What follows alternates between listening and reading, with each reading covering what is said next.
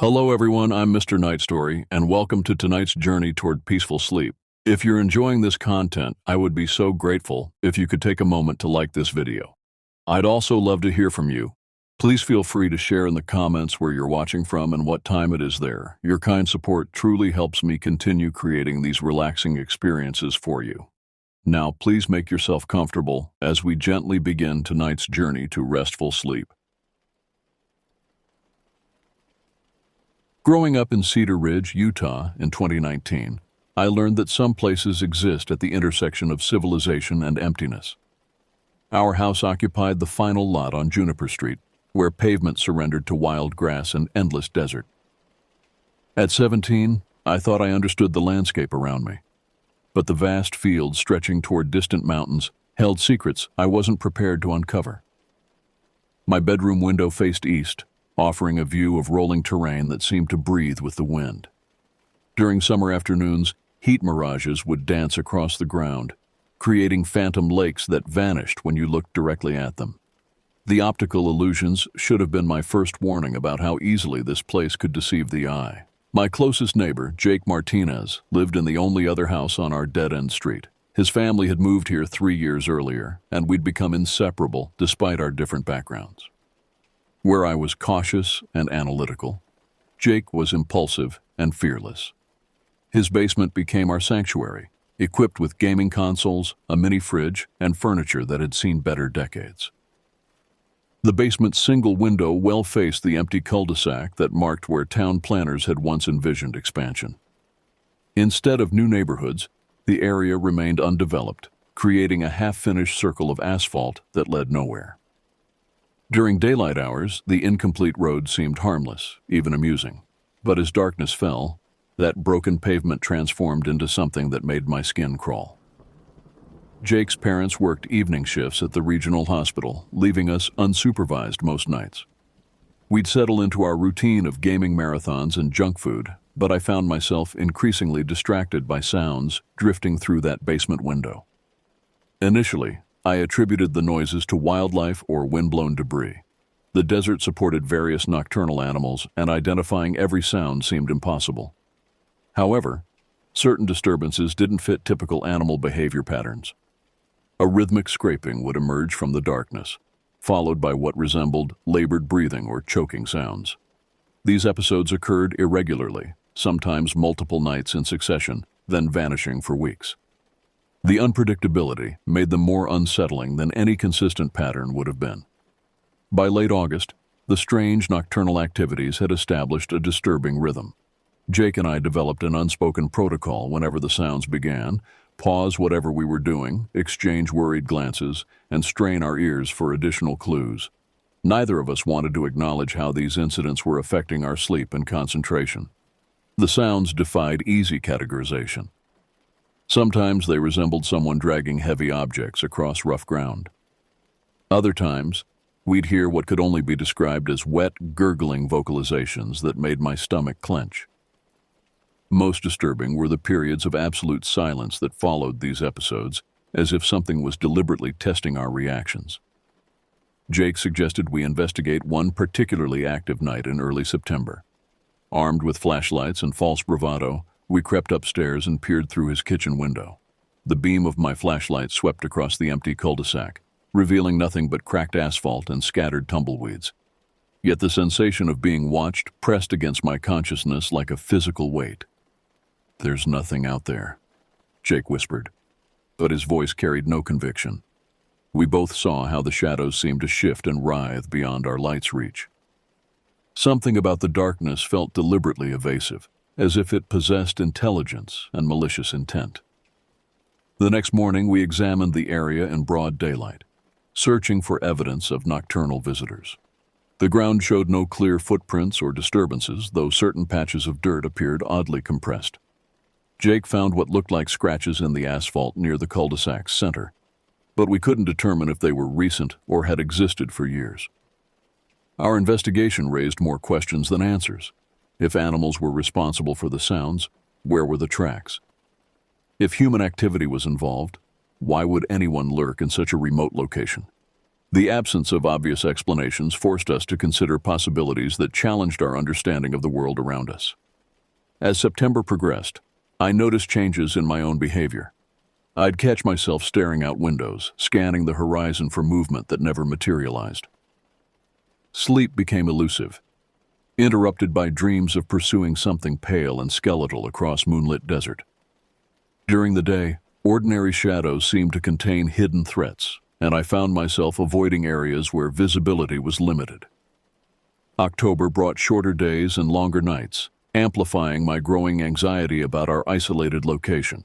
The temperature dropped enough to require jackets during evening activities, but cold weather didn't explain the bone-deep chill I experienced whenever I looked toward the empty cul-de-sac. Jake's family announced they'd be relocating to Salt Lake City before Christmas.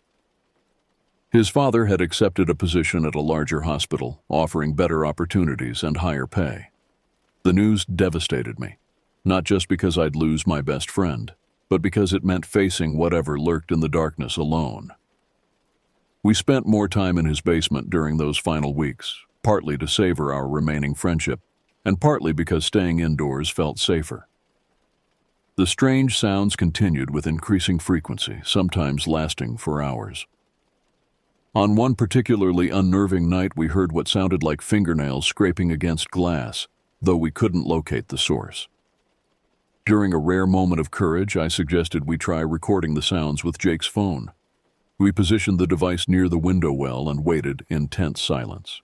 When the familiar scraping began, followed by those wet, choking vocalizations, we captured nearly 10 minutes of audio. Listening to the playback the next morning proved more terrifying than experiencing it in real time. The recordings revealed details our frightened minds had missed. Beneath the obvious scraping sounds, we detected what resembled whispered words, though we couldn't decipher their meaning. Most disturbing was a rhythmic tapping that suggested intelligence and purpose. Whatever was producing these sounds wasn't acting on pure instinct. Jake's mother noticed our increasingly haggard appearances and asked if we were feeling ill. We couldn't explain how exhaustion and fear were draining our energy without sounding paranoid or delusional. Instead, we claimed stress about upcoming college applications and Jake's impending move. The lies came easily, but they couldn't mask the truth from ourselves. Something was fundamentally wrong with our situation, and we were running out of time to understand it. Jake would leave soon, abandoning me to face the growing darkness alone. The prospect filled me with dread that went beyond normal separation anxiety. Late one evening, as we sat pretending to focus on homework, Jake looked up from his textbook and asked the question that had been haunting us both. What if it's not an animal?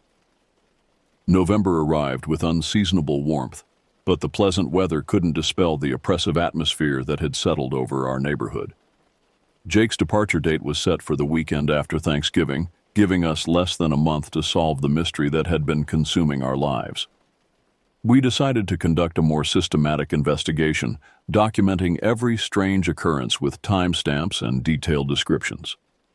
Jake created a log on his laptop, recording not just the sounds, but environmental factors like wind conditions, temperature, and moon phases. We hoped to identify patterns that might explain the phenomena. Our meticulous record-keeping revealed disturbing trends. The activities occurred most frequently during new moon periods, when darkness was absolute. Wind direction seemed irrelevant, ruling out sounds carrying from distant sources. Most significantly, the episodes were becoming longer and more intense, suggesting whatever was responsible was growing bolder. One particularly active night, I made a decision that would haunt me for years. While Jake dozed fitfully on the couch, I crept upstairs and positioned myself at the kitchen window with binoculars. The sounds had been continuous for over an hour, accompanied by shadow movements that seemed to defy explanation. Through the binoculars, I observed something that challenged every rational explanation I'd considered. A figure moved across the cul-de-sac with jerky, unnatural motions, like a marionette controlled by an inexperienced puppeteer. Its proportions were wrong, too tall and thin, with limbs that bent at impossible angles. The figure appeared to be searching for something, methodically examining the ground, and occasionally pausing to look directly toward Jake's house. When it turned in my direction, I caught a glimpse of a face that made my hands shake so violently I nearly dropped the binoculars. The features were human, but distorted, as if someone had stretched and warped them beyond recognition. Most terrifying was the thing's mouth, which hung open far wider than anatomy should allow. Dark fluid dripped from its lips, creating small puddles on the asphalt. The sight triggered a primal terror that bypassed conscious thought and went straight to my nervous system. I backed away from the window, heart hammering against my ribs. When I finally gathered courage to look again, the figure had vanished, leaving only empty pavement and my own ragged breathing. I spent the rest of the night huddled in the basement, too afraid to tell Jake what I'd witnessed. The next morning, I convinced myself it had been a hallucination brought on by stress and sleep deprivation. But deep down, I knew what I'd seen was real, and that knowledge changed everything. Thanksgiving week brought an unexpected development that shattered any remaining hopes of rational explanation.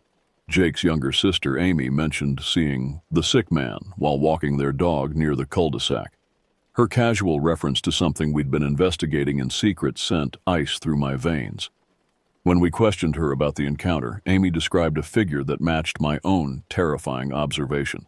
She'd noticed someone moving strangely near the broken pavement, apparently searching for something on the ground.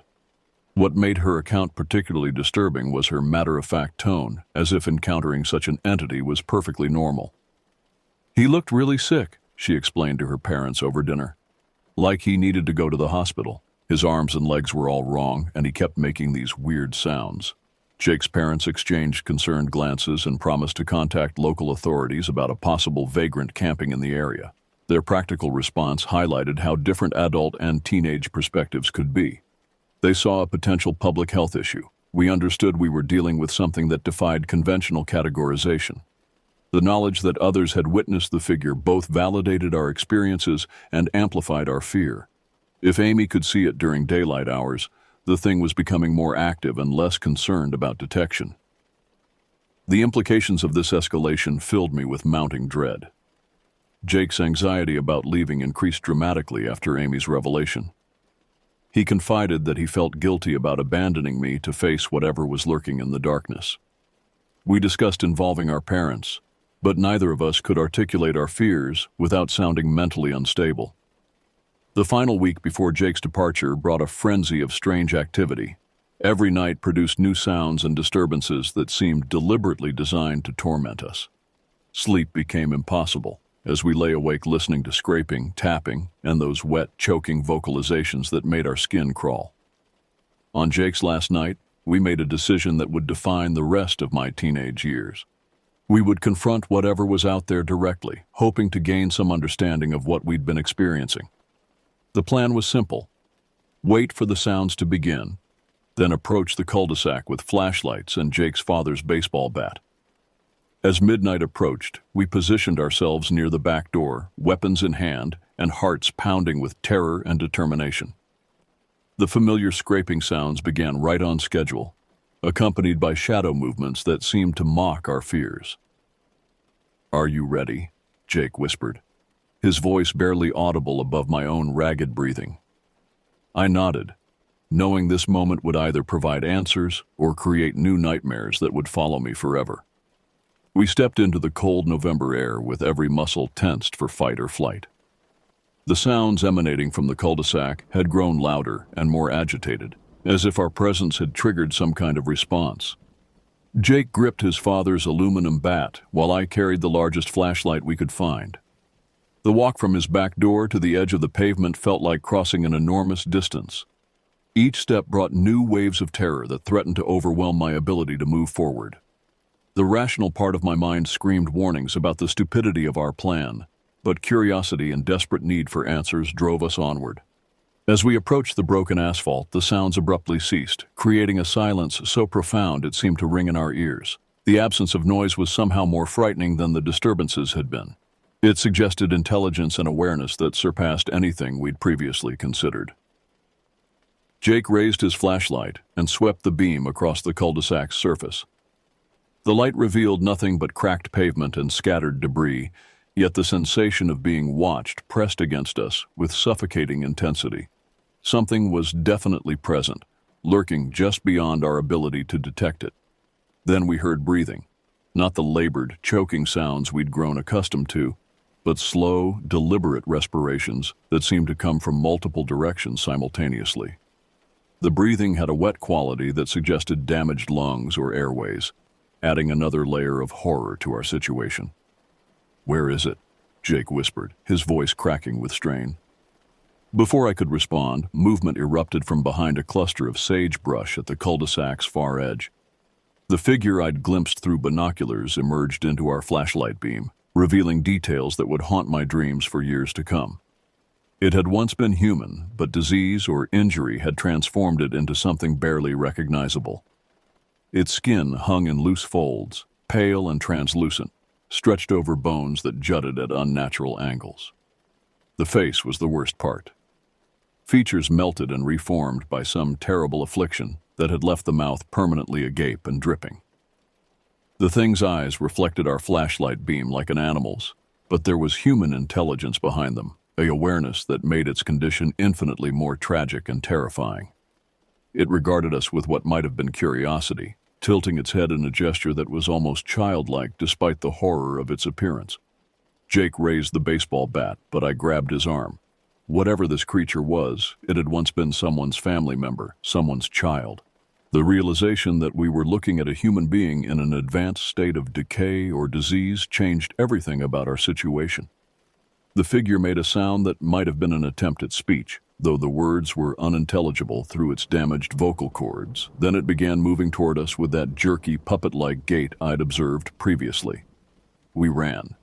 The sprint back to Jake's house lasted only seconds, but the terror of those moments stretched them into eternity. We burst through the back door and immediately began securing every lock and window latch we could reach. The knowledge that something human yet monstrous was lurking outside transformed our sanctuary into a potential trap. Jake's parents were working late shifts, leaving us alone with our fear and the terrible understanding of what we'd encountered. We huddled in the basement, finally speaking the words we'd been afraid to voice. The figure was human, or had been human, before something horrific had transformed it. "We have to tell someone," Jake insisted, his hands still shaking from our confrontation. "That person needs medical help." But what could we tell authorities? That a diseased vagrant was camping near our neighborhood? How could we explain the inhuman movements, the distorted features, the sense of intelligence behind those reflective eyes? Any description we provided would sound like the ravings of teenagers with overactive imaginations. We spent hours debating our options while listening for sounds that might indicate the figure's continued presence. The silence outside was almost as disturbing as the previous nocturnal disturbances had been. At least the sounds had provided some indication of the thing's location and activities. Dawn brought Jake's departure and my first day alone with the knowledge of what existed beyond our neighborhood's boundaries. His family loaded their belongings into a moving truck while I stood in the driveway, fighting back tears that had nothing to do with friendship and everything to do with terror. "You'll be okay," Jake assured me during our final goodbye, but his eyes held the same fear that was consuming me. We both understood that my situation had become untenable, yet neither of us could think of viable solutions. After the truck disappeared down Juniper Street, I returned to my own house and tried to establish new routines that didn't involve Jake's basement sanctuary. But every room felt exposed, every window seemed to offer insufficient protection against whatever might be watching from the darkness. My parents noticed my increasingly erratic behavior but attributed it to depression over Jake's departure. They suggested counseling and increased social activities, unaware that my problem stemmed from knowledge of something that challenged the foundations of their reality. Sleep became impossible without pharmaceutical assistance. Even with prescription help, my dreams filled with images of pale, distorted figures dragging themselves across moonlit terrain. I'd wake in cold sweats, convinced that scraping sounds were coming from outside my bedroom window. The worst part was the isolation. I couldn't share my burden with family or friends without risking my credibility and mental health reputation. The secret of what lurked in the darkness became a weight that threatened to crush my ability to function normally. Winter deepened, and the strange sounds returned with increasing frequency. Without Jake's presence to share the burden of fear, Every nocturnal disturbance felt like a personal assault on my sanity. I developed elaborate rituals for securing my house each evening, checking locks multiple times and positioning furniture to block potential entry points. My academic performance suffered as exhaustion and anxiety consumed my mental resources. Teachers expressed concern about my declining grades and frequent absences, but I couldn't explain how fear of something they'd never believe was destroying my ability to concentrate. During one particularly active period in late January, I made a discovery that provided both comfort and renewed terror. Research into rare medical conditions revealed several diseases that could theoretically produce the symptoms I'd observed in the figure. Advanced leprosy, severe autoimmune disorders, and certain genetic conditions could explain the physical distortions. The knowledge that medical science could account for the creature's appearance was enormously relieving. It meant I wasn't dealing with something supernatural or impossible, just tragically human. But this understanding also raised new questions about how such a person had ended up living rough in the Utah desert. I began leaving food and water near the cul-de-sac, reasoning that if the figure was indeed a sick human being, basic compassion demanded some attempt to help. The offerings disappeared regularly, though I never witnessed their collection. Somehow, this small act of kindness made the entire situation more bearable. Spring arrived early that year, bringing warmth and longer days that gradually reduced the frequency of nocturnal disturbances. I began to hope that the figure had moved on, seeking shelter or medical care elsewhere. The sounds that had terrorized me for months became memory, then gradually faded to the back of my consciousness. Graduation approached with promises of college and escape from the isolation that had defined my final year of high school. I accepted admission to a university 3 states away, partly for academic reasons, but mostly to put distance between myself and the memories that haunted Juniper Street. On my last night before leaving for college, I walked to the cul-de-sac one final time. The broken pavement remained unchanged, but the oppressive atmosphere that had once characterized this place seemed diminished.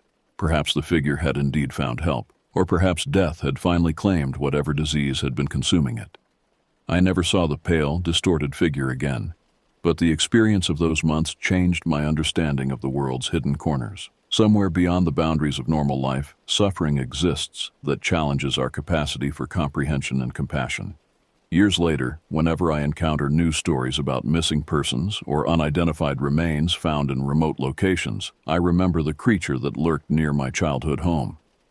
I wonder about the circumstances that led a human being to such desperate isolation, and I hope that whatever happened to that poor soul, it finally found the peace that had been stolen by disease and abandonment.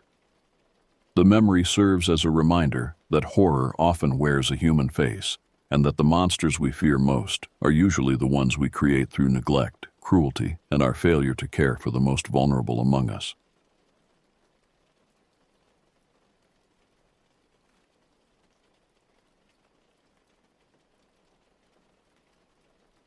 The alarm shrieked at 4:47 a.m. on November 15, 2024, dragging me from the depths of uneasy dreams. My wife stirred beside me, her breathing shallow in the pre-dawn darkness. I had been making this trek across the Mojave for 3 years now, every other Friday carrying medical supplies to remote clinics scattered across the wasteland.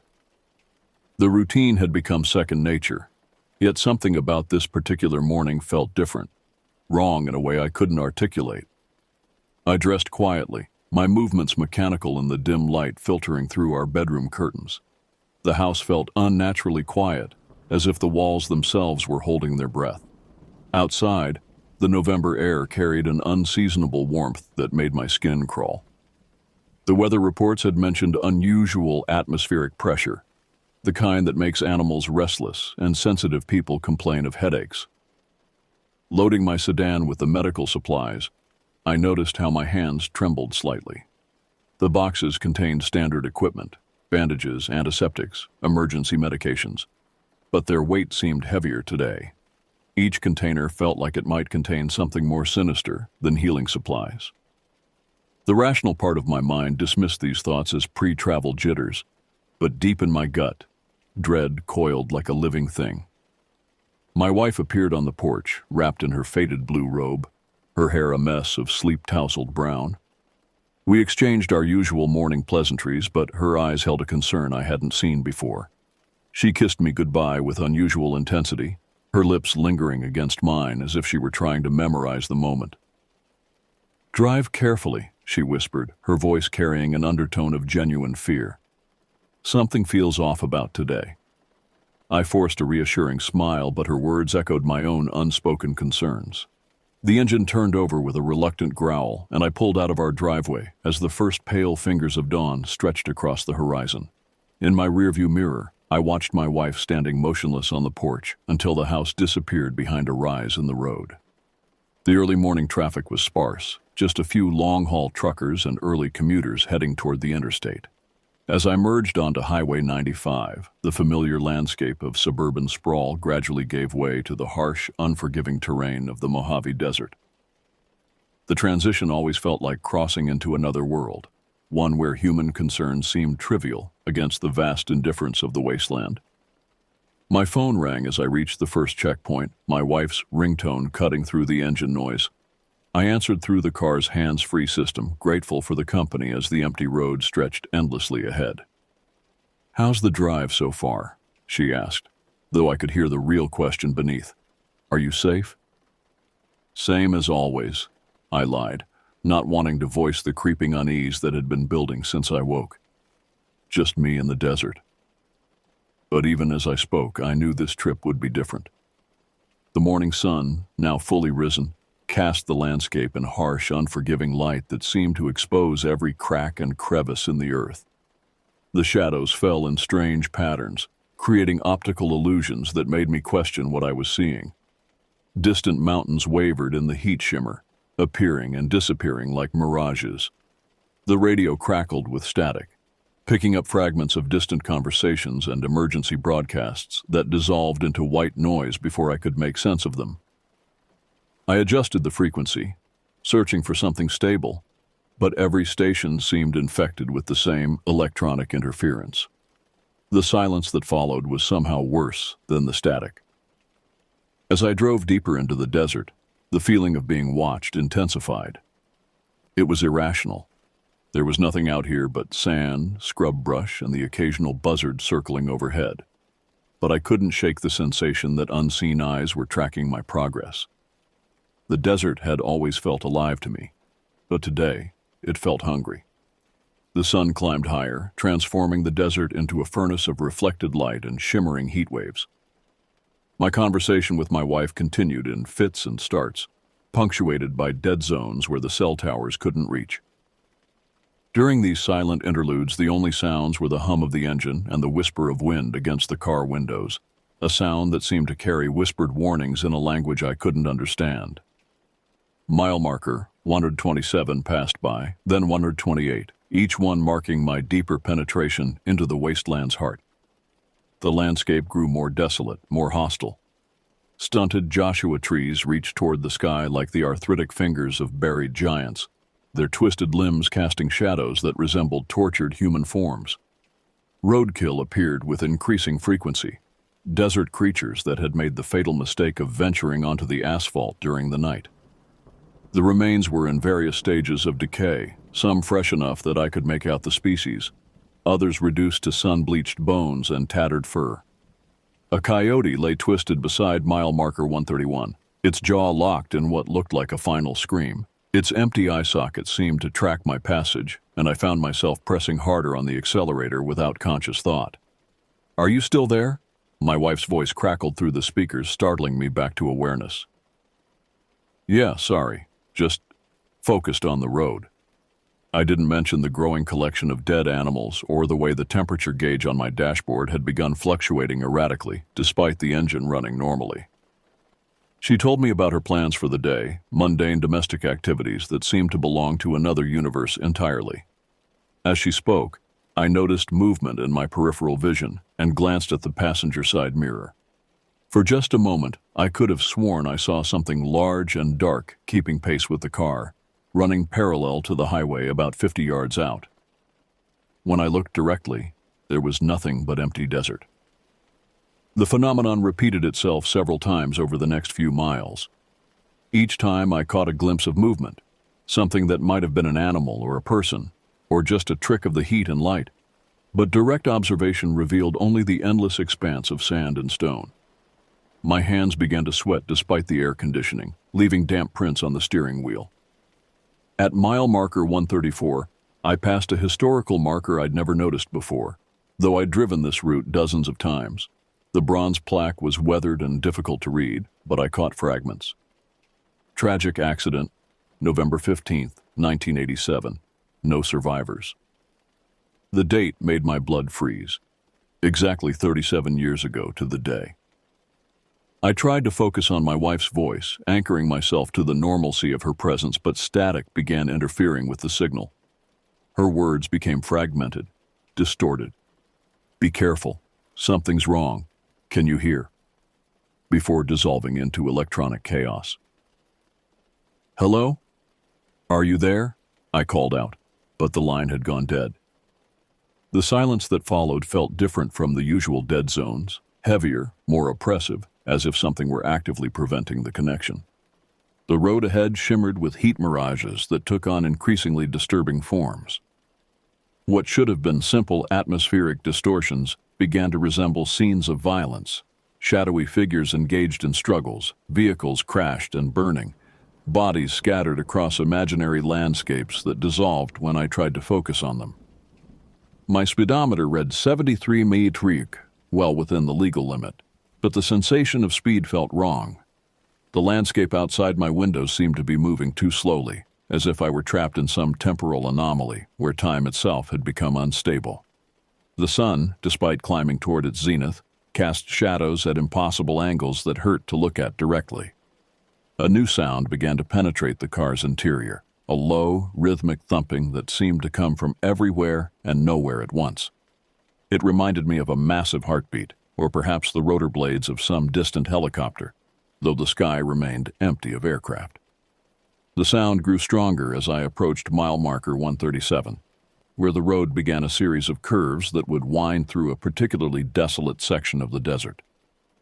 It was here, as I navigated the first gentle bend, that I saw the motorcycle for the first time, a distant speck in my rearview mirror, approaching at a speed that defied both safety and sanity. The motorcycle grew larger in my mirrors with terrifying rapidity, closing a distance that should have taken minutes in mere seconds. Even from a considerable distance, I could see the rider's posture, hunched low over the handlebars, body language radiating an intensity that bordered on desperation. The bike itself was a sleek sport model, painted in colors that seemed to shift and blur in the desert heat, making it difficult to track visually. My attempts to reconnect with my wife failed repeatedly. The phone showed full signal strength, but every call went straight to a recorded message in a language I didn't recognize, guttural syllables that made my teeth ache. I tried the radio again, searching through frequencies that delivered only static punctuated by what sounded like distant screaming. The rider behind me was clearly exceeding safe speeds by a considerable margin.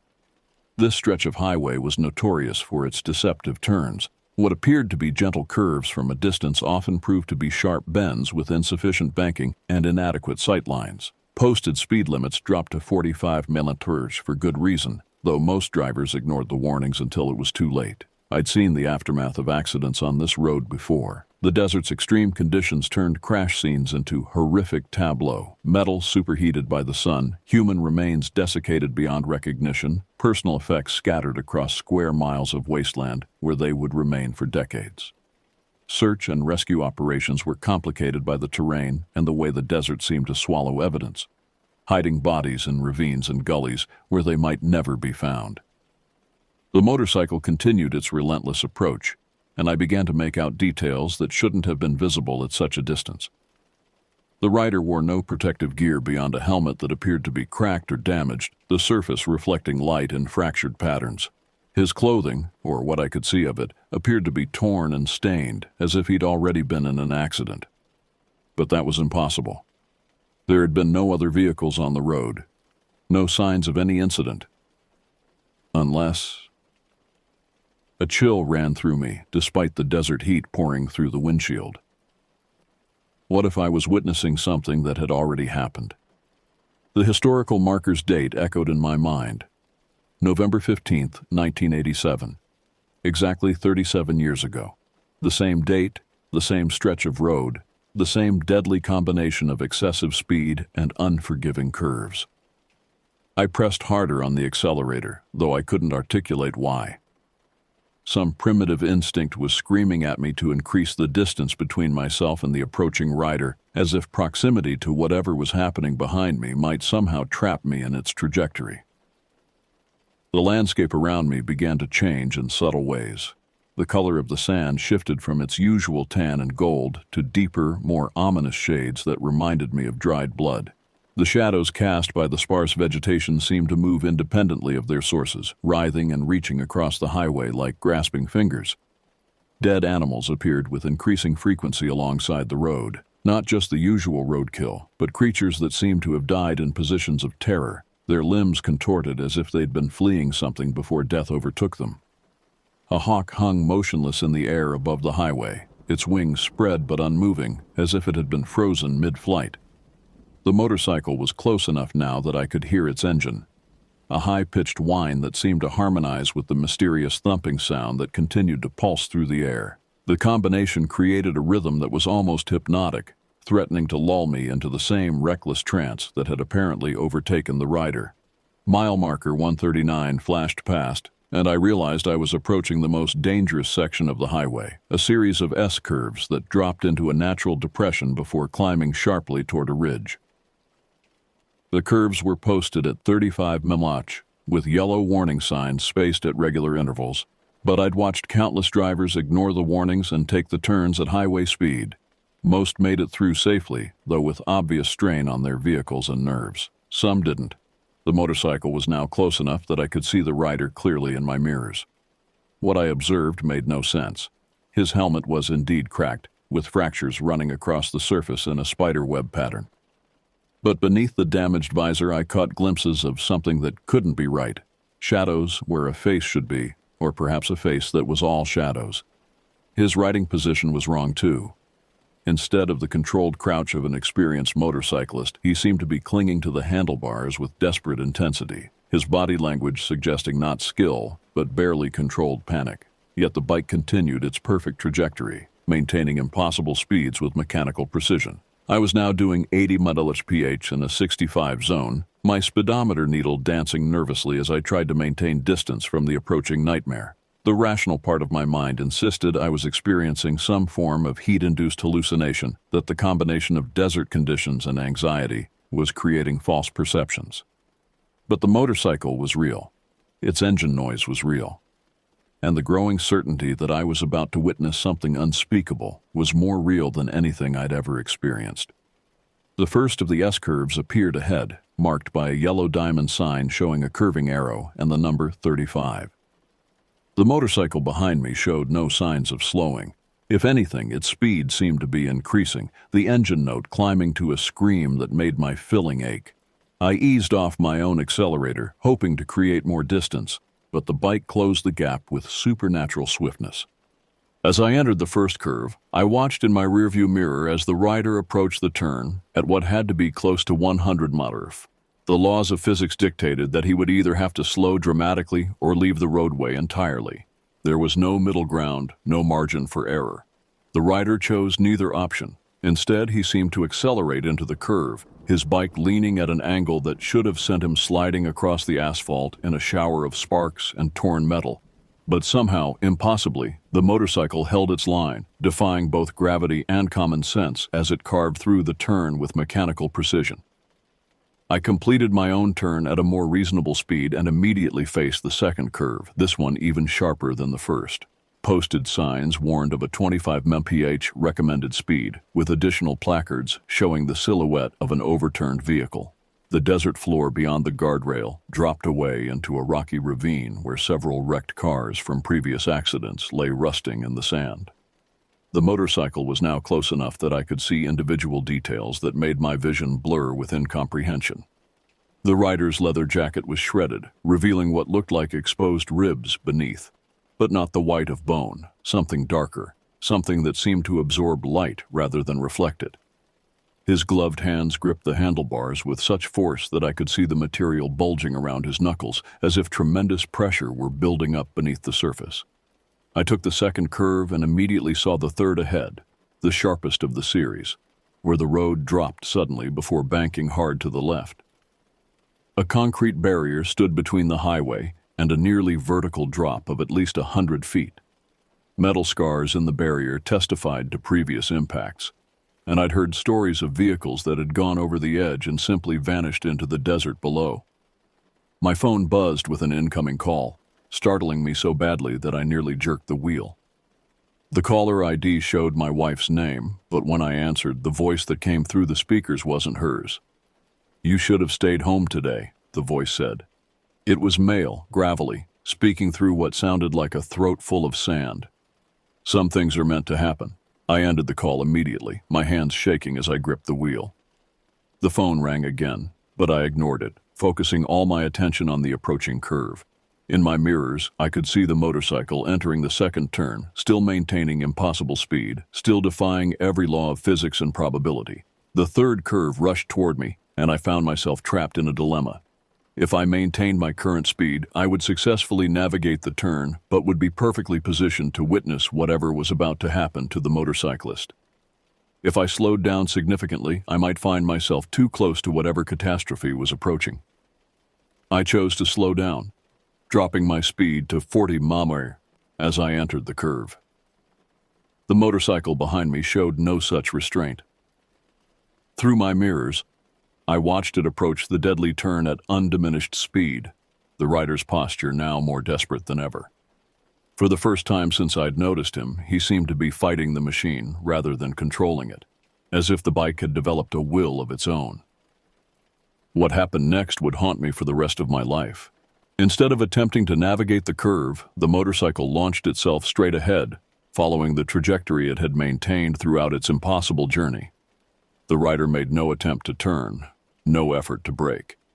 He simply held on as the bike left the roadway, soared over the guardrail, and disappeared into the abyss beyond.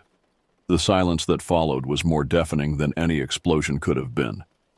I pulled to the shoulder, my heart hammering against my ribs, and sat motionless for several minutes, trying to process what I'd witnessed. The rational explanation was obvious. A rider had taken the curve too fast and paid the ultimate price. It happened regularly on this stretch of highway. There was nothing supernatural about speed and stupidity combining with fatal results, but nothing about what I'd seen felt natural or explicable. My hands shook as I fumbled for my phone, muscle memory taking over as I dialed 911. The call connected immediately, but instead of the familiar voice of an emergency dispatcher, I heard only static punctuated by what sounded like distant screaming. I ended the call and tried again, with the same result. On the third attempt, a voice finally answered, but the connection was so poor that I could barely make out the words, "Emergency services. State your location." "There's been a motorcycle accident on Highway 95, mile marker 141, I managed to say, though my voice sounded strange in my own ears. "The rider went over the guardrail. I need to check if he's alive." The dispatcher's response dissolved into static, and the line went dead. I stared at my phone, noting that it still showed full signal strength, before shoving it into my pocket and grabbing my medical kit from the trunk. The guardrail where the motorcycle had gone over was marked by fresh scratches in the metal, evidence that what I'd witnessed had actually occurred. I approached the edge cautiously, dreading what I might see in the ravine below. The drop was even more severe than it had appeared from the road, a nearly vertical cliff face that fell away into shadows and broken stone. At first, I could see nothing in the gloom below. Then my eyes adjusted, and I began to make out shapes in the darkness.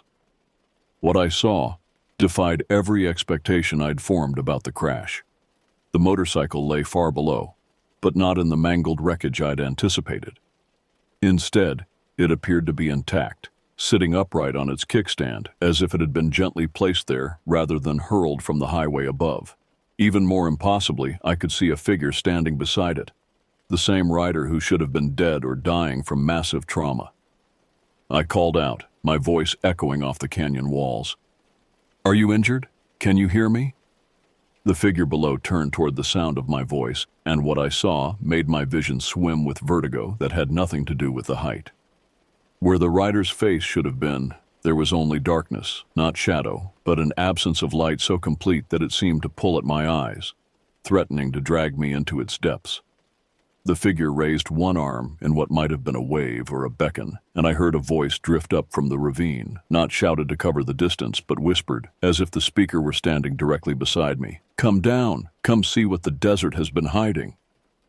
Every instinct I possessed screamed at me to run, to get back in my car and drive away as fast as possible.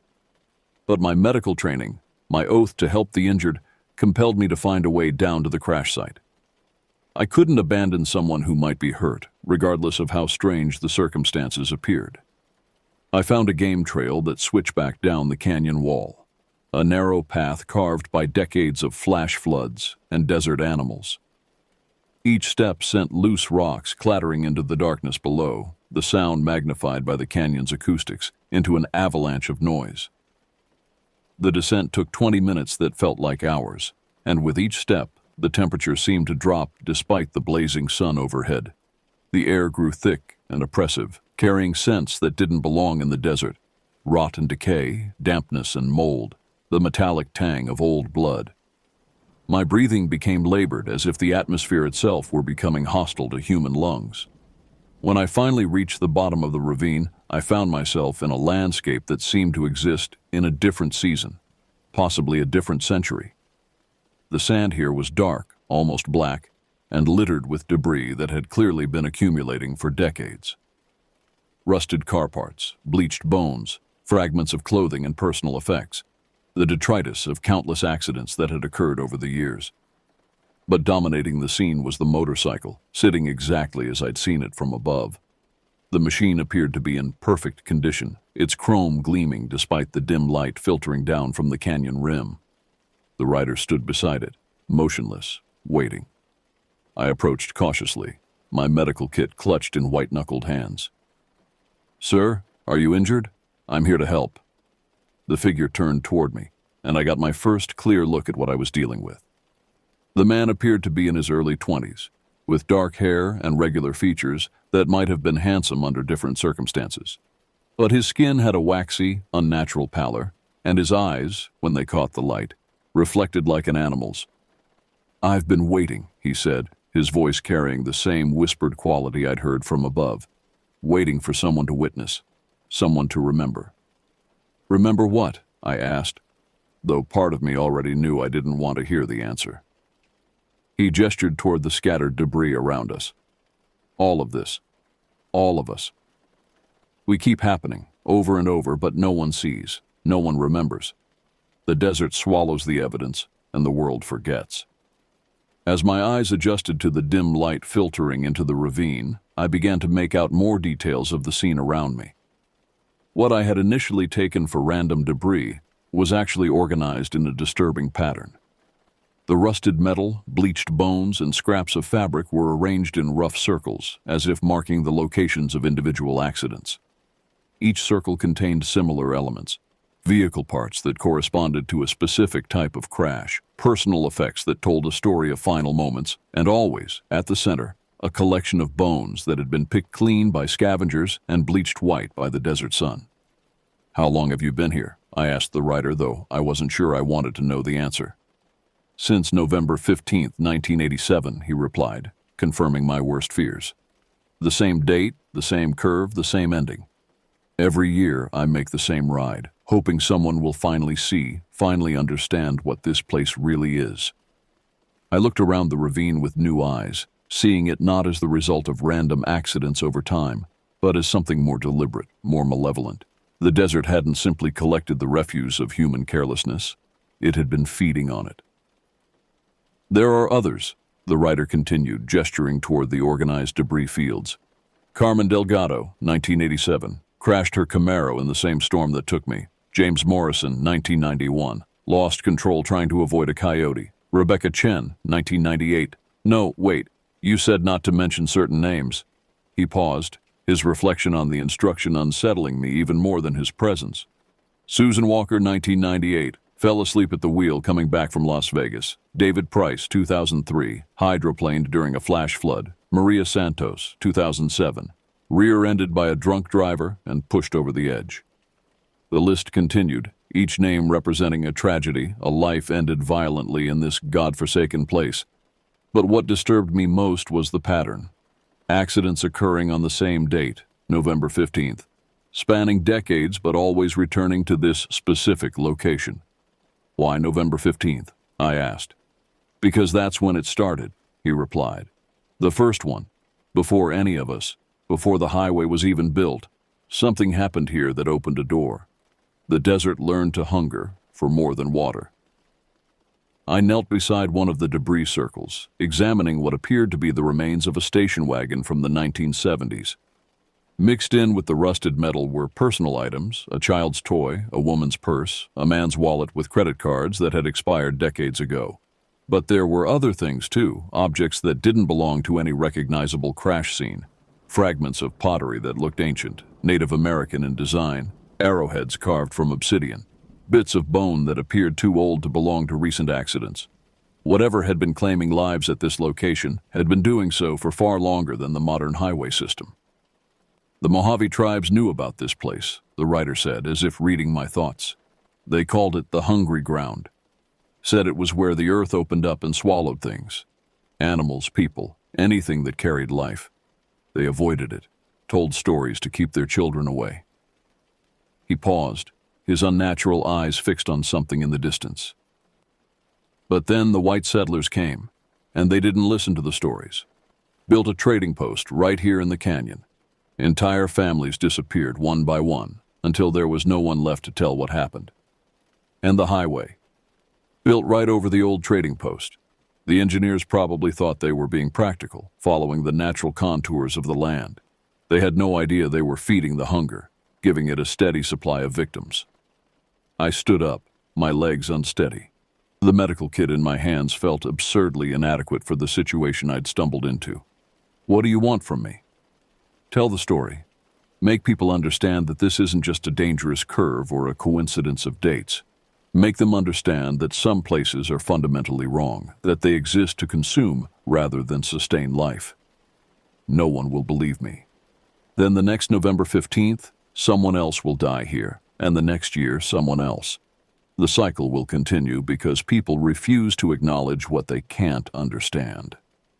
I looked around the ravine one more time, trying to memorize details that would help me make sense of what I'd experienced. But even as I focused on individual elements, the organized debris, the ancient artifacts, the impossible survival of the motorcyclist, the scene seemed to be shifting, becoming less distinct. You're starting to forget already, the writer observed. That's how it protects itself. Memory becomes uncertain, details blur, and eventually, you'll convince yourself it was all a heat-induced hallucination. He was right. Even now, I could feel my recollection of the past hour becoming fuzzy around the edges, the supernatural elements fading while the mundane explanations grew stronger. By the time I climbed out of the ravine, I would probably remember only a simple motorcycle accident and a routine rescue operation. Fight it, the writer urged. Write it down as soon as you get home. Record every detail before the desert steals them from your mind. The ascent from the ravine proved far more difficult than the descent. What had seemed like a manageable game trail going down revealed itself as a treacherous scramble over loose rock and crumbling sand. With each step upward, the temperature rose dramatically, as if I were climbing toward the surface of the sun rather than simply returning to the desert floor.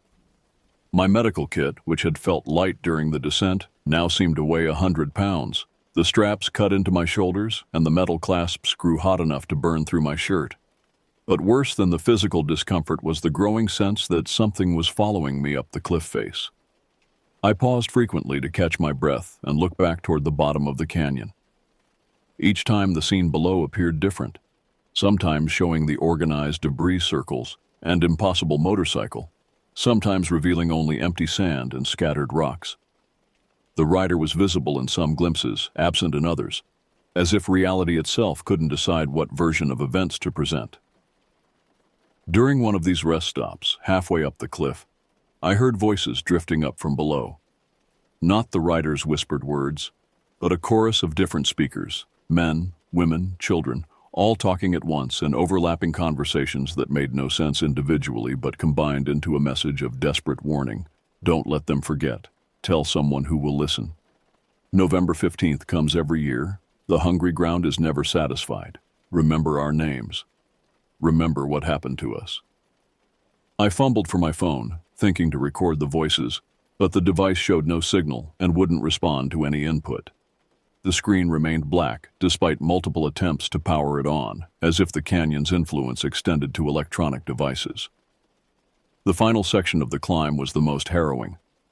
The game trail disappeared entirely, forcing me to find handholds in the rock face, while loose stones showered down from above. My hands were scraped raw by the time I hauled myself over the edge of the ravine and collapsed on the highway shoulder, gasping in the superheated air.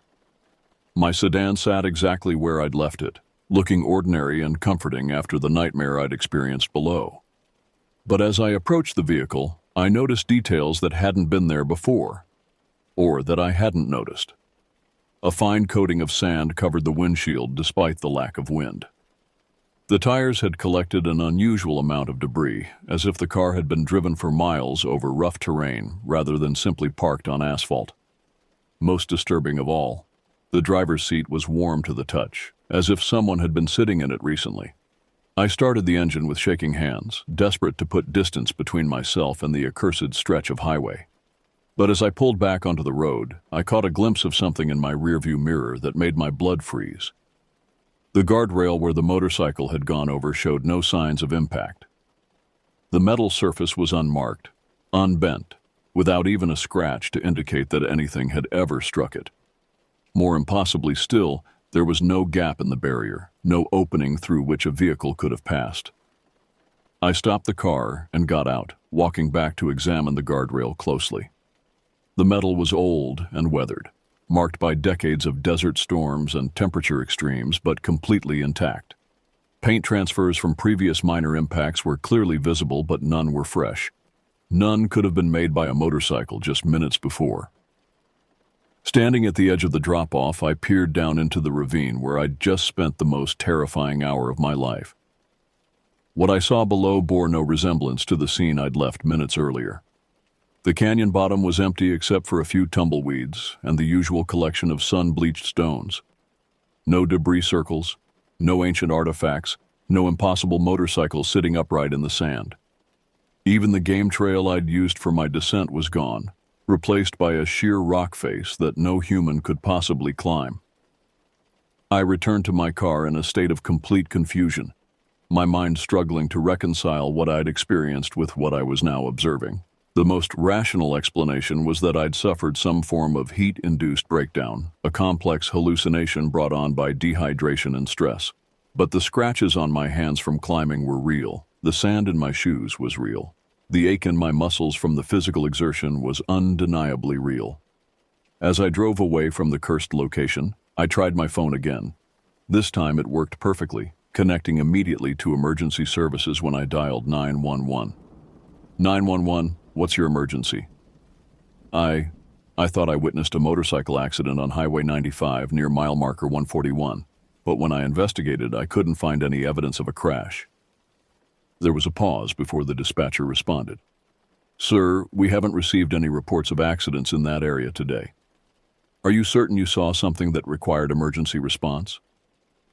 I looked at the clock on my dashboard and felt a chill of recognition.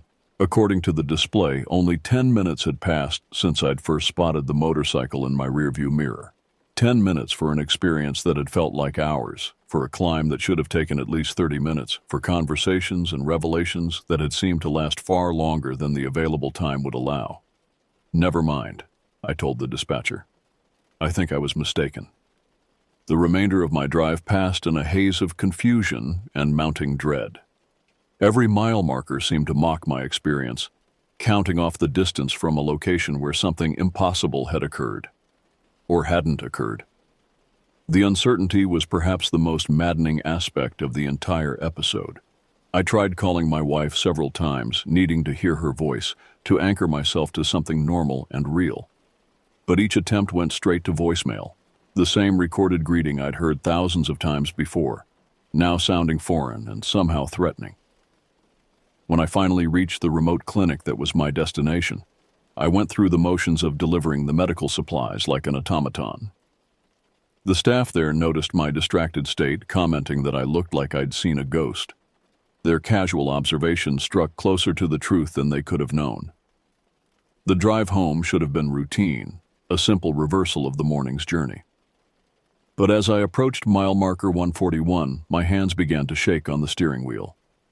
The late afternoon sun cast long shadows across the highway, creating optical illusions that made every distant object look like a motorcycle approaching at high speed.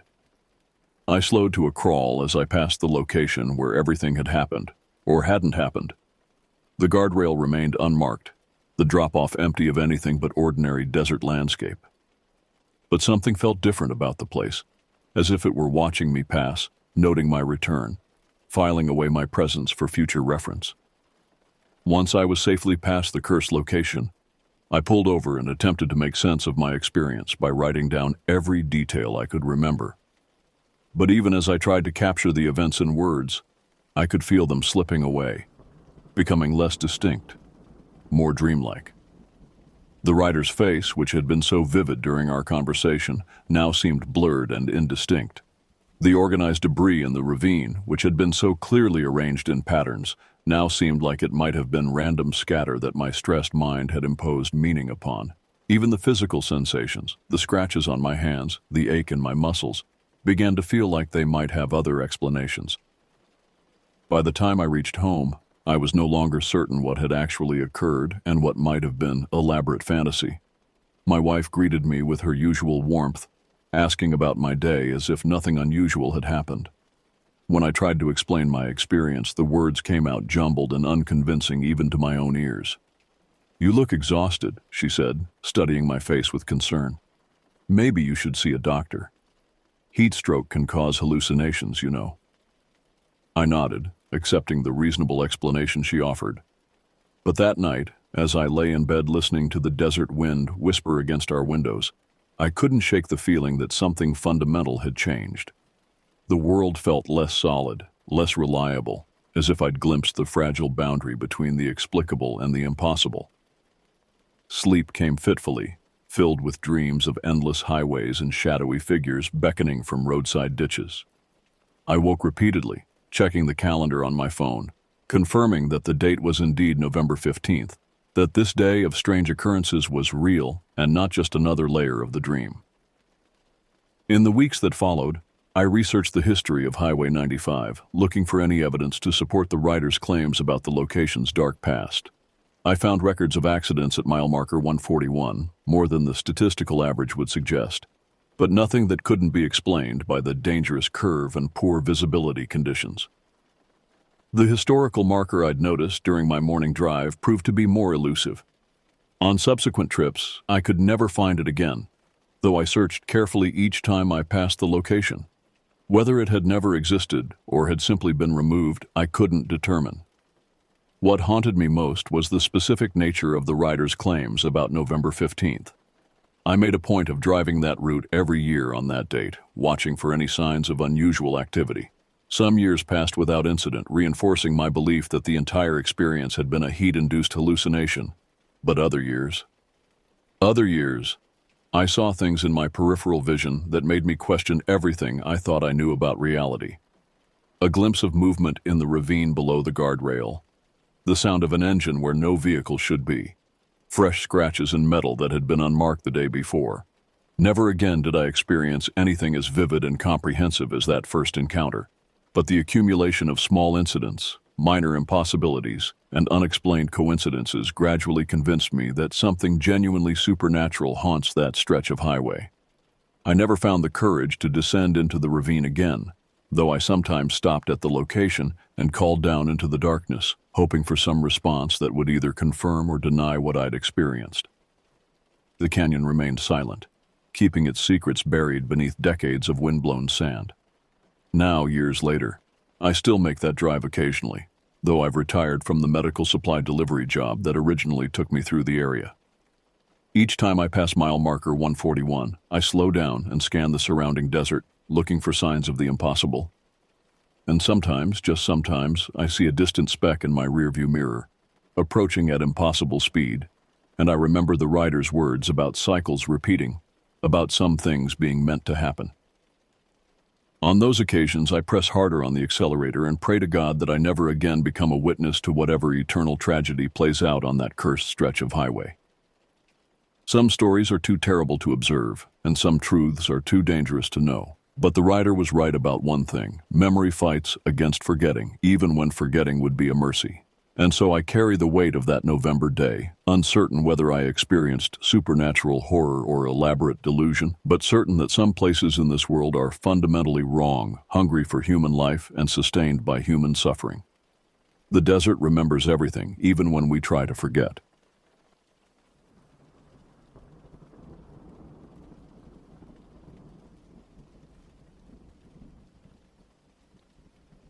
I remember the day I decided to visit Ludlow, Colorado. It was a quiet place, almost forgotten by time. My name is Wade Calhoun, and I was a journalist looking for a story that would take me away from the monotony of everyday life.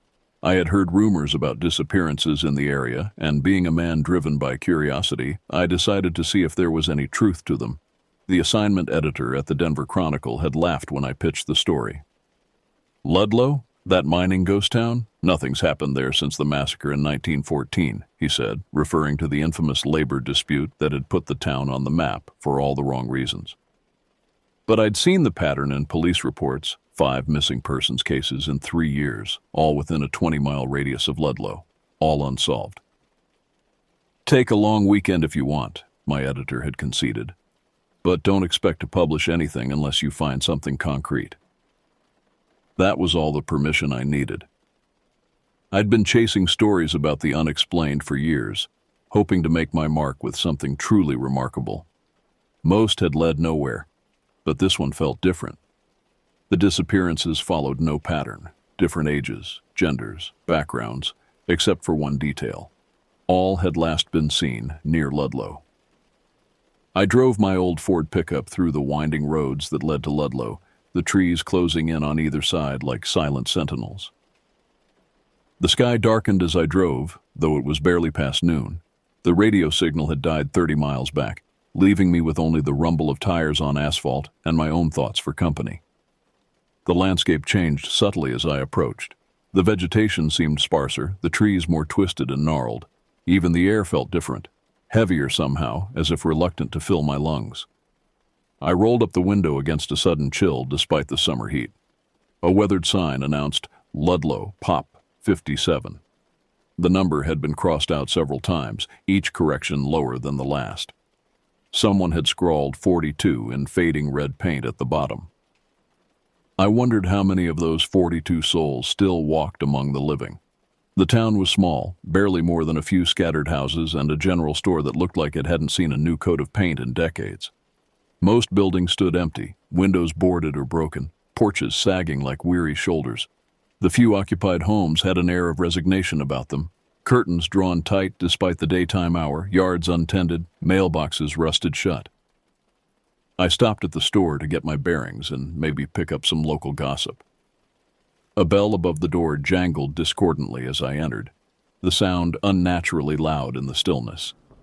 Dust motes danced in the anemic light that filtered through grimy windows. The shelves were sparsely stocked, mostly with canned goods and basic necessities. The storekeeper, a grizzled man named Frank with a scar running down his cheek, greeted me with a wary look. His eyes, a pale, washed-out blue, assessed me with the practiced wariness of someone who'd seen too much to trust easily. "What brings you to Ludlow?" he asked, his voice rough like gravel. "I'm a journalist," I said, pulling out my press card. "Heard there were some strange goings-on around here, thought I'd take a look." Frank's expression darkened. His fingers, thick and calloused, drummed a nervous rhythm on the countertop. "Ain't much to see here. Folks come and go, mostly go. If you're looking for trouble, you might just find it." "Any idea where I should start?" I asked, trying to keep the conversation light despite the tension that had suddenly filled the air. He shrugged, but his eyes flicked momentarily to the window, toward the mountains beyond the town. "You could check out the old mine. Folks say it's cursed, but I don't put much stock in ghost stories."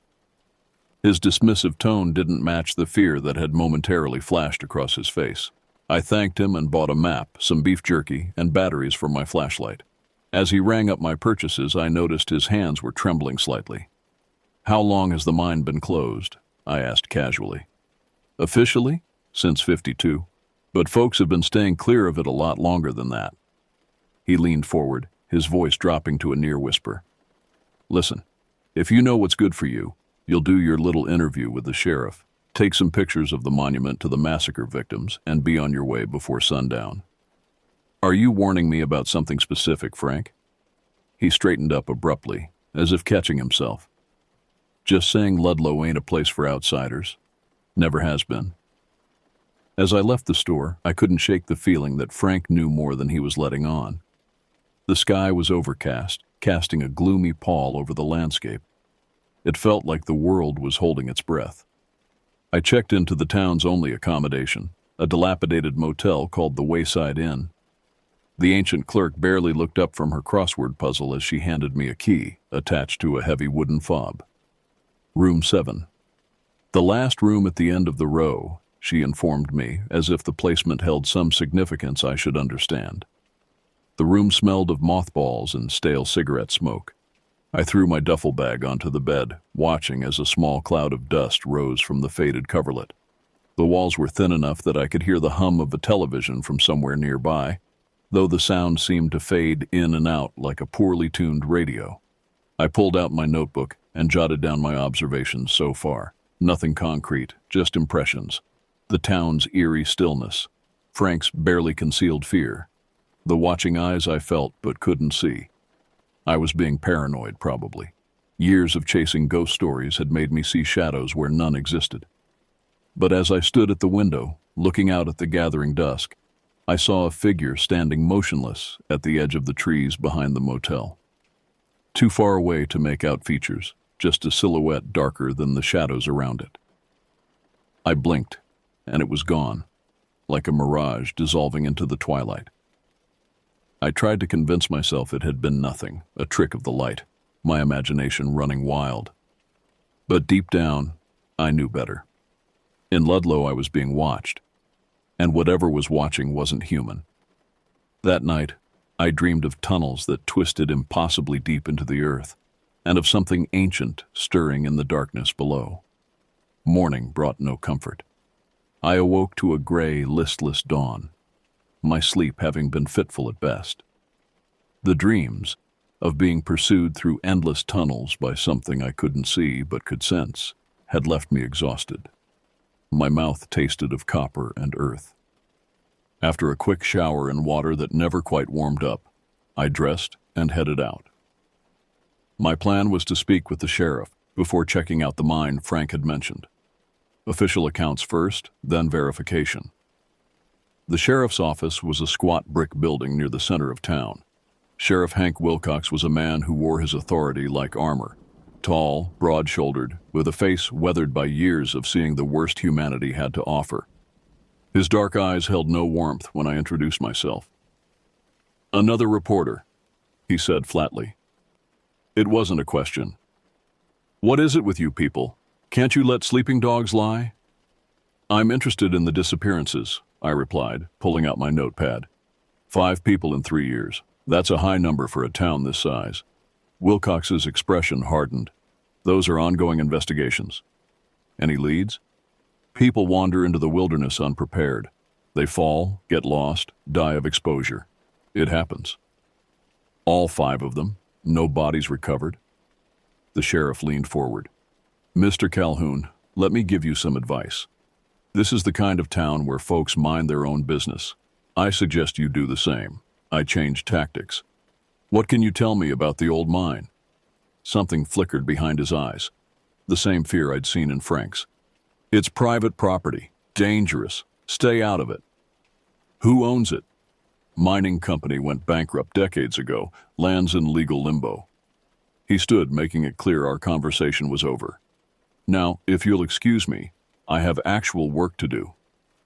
As I left, I noticed a wall of missing persons flyers. The 5 I'd researched were there, but so were at least a dozen more dating back further. Some of the papers had yellowed with age. I snapped a quick photo when the deputy wasn't looking.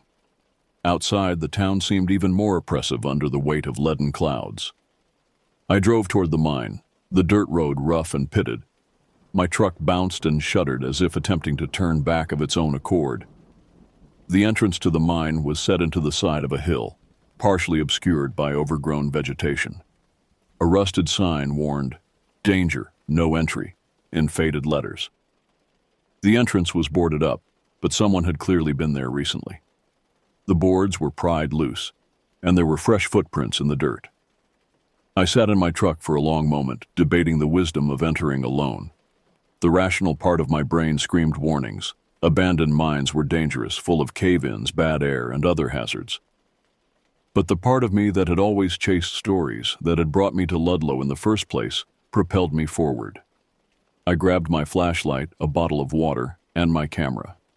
As an afterthought, I texted my editor my location, though the message failed to send notification reminded me how isolated I truly was. The air at the mine entrance was noticeably colder, carrying the musty scent of earth and decay. I squeezed through the gap in the boards, wincing as a splinter caught my jacket. My flashlight beam cut through the darkness, revealing a tunnel that extended straight back before curving out of sight. The mine was a maze of tunnels, the air cool and damp. Water dripped somewhere in the distance, each drop echoing like a faint, mocking laugh. Old support beams, warped with age and moisture, creaked ominously overhead. The ground was uneven, littered with rocks and abandoned mining equipment. I could see why the sheriff had warned me away. One wrong step could mean a twisted ankle, or worse, and who would hear a call for help from the bowels of the earth? Yet despite the physical dangers, it was the atmosphere that unsettled me most. With each step deeper into the mine, the air seemed to thicken, pressing against my skin like invisible hands trying to hold me back. The silence was absolute except for the dripping water and my own footfalls, which sounded unnaturally loud. I followed the footprints, my heart pounding in my chest. They led deeper, past collapsed side tunnels and ancient cart tracks half buried in mud.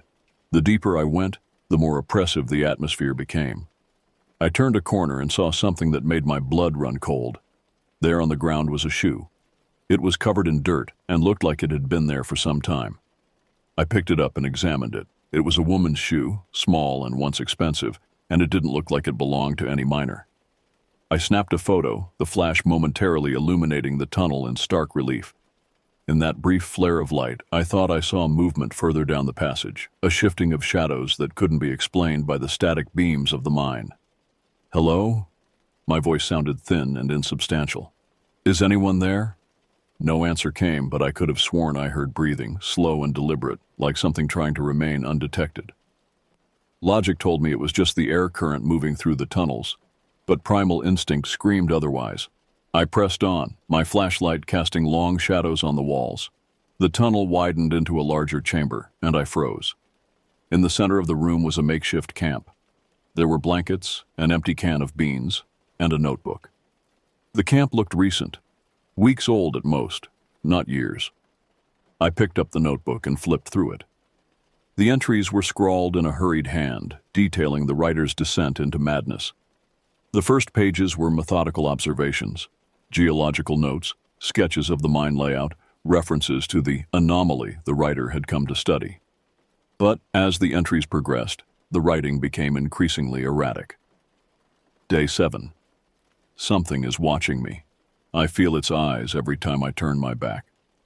Day 9. The noises began tonight, scratching at the walls, not rats, too deliberate.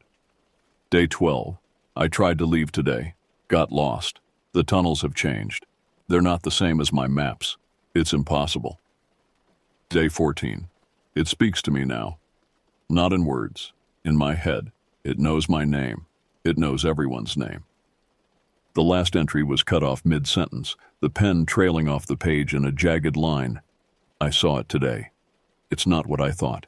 It's older than the mine, older than the town, older than... Suddenly I heard a noise behind me.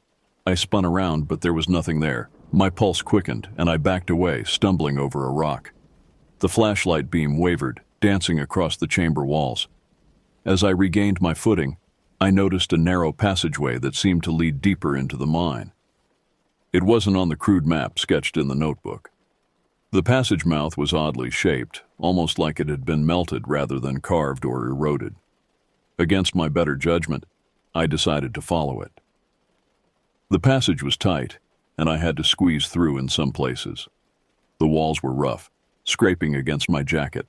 The rock felt warm to the touch, almost feverish, despite the chill in the air. My breathing grew labored, not just from exertion, but from a growing sense of panic.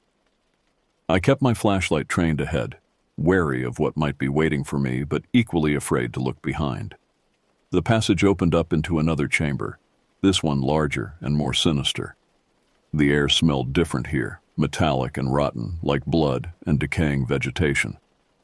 There were markings on the walls, strange symbols that I couldn't decipher. They weren't mining notations or graffiti.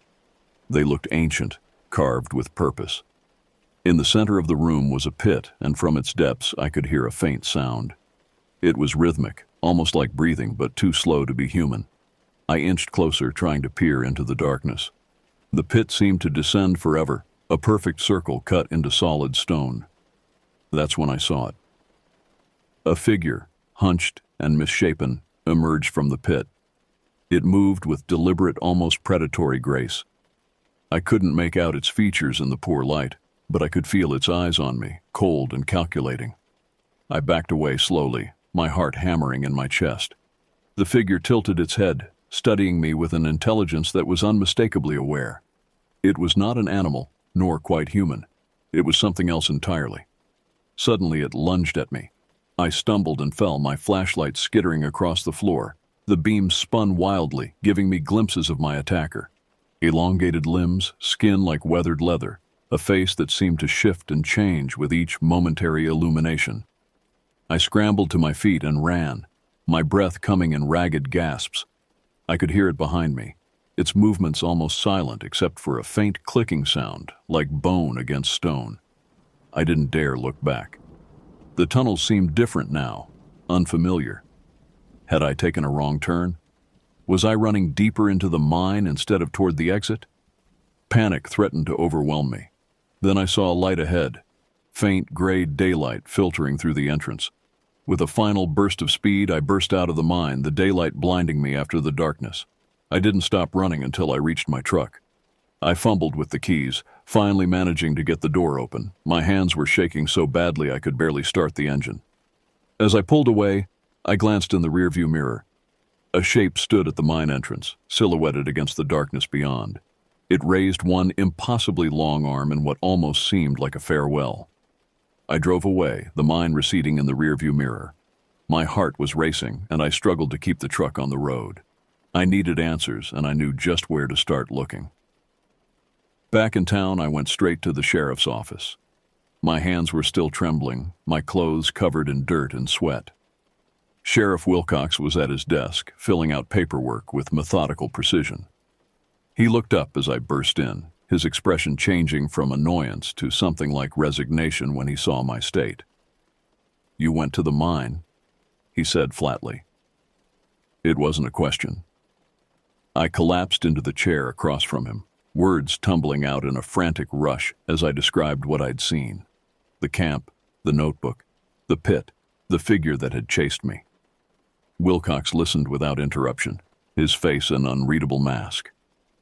When I finished, he leaned back in his chair and sighed deeply, a sound weighted with decades of burden. "You're not the first to come to me with a story like this," he said, his voice low and tired.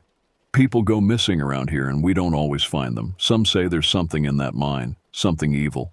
Been that way since before my grandfather's time."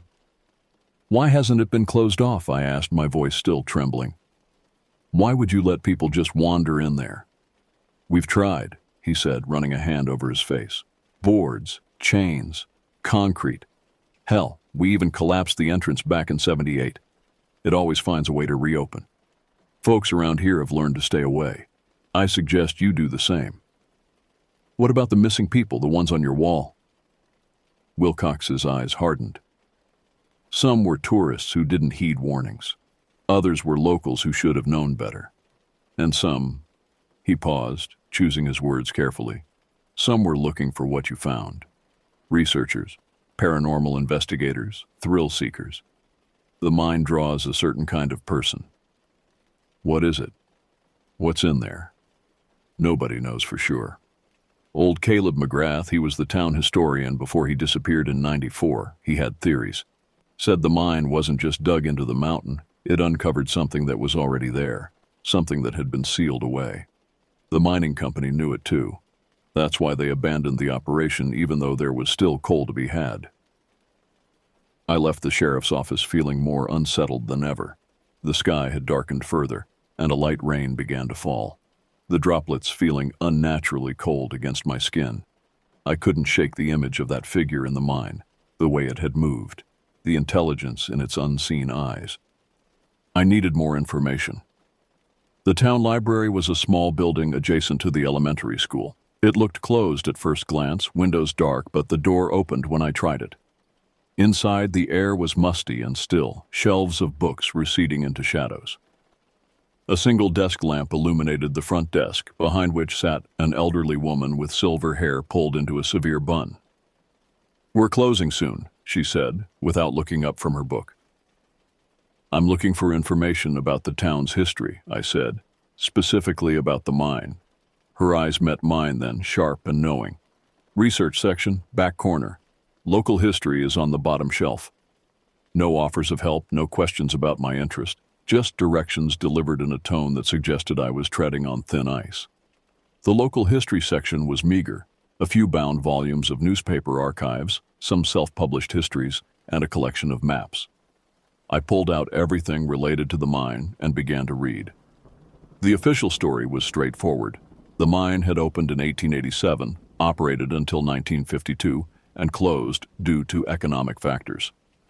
But newspaper accounts told a different story. There were accidents, far more than would be expected even in that dangerous era of mining. Men disappeared in sealed tunnels. Equipment failed in inexplicable ways. Workers reported hearing voices, seeing shadows where none should exist. Then I found it. A small article from 1951, just before the mine closed. "Tragedy strikes Ludlow mine again. Search parties have failed to locate the 5 miners missing since Monday's unexplained incident in the lower levels of the Ludlow Coal Company's main shaft. Company spokesman Howard Delacroix denied rumors of a cave-in, stating only that an anomalous event had occurred during routine operations. This marks the 3rd such disappearance this year, bringing the total missing to 11 men since January. Local resident Martha Carnes, whose husband James is among the missing, made disturbing allegations regarding the nature of the incidents. "That mine took my James because he saw what they uncovered," Mrs. Carnes told this reporter. "There's something living down there, something they woke up. And the company knows it." Ludlow Coal Company officials declined to comment on Mrs. Carnes's accusations. I photographed the article with my phone, then continued searching.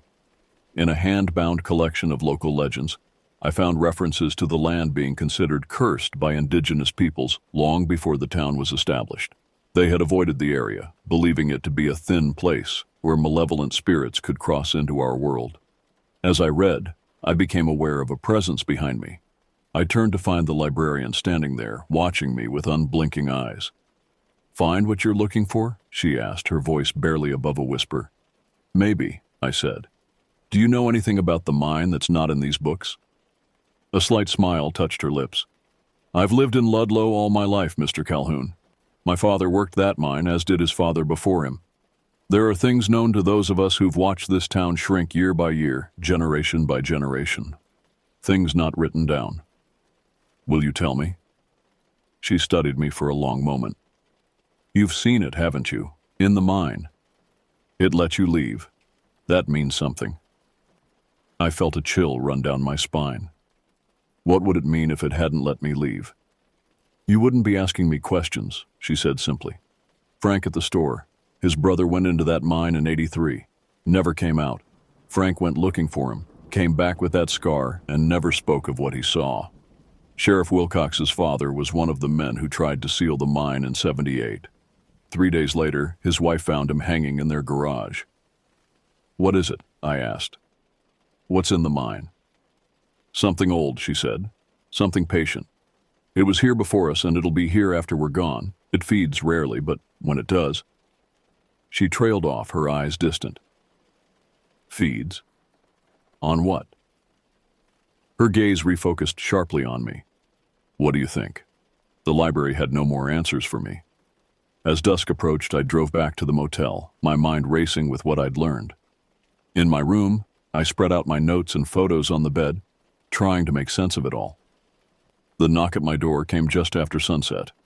I opened it to find Frank standing there, a grim look on his face and a bottle of whiskey in his hand. Heard you went to the mine, he said without preamble. Figured you could use this.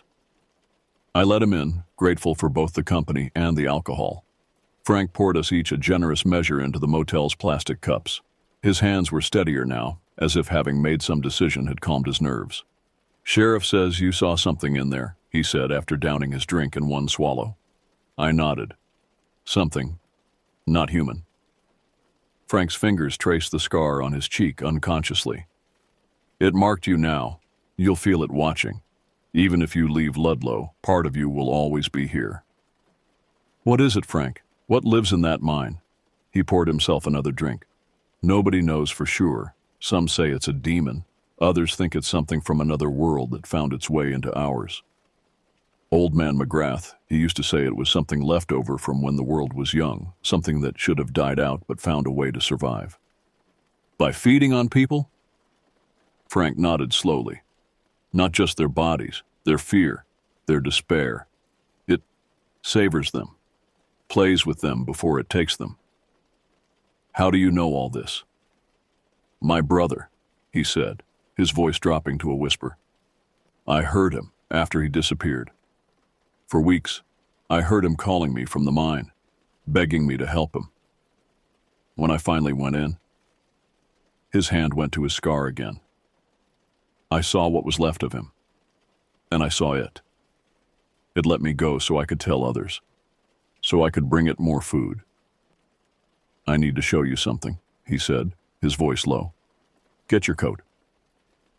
We drove out to the edge of town, to an old cemetery that looked like it hadn't been tended in years. The headstones leaned at odd angles, many cracked or worn smooth by time. Frank led me to a grave marked with a simple headstone. The name was worn away by time, but the date was still visible. It was over a century old. This is where it started, Frank said. The mine was built on cursed land. The first man to break ground here was Jacob Ludlow. The town's named after him, but nobody remembers the truth about him. He wasn't just a prospector. He was looking for something specific, something he'd read about in books that decent folks don't read. What happened to him? Official story is he died in a mining accident. Truth is, he found what he was looking for, and it found him right back. His body was brought up from the mine, but people said it was wrong. Empty somehow, like whatever made him human had been hollowed out. Why are you telling me this now? I asked. Because you're not going to leave it alone, he said, his eyes reflecting the moonlight with an almost feverish intensity. And you need to know what you're dealing with. As we drove back to town, I couldn't shake the feeling that I was being pulled deeper into Ludlow's darkness, as surely as if the thing from the mine had its claws hooked into my soul. Back in my motel room, I dreamed of the pit again. But this time, I wasn't just observing it. I was falling into it, endlessly, while something waited patiently at the bottom. I awoke gasping, sheets twisted around me like binding ropes. Weak morning light filtered through the curtains, but it brought no comfort. The dream had felt real. Too real. I could still feel the cold air rushing past me as I fell, still hear the soft, anticipatory breathing of the thing that waited below. My phone showed no signal, cutting me off from the outside world more completely than I'd expected. I tried the motel room phone, dead. Even my satellite radio picked up nothing but static. Ludlow seemed to exist in its own pocket of isolation, as if the whole town had somehow slipped sideways from reality. I knew I should leave. Pack my things, get in my truck, and drive until Ludlow was nothing but a bad memory fading in the rearview mirror. The story wasn't worth my life. I had enough material for an article on small-town folklore, if nothing else. Yet something kept me there, Call it journalistic integrity, stubborn curiosity, or simply the pull of the thing in the mine. I couldn't leave without understanding what was happening in Ludlow. I spent the morning reviewing my notes and planning my next move. The creature seemed to let certain people go, Frank, me, perhaps others, while keeping some for itself. Why? What determined who lived and who disappeared? The answer, I suspected, lay deeper in the mine than I had ventured. The notebook I'd found mentioned an anomaly the writer had come to study. I needed to find out what that was. This time, I prepared properly. I bought rope, extra batteries, a hard hat with a mounted lamp, and water from Frank's store. He watched me gather supplies with a resigned expression. "You're going back," he said. Not a question. "I need to understand." He nodded slowly. "It's always the same. The ones who see it and live, they can't let it go. Like a fish on a hook, it reels them back in." He reached under the counter and pulled out an ancient-looking revolver. "Take this. Won't kill it. Nothing can, but might buy you time to run." I took the gun, feeling its weight. "Have you ever tried to kill it?" Frank's laugh was hollow. "Folks have tried everything. Guns, explosives, fire. Sheriff's daddy tried to collapse the whole mine on it. Nothing works. It's not the kind of thing that can die." I left Frank's store with supplies and a growing sense of dread. The day had turned overcast again, the air heavy with impending rain. As I drove toward the mine, fat droplets began to splatter against the windshield, quickly becoming a downpour. The rain had turned the dirt road to mud, forcing me to park farther from the entrance than before. I trudged through the muck, water seeping into my boots. By the time I reached the mine entrance, I was soaked and shivering. The boards I'd squeezed through yesterday had been removed entirely, the entrance now standing open like a mouth waiting to be fed. Had someone come after me? Or had the creature itself cleared the way, expecting my return? I switched on my headlamp and drew Frank's revolver, checking that it was loaded. The weight of it in my hand was reassuring, even if it might prove useless against what lurked below. The mine seemed different today. The tunnels felt more deliberate, less like human excavations and more like the burrows of some enormous creature. The support beams had shifted subtly, now resembling ribs arching overhead. Water trickled down the walls, thick and viscous in the beam of my headlamp. I moved deeper, following the path I'd taken the day before. The chamber with the makeshift camp was empty now, all traces of the previous explorer gone, except for a dark stain on the ground that hadn't been there before. I didn't examine it too closely. The narrow passage to the chamber with the pit seemed wider now, easier to traverse. The stone no longer scraped against me. Instead, it felt almost yielding, like flesh giving way.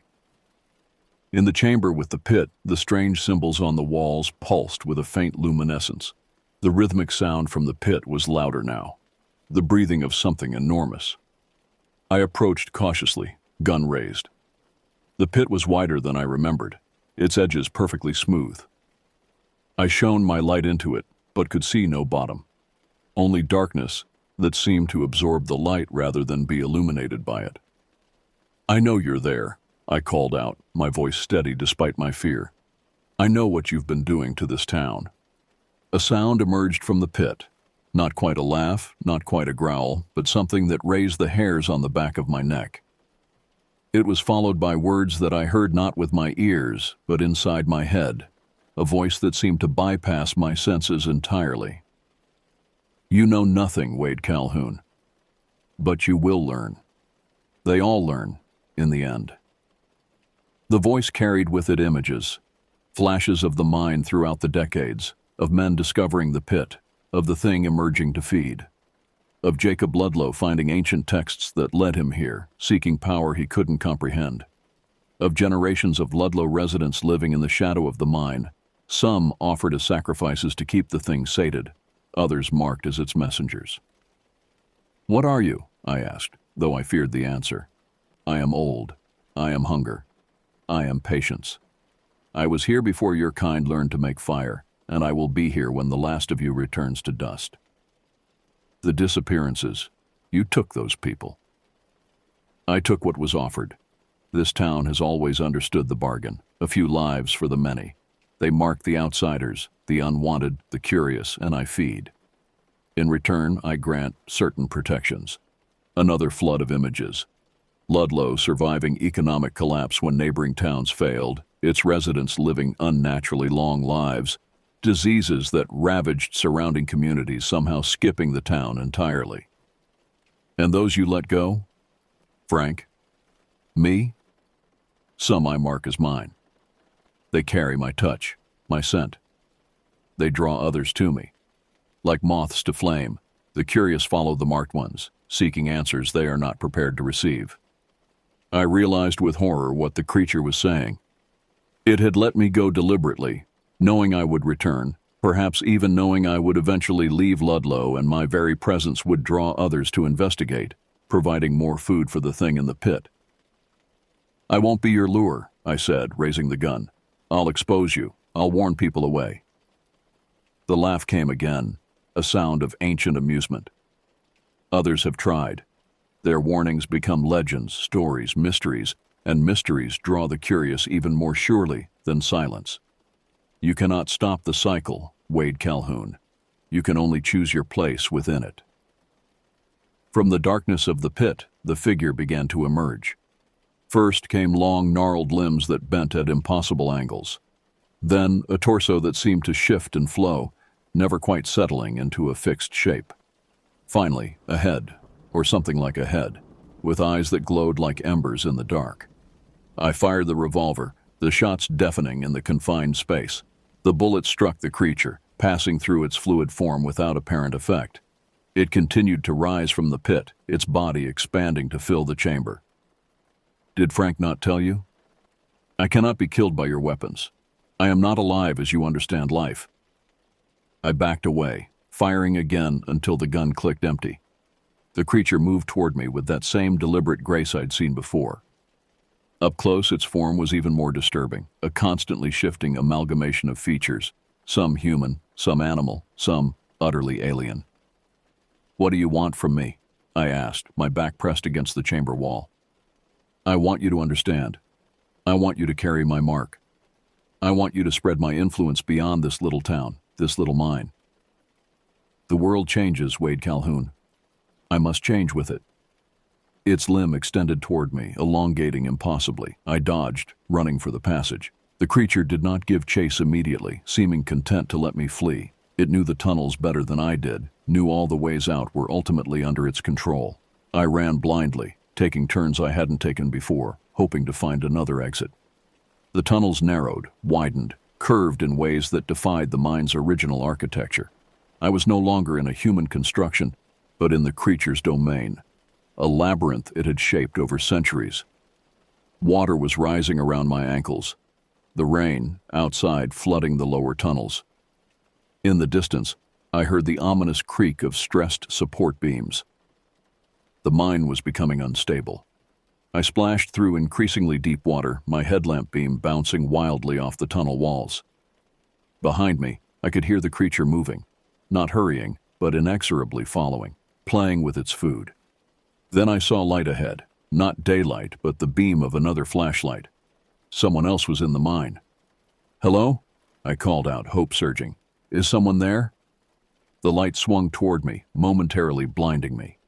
When my vision cleared, I saw Sheriff Wilcox standing before me, shotgun in hand. Calhoun, he said, his voice tight. You shouldn't have come back. We need to get out, I gasped. It's coming. The thing from the pit. Wilcox's expression didn't change. I know what's coming, I've always known. Understanding dawned with sickening clarity. You're one of them. You've been feeding it. The missing persons.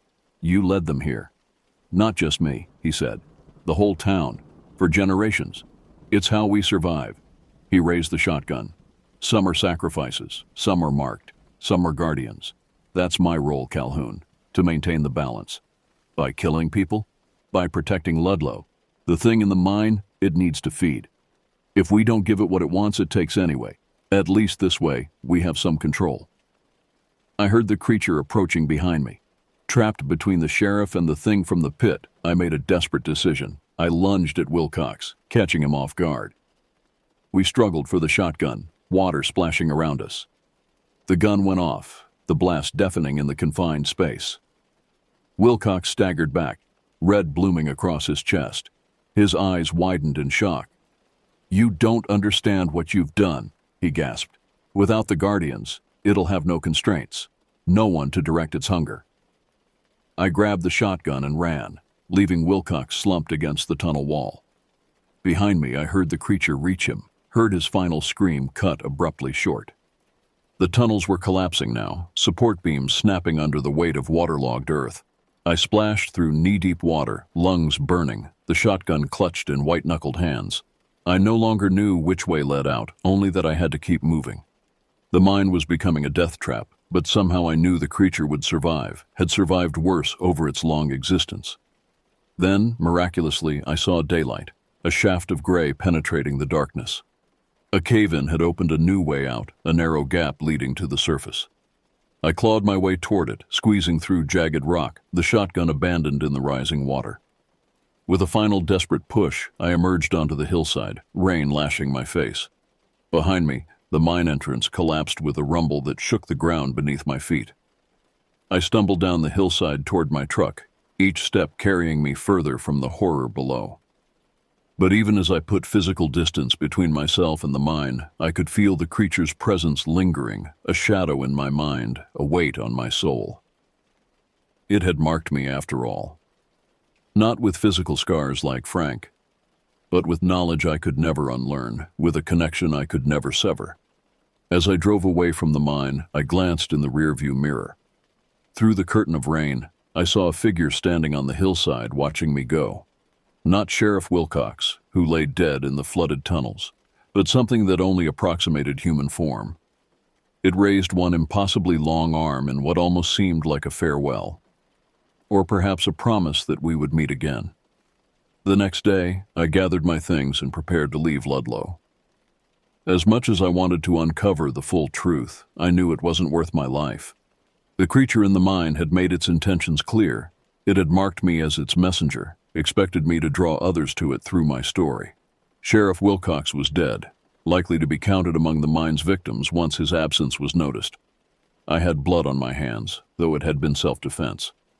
There was nothing left for me in Ludlow except more horror. I checked out of the motel, the ancient clerk barely acknowledging my departure. As I loaded my bag into the truck, I noticed Frank watching from the doorway of his store. Our eyes met across the distance, a moment of shared understanding passing between us. We were both marked, both survivors of the thing in the mine. But where Frank had chosen to remain, to become part of Ludlow's dark ecosystem, I was choosing to leave, or trying to. The road out of town seemed longer than when I'd arrived, the trees pressing closer to the roadside, branches reaching like grasping fingers. The sky darkened as I drove, though it was barely noon. The radio produced nothing but static, not even the faintest hint of a signal. I pressed the gas pedal, my truck speeding up. The faster I drove, the more distance I put between myself and Ludlow, the safer I would be. Or so I thought. 10 miles outside town, the engine began to sputter. The truck slowed, despite my foot pressing the pedal to the floor. The steering wheel grew hot beneath my hands, then ice cold. The dashboard lights flickered and died. The truck rolled to a stop at the side of the road. I tried the ignition again. Nothing. Not even the click of a dead battery. It was as if all the energy had been drained from the vehicle. I got out, the silence of the forest pressing in around me. No bird song, no rustling leaves, no distant traffic, just absolute unnatural stillness. That's when I saw it. A figure standing at the edge of the woods, partially obscured by shadow. It was the same figure from the mine, its proportions subtly wrong, its movements too fluid to be human. "You can't keep me here," I called out, my voice sounding thin in the oppressive silence. The response came not in words but in sensations, amusement, patience, certainty. The creature knew what I was only beginning to understand. Ludlow wasn't just a place on a map. It was a state of being, a sphere of influence that extended beyond physical boundaries. I had entered its domain when I crossed into town, and a part of me would always remain there, just as a part of it now resided within me. The mark it had placed on me was deeper than skin, more fundamental than a physical brand. I started walking, determined to reach the nearest town by foot if necessary. Each step felt heavier than the last, as if I were wading through invisible resistance. The road stretched ahead, seeming to elongate impossibly. After what felt like hours, I came upon a sign that made my blood run cold. Welcome to Ludlow, Pop. 42. Somehow I had walked in a circle, returning to the very place I was trying to escape. The thing in the mine, or some projection of it, stood in the middle of the road ahead, waiting. I could feel its satisfaction, its ancient patience. It had all the time in the world. That night, as I sat in my motel room once again, I made a decision. If I couldn't escape Ludlow physically, I would defeat it another way. I would not become its lure, its messenger. I would not publish the story it wanted me to tell, the kind of mystery that would draw more curious souls to their doom. Instead, I would write a warning so direct, so terrifying, that it would keep people away. Not the kind of vague cautionary tale that becomes urban legend and attracts thrill seekers, but a detailed account of the horror that waited in the mine. Names, dates, specifics that could be verified or disproven. I worked through the night, typing frantically on my laptop. The power flickered occasionally, as if something was trying to stop me, but it never failed completely. By dawn, I had a complete manuscript, everything I had seen, heard, and experienced in Ludlow. I copied the file onto a USB drive, then deleted it from my laptop. One copy would be enough. I would get it to my editor somehow, make him promise to publish it only if something happened to me. The morning brought a strange calm. I packed my things once more and checked out of the motel. My truck started on the first try, the engine running smoothly as if the previous day's failure had never happened. As I drove through town, I saw Frank standing outside his store. He raised a hand in farewell, his expression resigned. He knew what I was trying to do, and he knew the odds were against me. The road out of town was clear, the trees keeping a respectful distance from the pavement.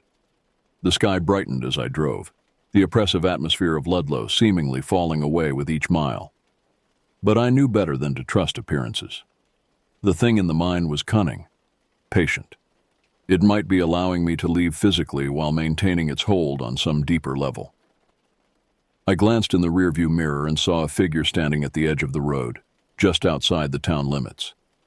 It was the same figure from the mine, its eyes fixed on me. It raised one impossibly long arm in what almost seemed like a farewell. I pressed the gas pedal, my truck speeding up. I didn't stop until I was miles away, crossing the county line with a sense of relief that was tempered by lingering dread. In the end, I never published the story, not the way I had intended anyway. My editor read the manuscript and called it compelling fiction, but too outlandish for the newspaper's fact-based reporting. He suggested I shop it to horror magazines or develop it into a novel. I tried to insist it was all true, showed him the photographs I'd taken in the mine, the article about the 1951 disappearances, even the woman's shoe I'd found. But without bodies, without proof of the creature itself, my story remained just that, a story. Some things are better left buried, and the truth about Ludlow was one of them. Not because it shouldn't be told, but because telling it the wrong way would only feed the hunger that waited in the darkness. I moved on with my life, or tried to. I left journalism, took a teaching position at a small college in Vermont. But the memories lingered, a constant reminder of the darkness that lurks in the forgotten corners of the world. Sheriff Wilcox's death was ruled an accident when they finally found his body, the official report citing a cave-in at the mine he'd been inspecting due to reports of trespassers. Frank continued to run his store, his eyes always watchful, always wary. The librarian maintained her archives, preserving the town's secrets in dusty volumes rarely read, and the mine remained, a silent sentinel guarding its secrets. After the cave-in that claimed Wilcox, the county finally allocated funds to seal it properly, concrete and steel barriers that would supposedly keep people out forever. But I know better. The thing in the mine is patient. It has existed for millennia and will continue long after the town of Ludlow is nothing but ruins. The barriers will fail, as they always have. The hunger will resurface. Years later, I still wake in the night, feeling its presence. Sometimes in crowds, I catch glimpses of elongated limbs disappearing around corners. Sometimes on the phone, I hear breathing beneath the voice of whoever I'm speaking with. Slow, deliberate, ancient. The mark it left on me never faded. Not a physical scar like Frank's, but something deeper, more fundamental. A connection I can't sever, a shadow I can't outrun. I know one thing for certain. I will never go back to Ludlow. Not physically, at least. But in my dreams, I return to the mine night after night, to the pit, to the thing that waits in the darkness.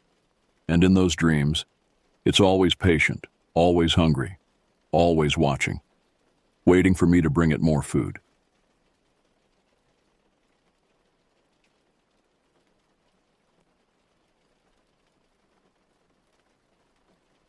I've kept this story buried for 3 years now, locked away in the darkest corners of my mind where nightmares take root and grow. But the weight of silence has become unbearable, and I find myself compelled to write these words, if only to warn others who might venture into the wilderness surrounding Yellowstone National Park during the summer months. What I'm about to tell you happened in July of 2023, when I was 29 years old, and it changed everything I thought I knew about the places we consider safe. My name doesn't matter. What matters is that you understand every word of what follows. I've lived on the outskirts of Yellowstone for most of my adult life, drawn by the raw beauty and the promise of solitude that only true wilderness can provide. The park draws millions of visitors each year, but there are places, hidden spots known only to locals, where you can escape the crowds and find yourself truly alone with nature, or so I thought. That particular July had been unusually hot, with temperatures soaring well above normal for the region. The drought had left the landscape brittle and parched, creating an atmosphere of tension that seemed to permeate everything. Even the wildlife appeared agitated, moving in patterns that defied their usual behavior. I should have recognized these as warning signs, but hindsight is a luxury I didn't possess then. The plan had been simple enough. My usual camping group, 5 of us who'd been exploring these mountains together for years, had arranged to meet at one of our favorite spots, a secluded clearing about 45 minutes' drive from the nearest main road. We'd discovered this place during a hunting trip 2 years prior, and it had become our go-to location for weekend getaways. The clearing was surrounded by dense pine forest, with a small stream running along its eastern edge, and a natural rock formation that provided excellent wind protection. I'd driven up earlier that afternoon to set up my camp and secure our usual spot. The area operated on a first-come, first-served basis, and with the increased camping activity that summer, I wanted to ensure we wouldn't arrive to find our sanctuary occupied by strangers. I'd pitched my tent with military precision. 4 seasons of camping had taught me the importance of proper setup. Each stake was driven deep into the rocky soil, and I'd weighted the tent with large stones I'd carefully selected from the stream bed. Inside, I'd left my sleeping bag, a camp chair, and several other items specifically to keep the tent anchored against any wind that might arise. The drive back to town had been uneventful, though I remember feeling oddly unsettled by the unusual silence in the forest. Typically, the woods would be alive with birdsong and the rustling of small animals. But that afternoon, everything seemed muted, as if the very landscape was holding its breath. I attributed this to the heat and the ongoing drought conditions that had been affecting the region for weeks. When I returned to the clearing just before sunset, my world tilted on its axis. The campsite was completely empty. Not just empty, it was as if my tent had never existed. I parked my truck exactly where I had that afternoon and walked to the precise spot where I'd set up camp. The ground showed no indentation where the tent had been, no holes where the stakes had been driven, no disturbance in the soil whatsoever. Even the rocks I'd carefully placed around the perimeter had vanished without a trace. I spent 20 minutes searching the entire clearing, convinced I must have been mistaken about the location. But the landscape was etched in my memory. The distinctive dead pine that stood guard at the clearing's northern edge, the peculiar boulder formation that resembled a sleeping giant, the bend in the stream where we'd found that perfect swimming hole. This was definitely the right place, and my camp had simply ceased to exist. The implication sent ice through my veins. Removing a properly staked tent and all its contents without leaving any trace would require considerable time and effort. The stakes alone would have taken significant force to extract from the rocky ground. Someone had been watching. Someone had waited for me to leave, then systematically erased every sign of my presence with methodical precision that spoke of experience and planning. I checked my phone, no signal, as expected. The nearest cell tower was over 15 miles away, blocked by the mountainous terrain that made this area so perfectly isolated. The isolation that had once felt like freedom now felt like a trap. I was alone in the wilderness with an unknown threat, and no way to call for help. The smart thing would have been to leave immediately. Every instinct screamed at me to get back in my truck and drive straight home, to call the local sheriff's department and report the theft. But my friends were already on their way, driving through mountain roads that would take them over an hour to navigate. They'd invested considerable time and effort into this weekend trip, and I knew they'd be disappointed if I bailed without a compelling reason. More importantly, whoever had taken my gear might still be in the area. The thought of them watching my friends arrive, potentially targeting them next, was unbearable. I decided to drive back toward the main road until I could get cell service and warn the others about what had happened. The drive down the winding mountain road felt different now, charged with an undercurrent of menace that transformed familiar landmarks into potential hiding spots. Every shadow between the trees could conceal a watcher. Every bend in the road could reveal an ambush. The setting sun painted the landscape in shades of red and orange that reminded me uncomfortably of dried blood. When I finally got a signal, I called my friend Kevin, who was driving up with his girlfriend Heather and my buddy Brian. Kevin answered on the second ring, his voice crackling through the poor connection. "Hey man, we're about 20 minutes out. Everything set up?" I explained what had happened, trying to keep the growing panic out of my voice. There was a long pause before Kevin responded. "That's seriously messed up. You sure you had the right spot?" "Positive. Someone took everything.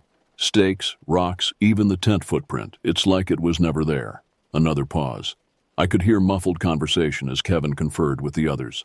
"Look, we've been planning this for weeks, and we're already most of the way there. Why don't we just camp somewhere else in the area? We've got enough gear to share." The rational part of my brain knew this was exactly the wrong decision. But the thought of disappointing my friends, combined with a stubborn refusal to be intimidated by whoever was playing these games, overrode my better judgment. I agreed to meet them at the clearing and help find an alternative campsite. By the time we all assembled, full darkness had fallen. Kevin, Heather, Brian, and our fifth member, Tony, arrived within minutes of each other, their headlights cutting through the blackness like searchlights. We spent an hour exploring the area with flashlights, eventually settling on a spot about a quarter-mile from the original clearing, near a cluster of large boulders that would provide some shelter from the wind. As we set up the new camp, I found myself constantly scanning the tree line, searching for any sign of movement or watching eyes. The others seemed oblivious to my paranoia, chatting and laughing as they arranged their gear. But I noticed things they didn't. The way the normal forest sounds remained conspicuously absent, the feeling of being observed that raised the hair on the back of my neck, the way our flashlight beams seemed to catch brief glimpses of movement just beyond their reach. Kevin had brought his portable radio, and we tuned it to a classic rock station that provided some background noise to fill the unnatural silence. But even the music felt wrong in this place, as if the very air was rejecting our attempts at normalcy. Every song seemed to end too abruptly, replaced by static that sounded almost like whispers. By midnight, we had a decent fire going and had settled into the familiar rhythm of camping conversation. Kevin and Brian traded stories about their recent hunting trips, while Heather shared updates about her job at the local hospital. Tony, always the joker of our group, regaled us with increasingly ridiculous anecdotes from his work as a park ranger, though I noticed even his usually infectious humor seemed forced tonight. As the evening wore on, I found myself volunteering to keep the fire going, using the excuse to stay awake and maintain watch over our surroundings. The others gradually began to yawn and stretch, preparing for sleep. By 1:30 a.m., they had all retreated to their tents, leaving me alone with the dying fire and the weight of the surrounding darkness. I had brought my truck for exactly this reason, a secure, lockable shelter that no one could enter without me knowing. My concealed carry permit was current, and my Glock 19 was loaded and ready. I also had a canister of bear spray clipped to my belt, though I was beginning to suspect that bears were the least of our concerns. As I settled into the driver's seat of my truck, I cracked the windows just enough to hear any approaching sounds while maintaining security. The night air was surprisingly cool, a relief after the oppressive heat of the day. I positioned myself so I could see both the campfire and the surrounding tree line, my hand resting comfortably on the grip of my pistol. The last thing I remember before drifting off was the sound of something large moving through the forest just beyond the range of the firelight. But exhaustion finally claimed me, and I fell into an uneasy sleep filled with dreams of watching eyes and vanishing tents. Something jerked me from sleep at 3:47 a.m. I remember the exact time because the green glow of my truck's digital clock was the first thing I focused on when I snapped awake. My heart was already racing, though my conscious mind hadn't yet processed what had triggered my body's alarm system. I remained perfectly still, listening with the intensity of a hunted animal, trying to identify what had pulled me from sleep. The fire had died down to barely glowing embers, casting almost no light beyond our immediate campsite. The darkness felt different now, thicker, more oppressive, as if it had weight and purpose. I strained my ears, fighting to hear over the thundering of my own pulse. And that's when I detected it. The unmistakable sound of something moving through the forest with deliberate, measured steps. These weren't the random rustlings of nocturnal wildlife going about their business. This was methodical movement, the kind that spoke of intelligence and intent. Whatever was out there was being careful about its approach, but not careful enough. I could hear the soft crush of pine needles underfoot, the occasional snap of a small branch, the whisper of fabric brushing against bark. The footsteps seemed to be circling our campsite, maintaining a consistent distance of perhaps 30 to 40 yards. They moved with a predator's patience, never hurrying, never pausing for long. I counted at least 2 distinct sets of footfalls, possibly 3, though the acoustics of the forest made it difficult to be certain. What terrified me most was the deliberate nature of their movement. This wasn't random wandering, but reconnaissance. I reached slowly for my pistol, my fingers closing around the familiar grip. The metal felt reassuringly solid, though I hoped desperately I wouldn't need to use it. My bear spray was clipped to my belt, and I quietly freed it as well, holding both defensive tools ready while maintaining my position in the driver's seat. The circling continued for what felt like hours, but was probably only 10 or 15 minutes. During this time, I became acutely aware of details I'd never noticed before. The way my own breathing seemed thunderously loud in the confined space of the truck cab. The faint metallic taste of adrenaline coating my tongue. The way every shadow beyond the dying fire seemed to shift and writhe with potential threat. Then the footsteps stopped. The sudden silence was somehow worse than the sound of movement had been. At least when I could hear them, I knew approximately where they were. Now, they could be anywhere. Directly behind my truck, crouched beside the tents of my sleeping friends, or positioned at the tree line with weapons trained on our campsite. The not knowing was a special kind of torture.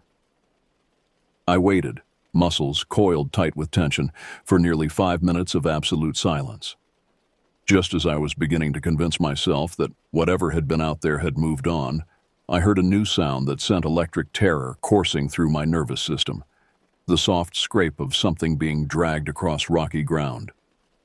The sound was coming from the direction of Kevin and Heather's tent. My blood pressure spiked as I imagined the worst.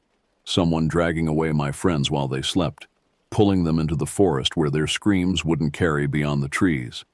I had to resist the overwhelming urge to leap from my truck and rush to their aid, knowing that would likely result in my own capture or worse.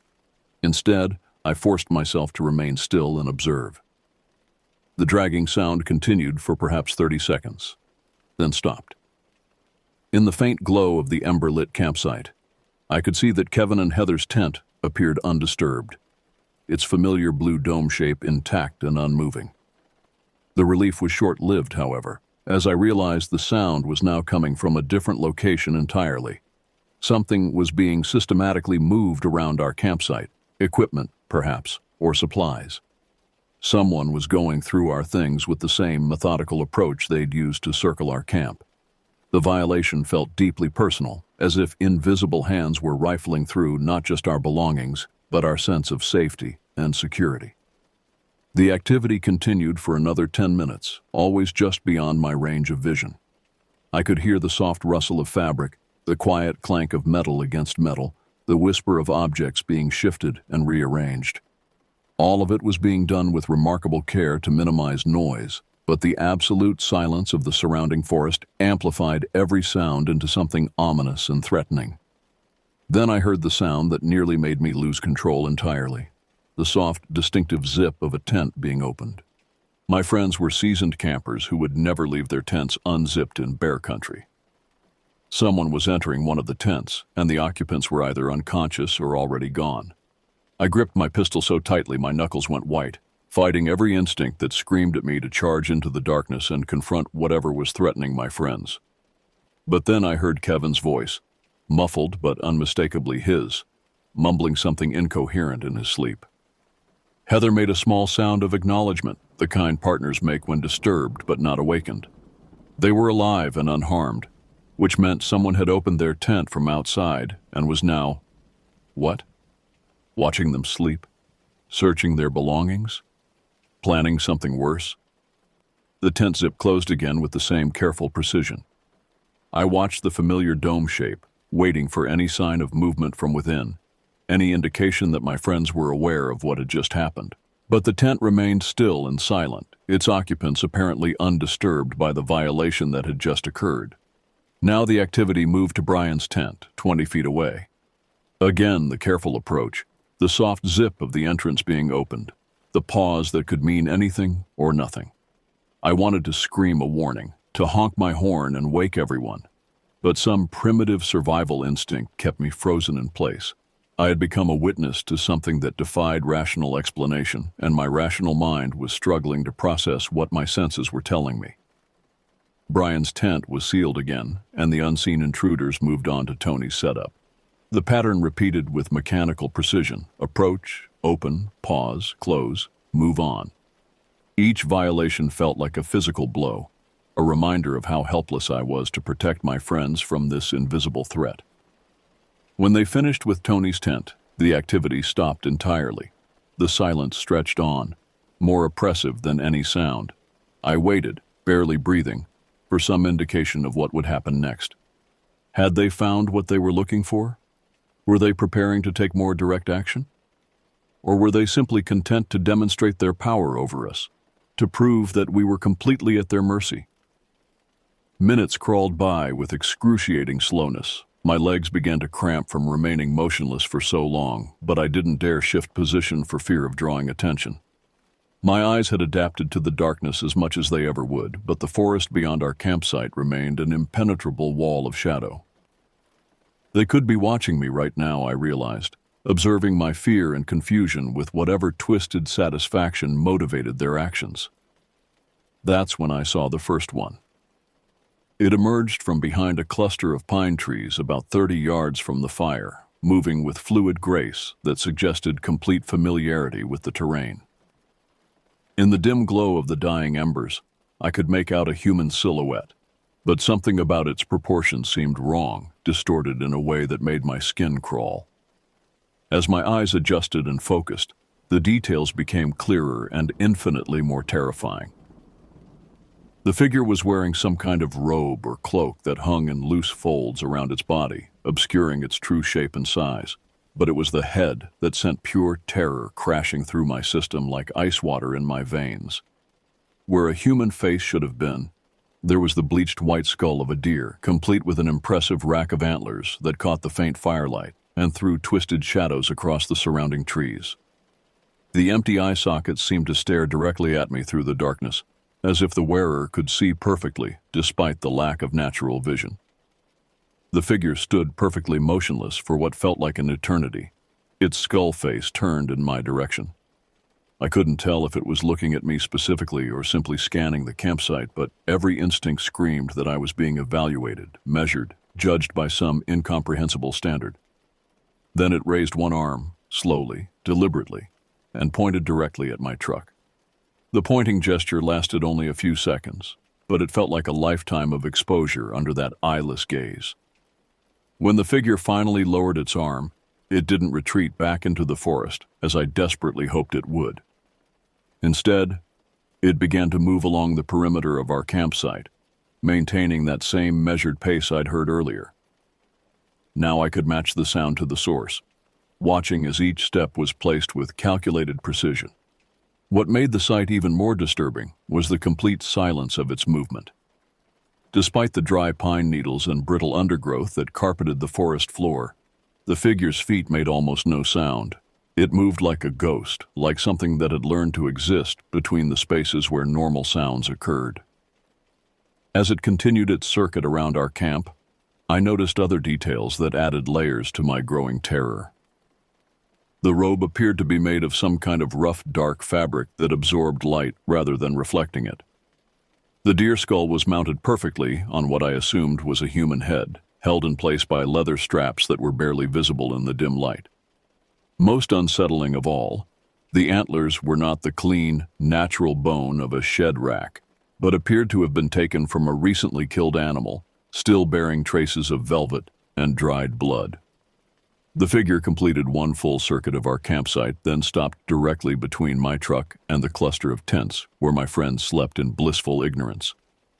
It stood there for several minutes, perfectly motionless except for the slight sway of its robes in the night breeze. I found myself holding my breath, terrified that even the sound of my breathing might provoke some kind of response. Then, without warning, it tilted its skull-crowned head back and released a sound that still haunts my nightmares. It wasn't quite a howl, not exactly a scream, but something that combined elements of both with harmonics that seemed designed to trigger primal fear responses. The sound rolled across the landscape like a wave, echoing off the surrounding ridges and seeming to come from everywhere at once. The effect on the local wildlife was immediate and profound. Every bird within a mile radius fell silent. The constant background chorus of insects that had been barely noticeable suddenly ceased entirely. Even the wind seemed to die away, leaving the forest in a state of absolute, unnatural quiet that pressed against my eardrums like a physical weight.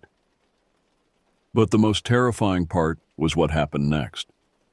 From multiple locations around our campsite, the call was answered. The responses came from at least 4 different directions, maybe more. Each voice was slightly different, some higher, some lower, some with an almost musical quality that made them even more disturbing than the original call.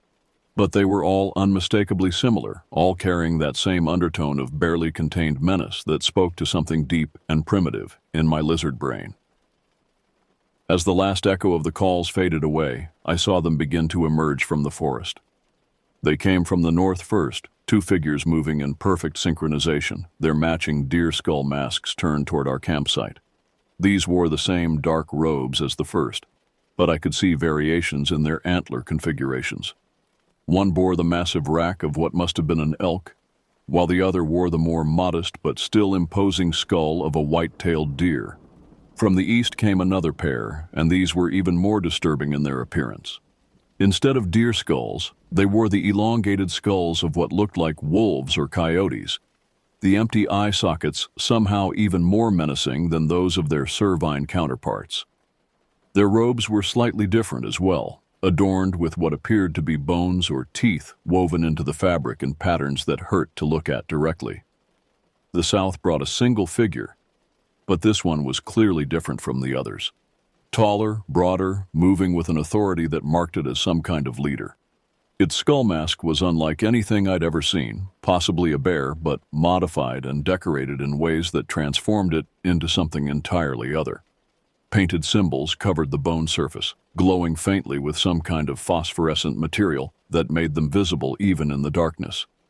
From the west came the largest group, at least 4 figures, possibly more. Their skulls were a mixture of species I couldn't identify, creating a nightmare parade of empty sockets and gleaming bone. Some had antlers, others had horns, and at least one appeared to be wearing the skull of some kind of large bird, its beak pointing forward like an accusatory finger. As they completed their emergence from the forest, I realized with growing horror that we were completely surrounded. At least 10 figures now stood at the perimeter of our campsite, forming a rough circle that enclosed my sleeping friends and my increasingly inadequate truck. They maintained their positions with military precision, each one perfectly spaced from the others, creating an unbroken ring of watchers. The leader, the one with the bear skull, raised both arms above its head. In response, the others began to move inward, closing the circle with slow, synchronized steps. They maintained their spacing perfectly, like dancers following a choreographed routine they'd performed countless times before. As they drew closer, I could make out more details that added to the surreal horror of the scene. Their robes weren't uniform. Some were black, others dark brown or deep red. Many were decorated with additional bones, feathers, or other objects that clinked softly as they moved. Several carried items in their hands: staffs topped with more skulls, bundles of what looked like dried herbs, objects whose purpose I couldn't begin to guess. The smell reached me when they were about 20 yards away from my truck. It was a complex odor that layered rotting vegetation, wood smoke, and something else, something organic and disturbing that made my stomach clench with nausea. It was the smell of death, of things that should have been buried long ago, but instead had been left to decompose in secret places far from human civilization.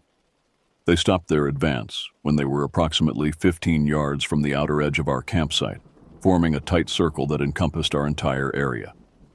Each figure stood perfectly still, their skull faces turned inward toward our camp. The collective weight of their attention was almost unbearable, like being examined by a tribunal of judges whose criteria for judgment existed in realms beyond human understanding. What happened next defied every expectation I might have had about such an encounter. Instead of attacking, instead of making demands or threats, they simply stood there and watched. Minutes passed in absolute silence, the only movement the gentle sway of their robes in the night breeze. They seemed content to observe, to study us like specimens in some twisted scientific experiment. The psychological pressure was immense. Every second that passed without action felt like a build-up toward something worse, like the pause before a thunderclap. I found myself almost wishing they would do something, anything, rather than continue this silent, menacing observation. The waiting was its own form of torture, designed to break down rational thought and replace it with pure animal panic. My friends remained asleep, somehow undisturbed by the supernatural stillness that had fallen over the forest. I envied their ignorance, while simultaneously fearing for their safety. How could they not sense the danger that surrounded us? How could they sleep through the weight of so many watching eyes? I checked my phone again, still no signal, of course. Even if I could have called for help, what would I have said? That we were surrounded by people in animal skull masks who hadn't actually done anything threatening yet. The local sheriff would think I was having some kind of breakdown, assuming he could even reach us in this remote location. My hand found the truck's ignition key, and I slowly, carefully turned it enough to activate the electrical system without starting the engine. The dashboard lights came on, seeming blindingly bright after so much darkness. I immediately dimmed them to their lowest setting, but not before I caught a glimpse of movement from the watching figures. Several had shifted their positions slightly, angling their skull faces toward the source of the light. The fuel gauge showed 3/4 full, enough to get us out of here if I could somehow get everyone into the truck quickly enough. But the logistics were daunting. The tents were positioned around the campsite in a rough semicircle, each one requiring precious seconds to reach and more time to evacuate. The watchers could easily prevent any escape attempt simply by moving to block our path to freedom. As if reading my thoughts, the leader raised one hand and made a gesture I couldn't interpret. In response, several of the other figures began to move again, but not toward us. Instead, they repositioned themselves to block the dirt road that provided our only vehicle access to and from the campsite. Our route of escape was now effectively sealed. The message was clear. We weren't leaving until they decided we could leave. The realization that we were now prisoners transformed my fear into something approaching panic. My heart rate spiked, and I had to fight to control my breathing. The truck suddenly felt less like protection and more like a trap, its metal walls inadequate against the unknown capabilities of our captors. But then something unexpected happened. The leader lowered its arms and took a step backward, away from our campsite. Following its lead, the other figures also began to retreat, slowly expanding their circle until they were once again positioned at the forest's edge. They maintained their watch, but the immediate sense of physical threat diminished slightly. It was then that I understood the true nature of our situation. This wasn't a prelude to violence. It was a demonstration of power. They wanted us to know that we were completely at their mercy, that our lives continued only because they chose to allow it. We were being toyed with, manipulated by intelligences that operated according to rules we couldn't comprehend. The psychological warfare was masterful in its simplicity. By surrounding us and then withdrawing, by demonstrating their ability to control our movements without actually harming us, they had achieved something far more effective than simple violence. They had planted seeds of terror that would grow and flourish long after this night ended, assuming we lived to see morning. As the figures settled into their new positions, I realized that this was likely just the beginning. They had shown us their numbers and their organization. They had proved their ability to move through the forest with supernatural stealth. They had demonstrated their control over the situation. Now they were waiting to see what we would do next. The standoff continued for another 20 minutes, though time had lost all meaningful measurement in that suspended reality of terror and uncertainty. The figures maintained their watch from the forest's edge, occasionally shifting position but never breaking their circle of surveillance. I remained frozen in my truck, torn between the desperate need to warn my friends and the equally desperate fear of triggering some escalation in the situation. The decision was taken out of my hands when Kevin emerged from his tent. He moved with the sluggish confusion of someone awakened by a full bladder in the middle of the night, completely unaware of the nightmare that surrounded our campsite. I watched in horror as he stumbled toward the tree line, his flashlight beam dancing weakly across the ground in front of him. He was walking directly toward one of the watchers. I had perhaps 3 seconds to make a decision that could determine whether my friend lived or died. Every instinct screamed at me to start the truck, lean on the horn, and wake everyone up immediately. But a deeper, more primitive part of my brain warned that sudden noise or movement might provoke exactly the kind of response we needed to avoid. Instead, I took the middle path that felt like cowardice even as I enacted it. I rolled down my window and called out in a voice that was intended to be casual, but came out strangled with suppressed panic. "Kevin, wait up. I'll come with you." The sound of my voice in that unnatural silence seemed to boom across the landscape like a gunshot. Kevin stopped mid-stride and turned toward my truck, his flashlight beam sweeping across the campsite. For a moment, I thought he might actually see the watchers, but his light was too weak and his eyes too adjusted to darkness to penetrate the shadows where they stood. "You awake too?" he called back, his voice carrying the slightly slurred cadence of interrupted sleep. "Thought I heard something earlier, but I figured it was just the usual forest sounds." I climbed out of my truck with movements that felt exaggerated and unnatural, hyper-aware that every gesture was being observed and evaluated by unknown judges. My bear spray and pistol remained within easy reach, but I tried to move with casual normalcy that wouldn't alarm either my friend or our watchers. "Yeah, couldn't sleep," I replied, walking toward Kevin with steps that felt like I was moving through quicksand. "Figured I'd take a walk around the perimeter, make sure everything's secure." As I approached Kevin, I could see the watchers more clearly in my peripheral vision. They remained motionless, but their skull faces tracked my movement with the patient attention of predators evaluating prey. The closest one was perhaps 20 feet away, close enough that I could make out individual details of its deer skull mask, including what appeared to be carved symbols etched into the bone around the eye sockets. Kevin seemed oblivious to the danger, but I noticed that his hand was unconsciously gripping his flashlight like a weapon. Some part of his subconscious had registered the wrongness of the situation, even if his rational mind hadn't yet processed the threat. "It's weird out here tonight," he said quietly as I reached his side. "Too quiet, you know. Usually there's at least some wildlife noise, but it's like everything just stopped."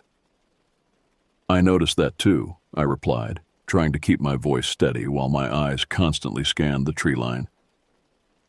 "Maybe we should wake the others and think about packing up early."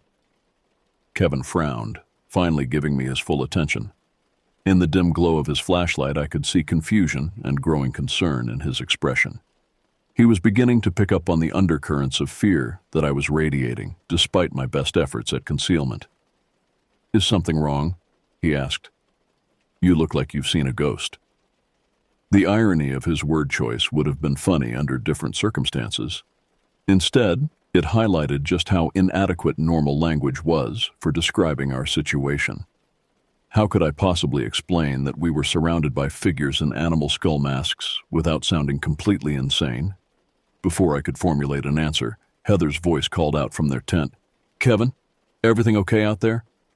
The sound of her voice seemed to trigger something in our watchers. I caught subtle movements from multiple positions around the perimeter, heads turning, positions shifting, a general increase in attention that suggested our time of passive observation might be coming to an end. "Fine, babe," Kevin called back. "Just needed some air. We'll be back in a minute." But we wouldn't have a minute, I realized. The situation was escalating beyond my ability to control or contain it. More of my friends were waking up, drawn by the sound of voices and the instinctive recognition that something was amiss. I could hear rustling from the other tents as people began to stir. That's when the leader made its move. The figure with the bare skull stepped forward from the tree line, no longer making any attempt at concealment.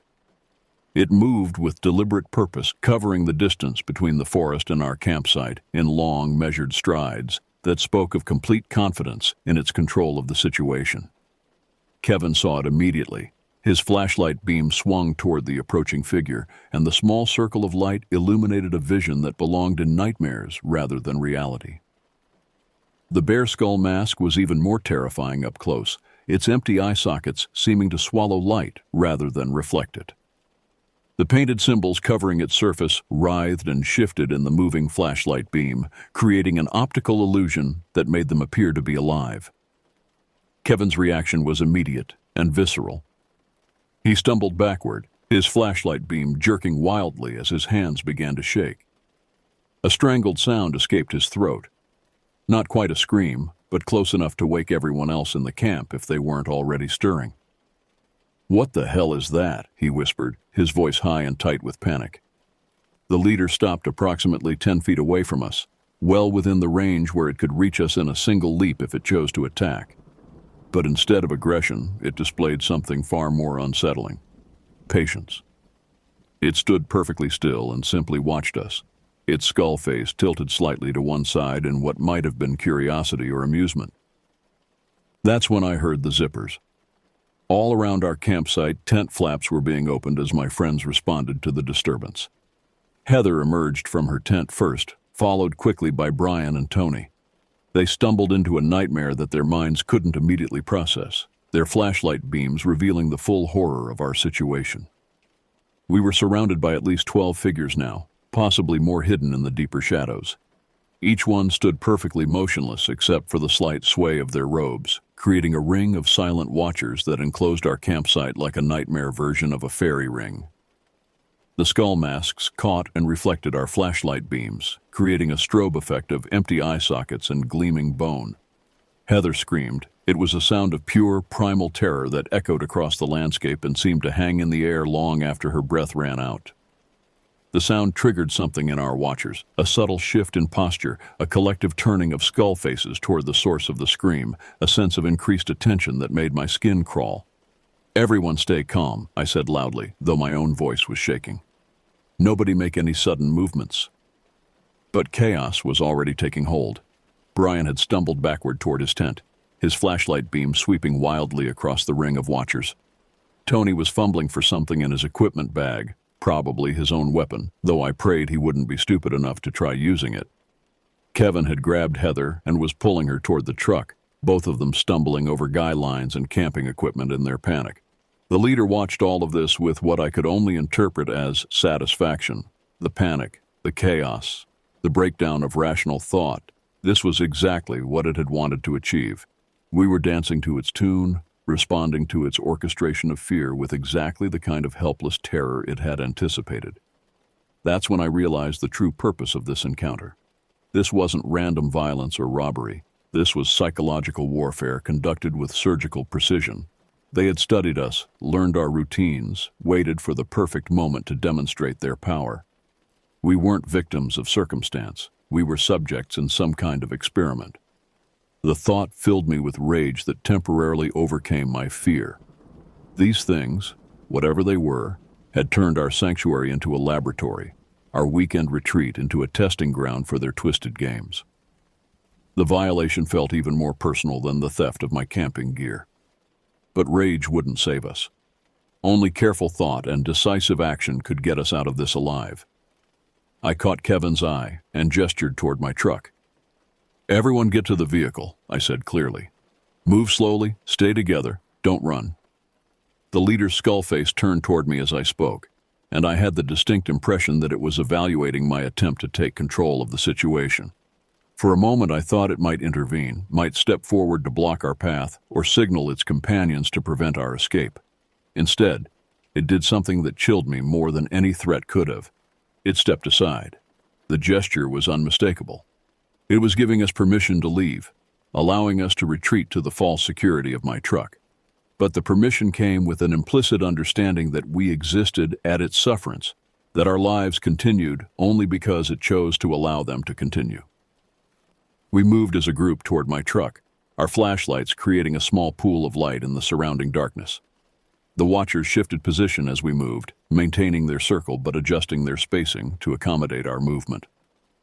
They were herding us, I realized, guiding us toward exactly where they wanted us to be. When we reached my truck, I fumbled with my keys while my friends piled into the bed and cab with desperate urgency. Heather was sobbing quietly, her face buried against Kevin's shoulder. Brian and Tony flanked them, their own weapons now visible as they prepared for a fight they couldn't possibly win. The truck started on the first try, its engine roaring to life with sound that seemed impossibly loud in that supernatural silence. I threw it into reverse and began backing toward the dirt road that would take us away from this nightmare, my headlights sweeping across the ring of watchers as we moved. That's when they began to close in. The moment my truck began moving, everything changed. The passive observation transformed into active pursuit as the watchers abandoned their static positions and began converging on our location. They moved with fluid coordination that spoke of extensive practice, each figure taking a position that would maximize their collective ability to control our escape route. My headlights swept across skull faces and flowing robes as I reversed toward the dirt road, creating a strobing nightmare of bone and shadow. In the truck bed, Brian and Tony had their weapons ready, though I could see the hopelessness in their faces as they counted the odds. 12 against 5, in terrain that our pursuers knew intimately, while we could barely see beyond the range of our headlights. The leader was the first to break into actual pursuit, its bear skull mask bobbing with each stride as it moved to intercept our path. But instead of running, it maintained that same measured pace I'd observed earlier, confident, unhurried, as if it knew exactly how this chase would end. "Drive faster," Kevin shouted from the passenger seat, but I was already pushing the truck to its limits on the narrow, rutted road. One wrong move, one moment of inattention, and we'd be stuck in a ditch with nowhere to run and no hope of rescue. Behind us, the watchers had spread out across the road, ensuring that any attempt to reverse direction would be blocked. Ahead, I could see movement in the trees that lined our escape route, more figures positioning themselves to control our forward progress. We were being funneled into a trap whose dimensions I couldn't yet perceive. The first attack came from the right side of the road, where 3 watchers emerged from the tree line and began running alongside the truck. These moved differently from the others, faster, more aggressively, with an animal fluidity that suggested they were accustomed to this kind of pursuit. Their skull masks included what appeared to be canine specimens, wolf or coyote skulls, that seemed appropriate for pack hunters. One of them threw something at my truck, a rock that struck the passenger side window with enough force to spider the glass. Heather screamed again, a sound that seemed to encourage the attackers. More projectiles followed. Rocks, sticks, what might have been bones collected from forest kills. Most missed, but several struck the truck bed where Brian and Tony were forced to duck for cover. "They're trying to disable the vehicle," Tony called out, his ranger training allowing him to maintain some analytical thinking despite the chaos. "If they can break the windshield or damage the tires, we're done." As if summoned by his words, another group of watchers appeared ahead of us, positioned directly in the middle of the road. These stood their ground as I approached, their skull faces turned toward our headlights with what I could only interpret as challenge. I had perhaps 3 seconds to decide whether to attempt to drive through them or swerve into the forest. I chose to maintain course, pressing the accelerator to the floor and hoping that their nerve would break before mine did. The engine roared as we approached the roadblock at nearly 40 miles per hour, our headlights illuminating details I wished I couldn't see. The skull masks were decorated with intricate carvings and paintings that seemed to shift and writhe in the harsh light. Bone ornaments and feathers hung from their robes, creating a percussion section that accompanied their movements with soft clicks and rustles. At the last possible moment, they scattered, not in panic, but with the fluid coordination of dancers completing a rehearsed routine. We shot through the gap they left behind, close enough that I could smell that nauseating combination of decay and smoke that seemed to cling to all of them. But the roadblock had served its purpose by forcing me to slow down and choose a predictable path. As we cleared the immediate obstacle, I saw a movement in my mirrors that made my blood freeze. More watchers were emerging from the forest behind us, at least 6 or 7 additional figures that brought their total numbers to nearly 20.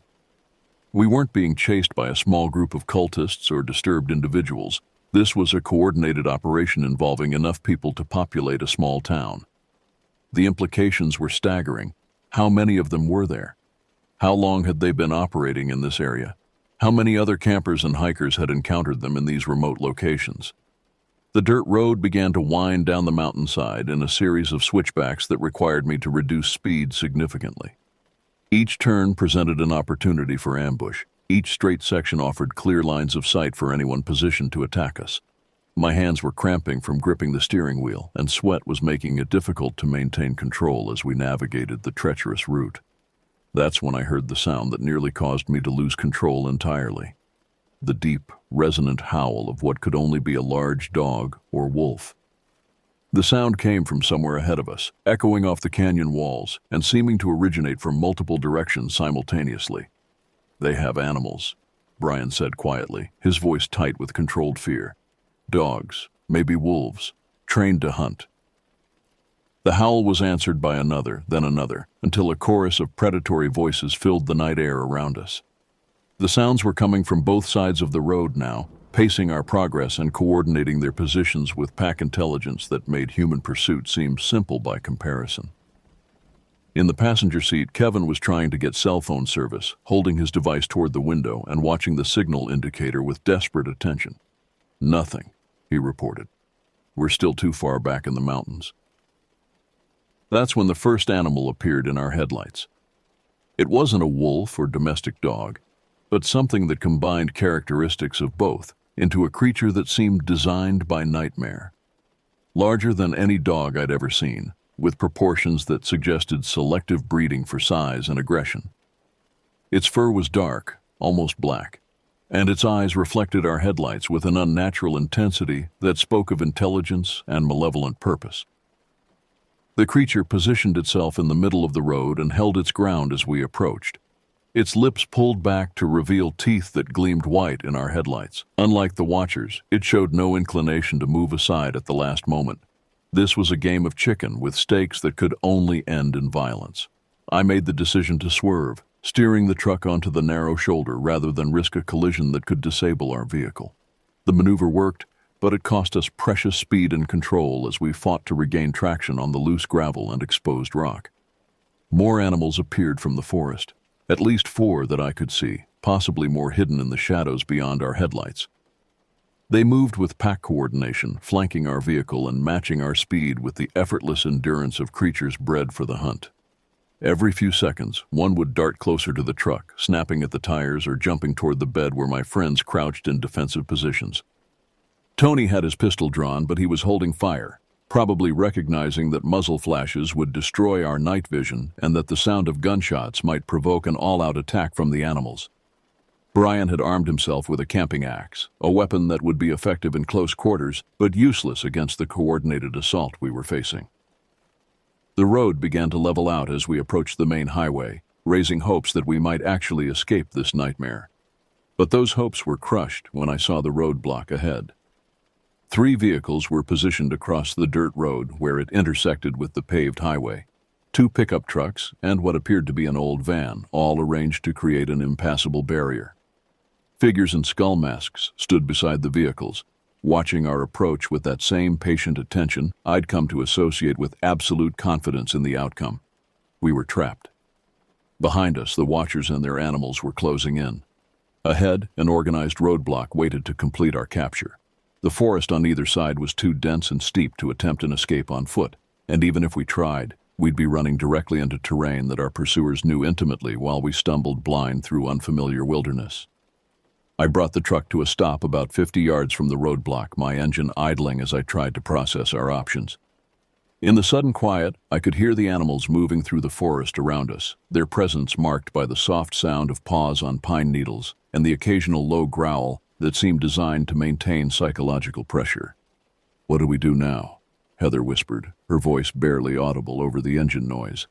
Before I could answer, the leader with the bear skull mask emerged from the forest beside the road. It walked with that same unhurried confidence, approaching my driver's side window with movements that suggested complete control of the situation. When it reached the truck, it stood there for a moment, its empty eye sockets somehow conveying more menace than any living eyes could have managed. Then it raised one hand and tapped gently on the glass. The sound was soft, almost polite, but it carried implications that made my skin crawl. This wasn't a demand or a threat, it was an invitation. They wanted us to voluntarily participate in whatever came next, to become willing subjects in their twisted experiment rather than simply victims of violence. I looked at my friends, seeing my own terror reflected in their faces. Kevin had his arm around Heather, who was shaking with barely controlled sobs. Brian and Tony maintained their defensive positions in the truck bed, but I could see the hopelessness in their postures. We all understood that our situation had moved beyond any possibility of conventional escape. The leader tapped on the window again, more insistently this time. Around us, the other watchers began to close in, maintaining their circle but reducing its diameter with each step. The animals moved with them, creating a secondary perimeter that eliminated any possibility of flight. I had to make a choice that could determine whether we lived or died. I could try to ram through the roadblock, hoping that the vehicles weren't as immovable as they appeared and that we could break through before the animals could disable our truck. I could attempt to negotiate, though what we might have to offer beings who operated by such alien logic was impossible to imagine. Or I could roll down the window and find out what they wanted. My hand trembled as I reached for the window control, every instinct screaming against voluntarily reducing the barrier between us and the nightmare that surrounded our truck. But I could see no other option that didn't end with immediate violence, and violence against these odds would mean certain death for all of us. The window descended with a soft mechanical whir that seemed unnaturally loud in the oppressive silence. The night air that flowed into the truck carried that same disturbing smell I'd noticed earlier, decay and smoke, mixed with something else that I couldn't identify but that made my stomach clench with nausea. The leader stepped closer to the window, close enough that I could see every detail of its horrifying mask.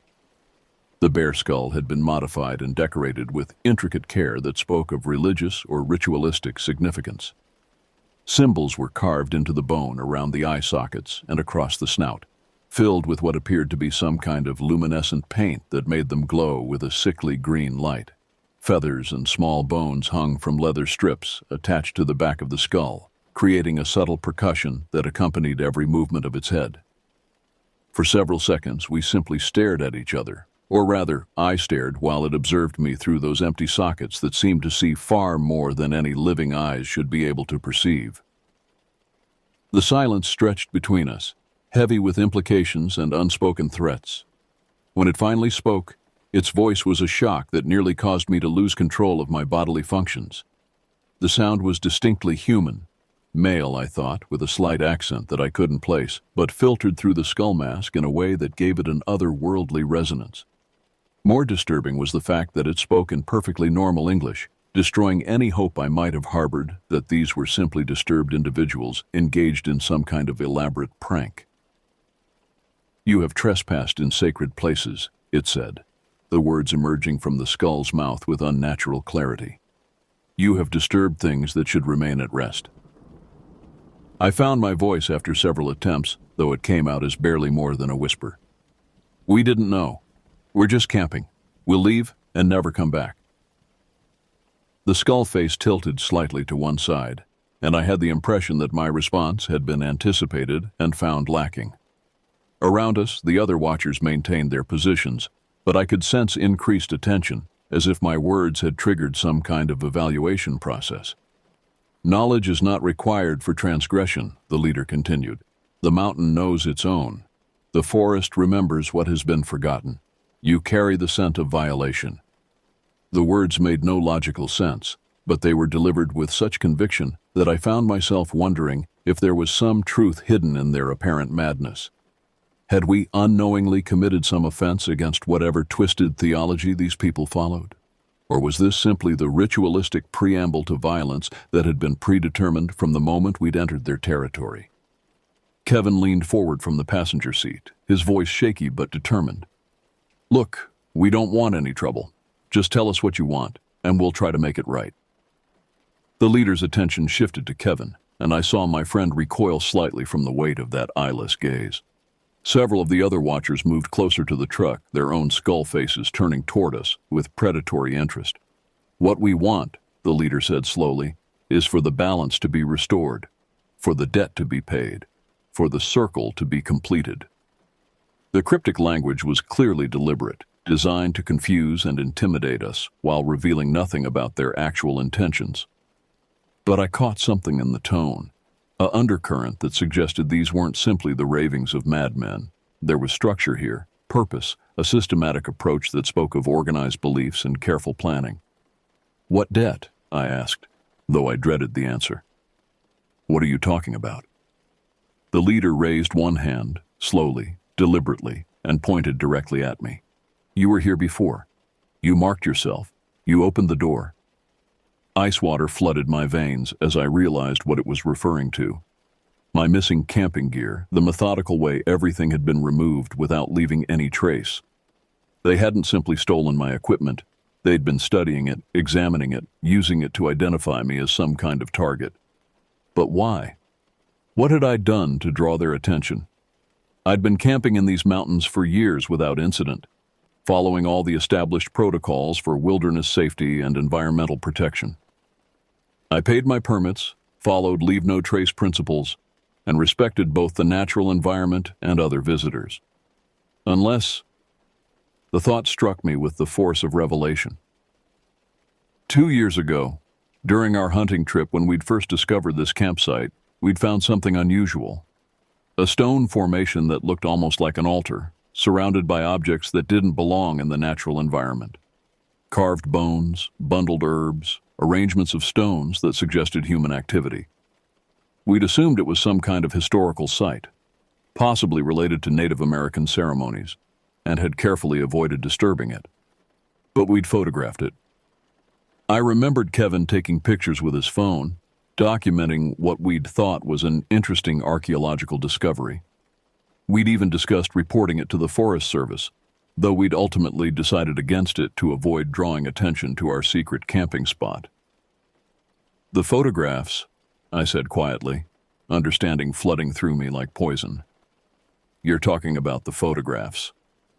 The leader's skull face dipped in what might have been a nod of acknowledgement. Around us, the other watchers shifted position, creating a subtle but unmistakable tightening of their circle. The animals moved with them, low growls indicating their readiness to attack on command. "Images steal the spirit," the leader said. "Capture the essence. Bind the sacred to the profane. Your magic box has committed theft of the highest order." Magic box. They were talking about Kevin's phone. In their twisted worldview, photographing their ritual site had constituted some kind of spiritual crime that demanded retribution. The fact that we'd never even developed or shared the pictures was apparently irrelevant to whatever justice they intended to dispense. Kevin was staring at me with growing comprehension and horror. He understood now why we'd been targeted, why his girlfriend and friends were caught up in this nightmare. A simple act of documentation, something we'd done without malicious intent, had marked us for whatever these people considered appropriate punishment. "Delete them," Kevin said quickly, fumbling for his phone. "I'll delete the pictures right now. You can watch me do it." But the leader was already shaking its skull-crowned head. "The damage is complete. The sacred has been profaned. The balance requires restoration through sacrifice. The word sacrifice hung in the air like a death sentence, removing any lingering hope that this might end with negotiation or compromise. These people operated according to a logic that existed outside normal human understanding, following rules that made violence not just possible but necessary. That's when Tony made his move. From the truck bed, I heard the distinctive sound of a pistol being cocked, followed immediately by Tony's voice raised in desperate authority.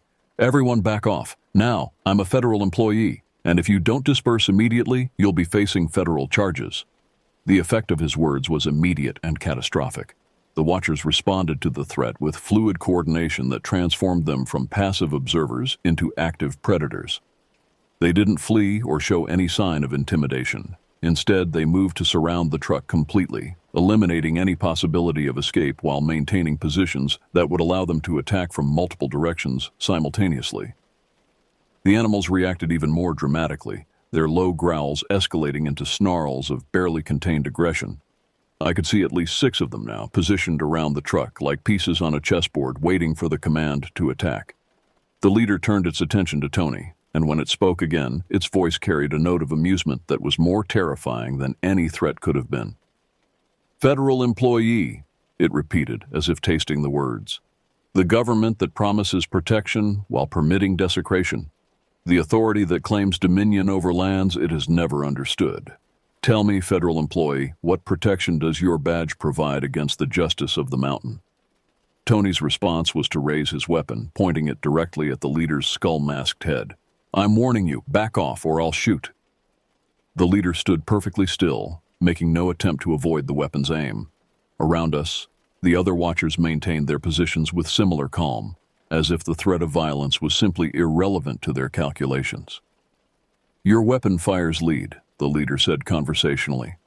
"Lead that came from these mountains, extracted by machines that scarred the earth and poisoned the water. You would defend violation with the fruits of violation, compound sacrilege with sacrilege.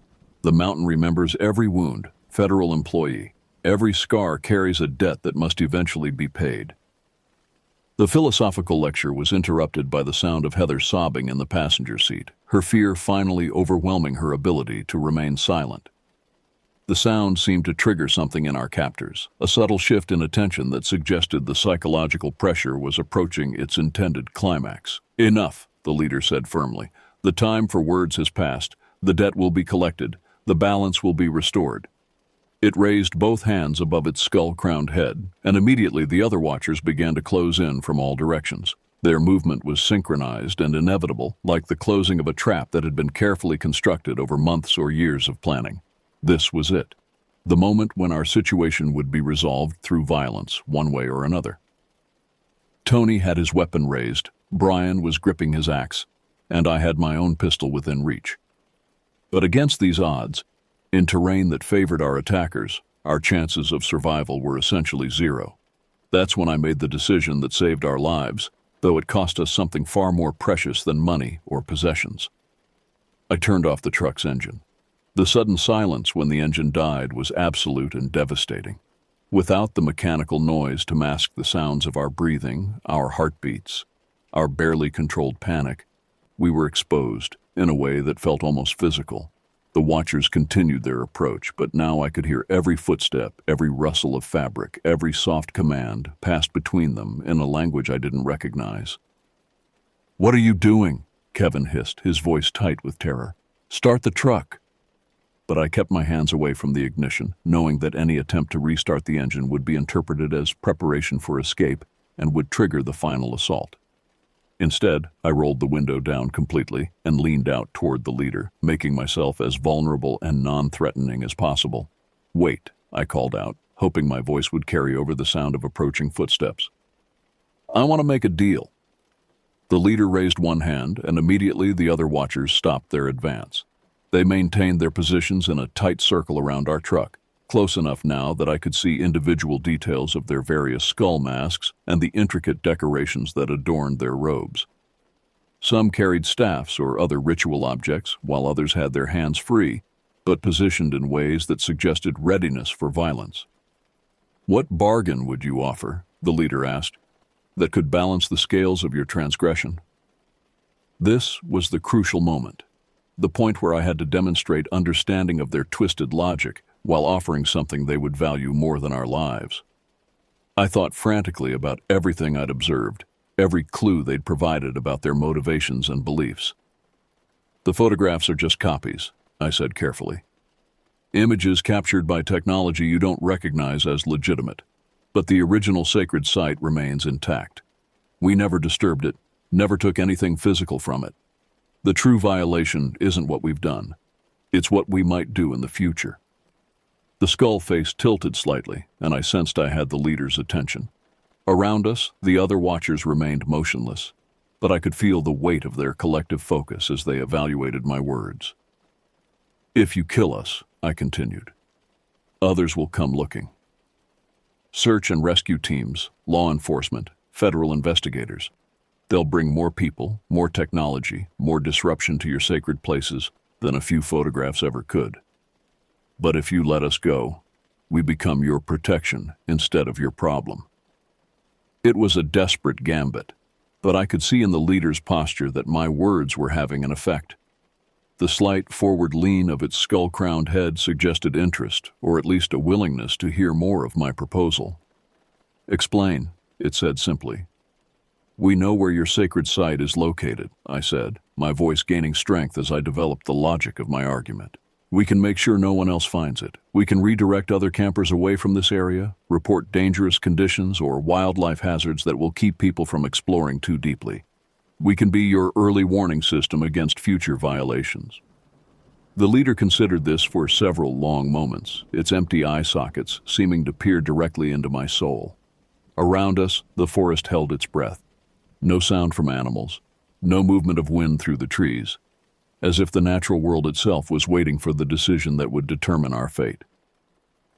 "And the photographs?" it asked finally. Kevin immediately began fumbling with his phone, his hands shaking as he navigated to the camera gallery. "I'll delete them right now," he said. "Every single one. You can watch me do it." But the leader raised a hand to stop him. "Deletion is not sufficient. The images must be purified, the spiritual contamination cleansed through proper ritual. The device itself must be sanctified." I felt my heart sink as I realized what it was asking.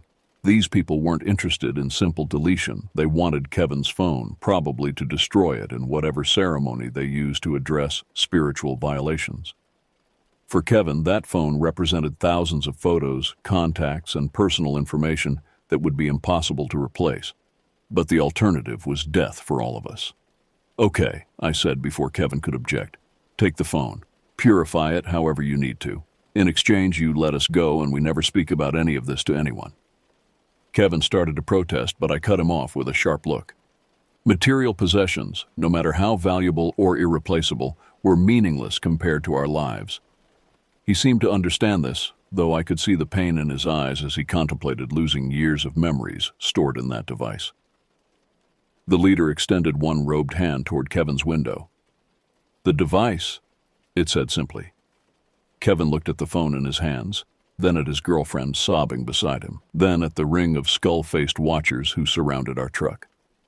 With visible reluctance, he placed the phone in the leader's outstretched palm. The moment the device changed hands, I felt a subtle shift in the atmosphere around us. The oppressive weight of impending violence lifted slightly, replaced by something that might have been cautious optimism. The other watchers remained in position, but their postures suggested decreased aggression, as if the transfer of the phone had satisfied some important requirement of their twisted justice system. The leader examined the phone briefly, turning it over in its hands with what appeared to be fascination. For people who considered it a magic box, the technology probably seemed as alien and incomprehensible as their beliefs seemed to us. "The bargain is acceptable," it said finally. "But bargains require enforcement. Promises must be bound with more than words." I felt a chill of apprehension as I realized that our negotiations were far from over. These people understood human nature well enough to know that promises made under duress might not be kept once the immediate threat had passed. They wanted some kind of guarantee that we would honor our agreement. "What kind of enforcement?" I asked, though I dreaded the answer.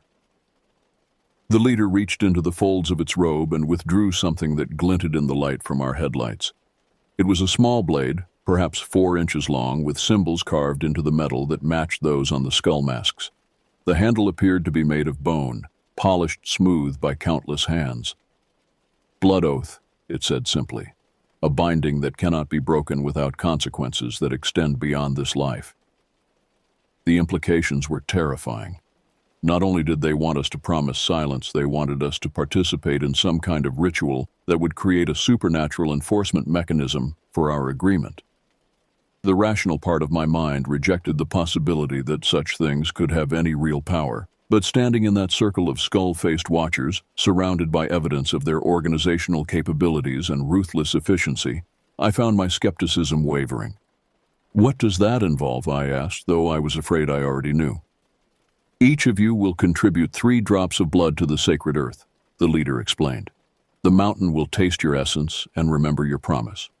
Should you violate the oath, the debt will be collected with interest compounded by betrayal." Tony spoke up from the truck bed, his voice strained but determined. "This is insane. We're not participating in any blood ritual with a bunch of lunatics." The leader's skull face turned toward Tony, and I saw several of the other watchers shift position in response to his defiance. The animals that had been pacing around our truck moved closer, their growls taking on a more aggressive tone. "The alternative," the leader said calmly, "is to collect the debt immediately and in full." The meaning was unmistakable. We could participate in their ritual and live, or refuse and die. There was no third option. No possibility of negotiation or compromise. They had reduced our situation to its most basic elements: compliance or death. I looked at my friends, seeing the same terrible understanding in their faces. Kevin was holding Heather tightly, both of them pale with terror but nodding slightly to indicate their acceptance of the terms. Brian had set down his axe, his shoulders slumped in defeat. Even Tony, despite his federal authority and his weapon, seemed to recognize that resistance would be futile. "All right," I said finally, "we accept your terms.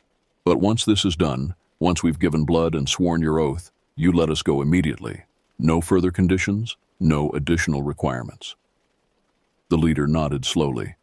"The bargain is complete when the ritual is complete, not before." It gestured to the other watchers, who began to adjust their positions around our truck. Instead of maintaining their defensive circle, they formed 2 parallel lines that created a pathway leading from our vehicle toward the forest. The message was clear. We were to get out of the truck and follow them to wherever their ritual would take place. My hand trembled as I reached for the door handle, knowing that once I stepped out of the truck, we would be completely at their mercy. But the alternative, attempting to fight our way out against impossible odds, would certainly result in our deaths, and probably in ways far worse than whatever ritual they had planned. The door opened with a soft click that sounded like a gunshot in the oppressive silence. I placed my feet on the rocky ground and stood up slowly, keeping my hands visible and making no sudden movements. Around us, the watchers observed every gesture with predatory attention, ready to respond to any sign of aggression or attempt at escape. One by one, my friends followed my example, climbing out of the truck with movements that spoke of barely controlled terror. Kevin helped Heather down from the passenger seat, while Brian and Tony emerged from the truck bed with their weapons reluctantly holstered. We stood together in a small group, surrounded by skull-faced figures and their animal companions, waiting for whatever came next. The leader pointed toward the pathway that had been created between the 2 rows of watchers. "Follow," it said simply. We began walking toward the forest, our footsteps sounding unnaturally loud in the supernatural silence. The watchers fell into step around us, maintaining their formation while ensuring that escape remained impossible. Their animal companions padded alongside, close enough that I could smell their musky scent and hear the soft panting of their breath.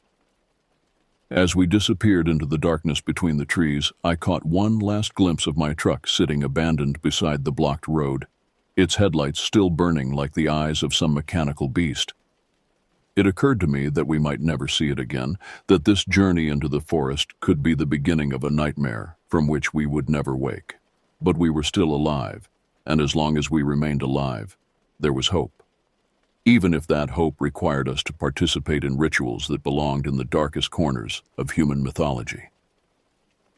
The march through the forest lasted nearly an hour, though time had become meaningless in that world of shadows and skull-faced guardians.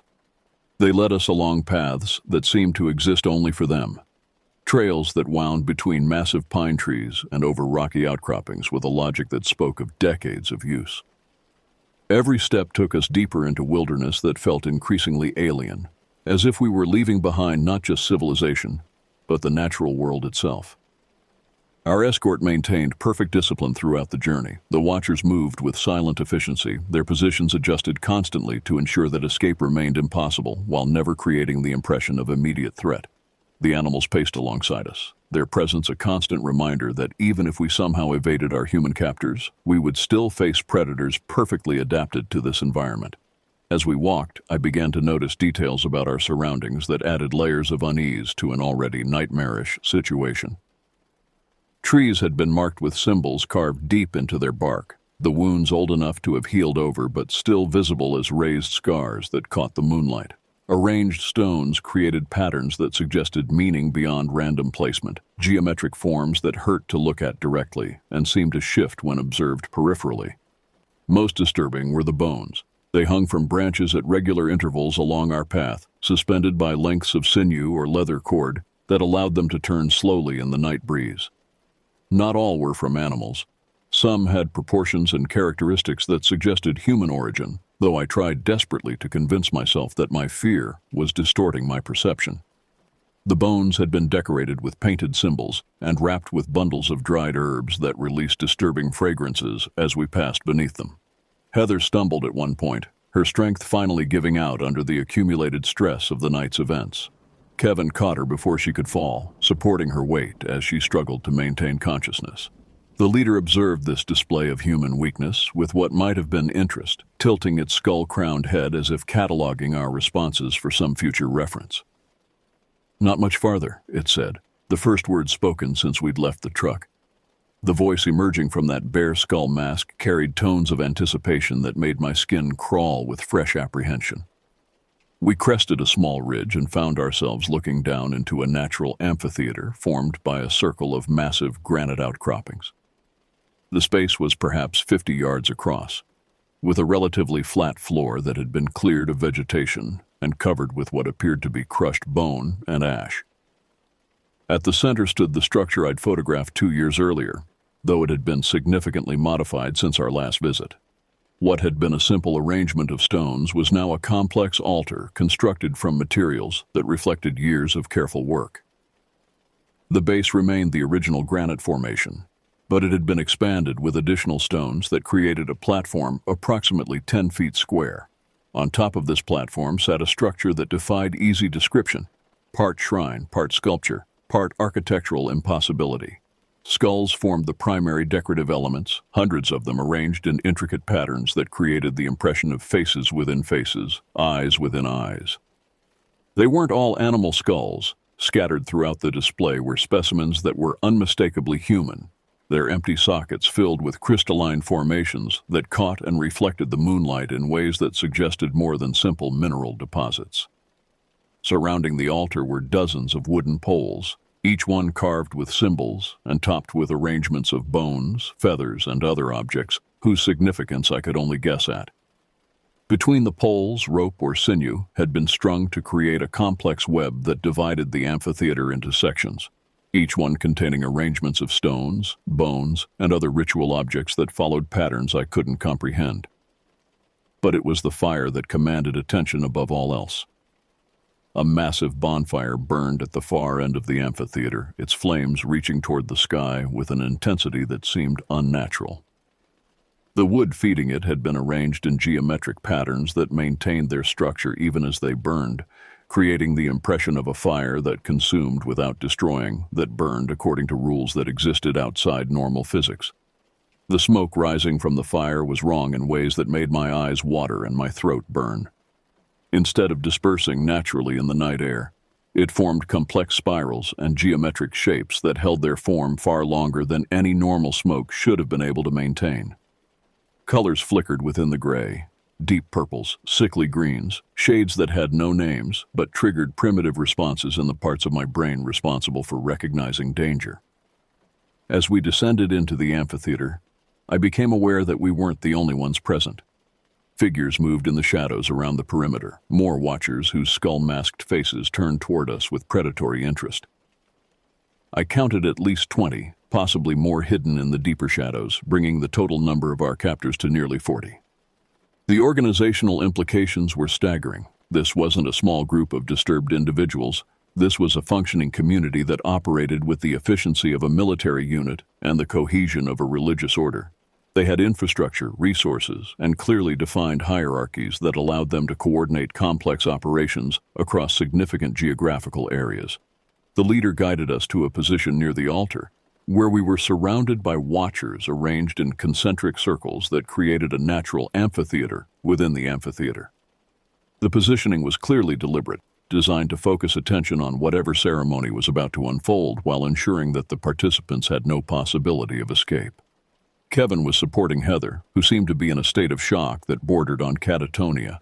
Brian and Tony flanked them, their hands empty but positioned to react quickly if the situation deteriorated further. I found myself in the center of our small group, the unwilling spokesperson for a negotiation that had moved far beyond anything I had experience handling. The leader stepped forward, positioning itself directly in front of the altar.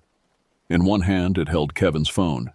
In the other, the bone-handled blade it had shown us earlier. The symbolism was unmistakable. Old magic confronting new technology, traditional justice dealing with modern transgression. "The bargain requires blood," it announced, its voice carrying clearly across the amphitheater despite the crackling of the massive fire. 3 drops from each transgressor, freely given to seal the oath of silence and protection.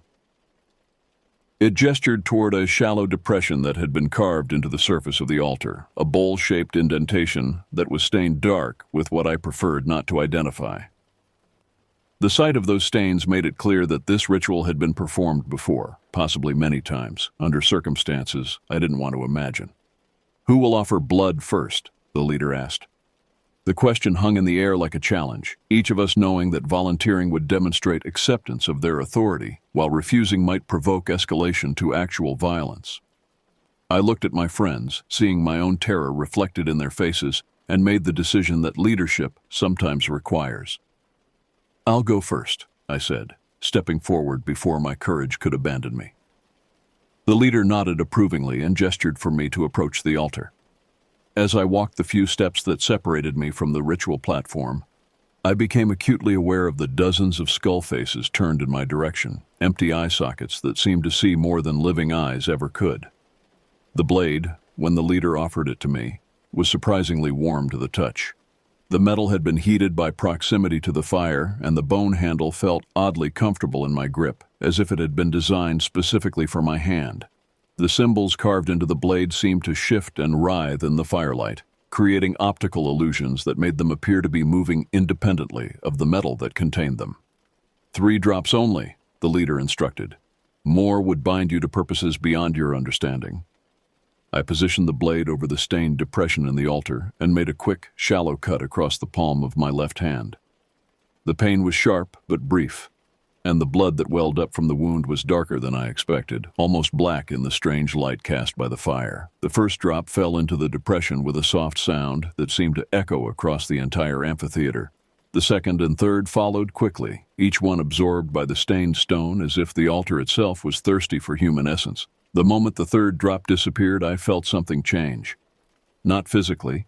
The cut on my palm was already beginning to clot, but something deeper, more fundamental. It was as if a connection had been established between myself and this place, a link that would persist regardless of time or distance. The leader took the blade from my hand and cleaned it carefully with a cloth that seemed to absorb the blood completely, leaving the metal pristine. "The first binding is complete," it announced. "Who offers next?" Kevin stepped forward without being asked, his jaw set with grim determination. He performed the ritual with the same quick efficiency I had used, his blood joining mine in the altar's depression. Heather followed, though she needed support to remain standing during the brief ceremony. Brian and Tony completed the ritual with obvious reluctance, but they understood that refusal at this point would invalidate our entire bargain.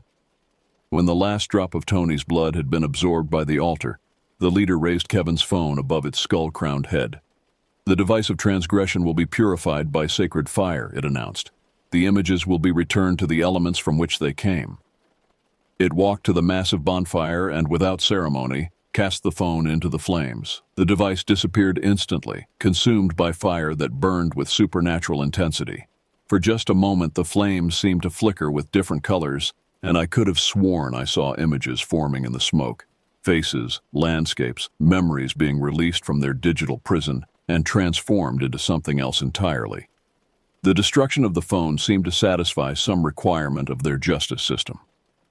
The watchers around the amphitheater began to relax their positions slightly, though they maintained their vigilance. The animals that had been pacing restlessly around the perimeter settled into resting positions, their role in the evening's events apparently complete. "The bargain is sealed," the leader announced, turning back to face us. "Blood has been offered, purification accomplished, debts balanced. You are bound by oath to protect the sacred places from further violation, to redirect others from paths that would lead to transgression, to speak of these events to no one." It paused, letting the weight of our obligations settle into our consciousness before continuing. "The consequences of oath-breaking extend beyond this life," it warned. "The mountain remembers, the forest remembers. The blood you have given will call out for justice should you betray the trust that has been placed in you." I wanted to ask what would happen to us now, whether we would be allowed to leave immediately, or if there were additional requirements we needed to fulfill. But before I could form the question, the leader was already providing the answer. "You will be escorted back to your vehicle," it said. "You will leave this place and not return. The sacred sites will be protected by your silence and your vigilance. This is the burden you have accepted in exchange for your lives." The escort back to our truck reversed the process that had brought us to the amphitheater, though the journey felt different now. We were no longer prisoners being led to judgment. We were participants in some ancient compact bound by blood and oath to purposes we didn't fully understand but couldn't escape.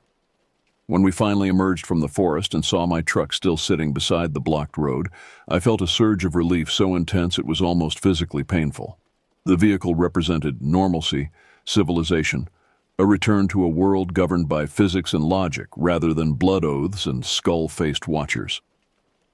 The roadblock had been cleared while we were gone. The vehicles that had blocked our escape moved aside to create a path to freedom.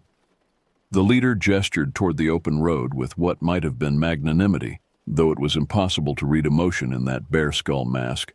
"Go," it said simply. "Remember your oath." We ran to the truck with desperate urgency, piling into the cab and bed with none of the order or dignity we'd maintained during our march through the forest. I started the engine on the first try and put the vehicle in gear without waiting for everyone to get settled properly. As we drove away from that nightmare landscape, I caught one last glimpse in my rearview mirror of the leader standing alone beside the road, its skull-crowned head turned in our direction. Even at increasing distance, I could feel the weight of its attention, the reminder that we were bound now by something more powerful than law or conscience. We drove in absolute silence for the first 30 minutes, each of us lost in our own processing of what we'd experienced. When we finally reached an area with cell phone service, I pulled over and turned off the engine, needing to address what had happened before we returned to the normal world. "We never speak of this," I said, looking at each of my friends in turn. "Not to anyone, not under any circumstances. What happened tonight stays between us." They all nodded, understanding that our silence was enforced by more than simple agreement. We had given blood to seal our oath, participated in rituals that bound us to purposes beyond our comprehension. Whether the supernatural aspects of our binding had any real power was almost irrelevant. The psychological impact was complete and permanent. That was 3 years ago. I've never returned to those mountains, and neither have any of my friends. Kevin never replaced his phone, claiming he preferred the simplicity of a life less connected to digital networks. Heather left him 6 months later, unable to cope with the changes the experience had wrought in both of them. Brian moved to another state, citing job opportunities but really seeking distance from memories too terrible to confront. Tony requested a transfer to a different region, abandoning his career trajectory to escape the burden of knowledge he couldn't share. We've kept our oath of silence, though it's cost us more than I think any of us anticipated. The weight of shared secrets has a way of isolating people, creating barriers that prevent normal relationships from developing. We've become guardians of something we don't understand, protectors of sacred sites whose significance remains mysterious but whose power is undeniable. And sometimes, late at night when sleep refuses to come, I can still feel the connection that was forged in that amphitheater of bones and fire. The cut on my palm healed completely within a week, but something deeper remains, a link to places and purposes that exist outside normal human experience. I've written this account as a warning to others who might venture into those remote areas during the summer months. The mountains around Yellowstone hold secrets that are older and more dangerous than most people can imagine.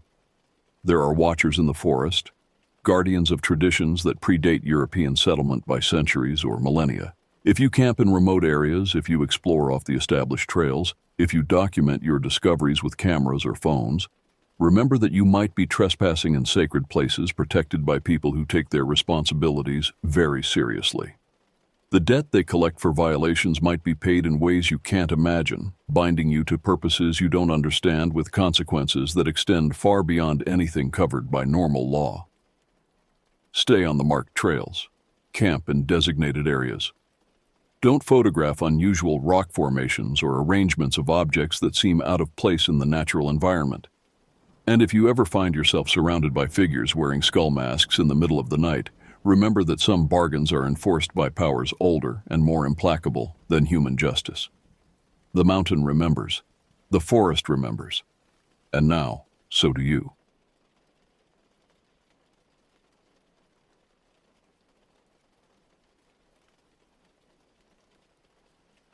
The night shift at Westland Hospital always left me drained. By the time I pulled into my driveway at 1:30 a.m. on that October evening in 2024, the exhaustion had settled deep in my bones. At 34, I'd been working as an emergency room nurse for nearly a decade, but the late shifts still took their toll. My neighborhood in suburban Austin was exactly what you'd expect. Rows of similar houses with manicured lawns, where the most exciting event was usually someone's sprinkler system malfunctioning. That particular Tuesday night had been brutal. A multi-car accident on the highway had kept our trauma team working non-stop. When I finally made it home, Ren was waiting anxiously by the door. My 3-year-old retriever mix was the only thing that greeted me at home since my divorce last year. Despite my fatigue, his expectant gaze was impossible to ignore. Our nightly walks had become more than routine. They were necessary for both of us. "Give me 5 minutes, buddy," I murmured, changing out of my scrubs into a pair of jeans and a thick sweater. The October air had turned unexpectedly cold, especially for Texas. Weather reports mentioned it was the earliest cold snap in years. I filled Ren's water bowl and grabbed his leash from the hook by the door. His tail wagged with such force that his entire body swayed. Okay, I laughed softly. Just a short one tonight. The subdivision was quiet at this hour.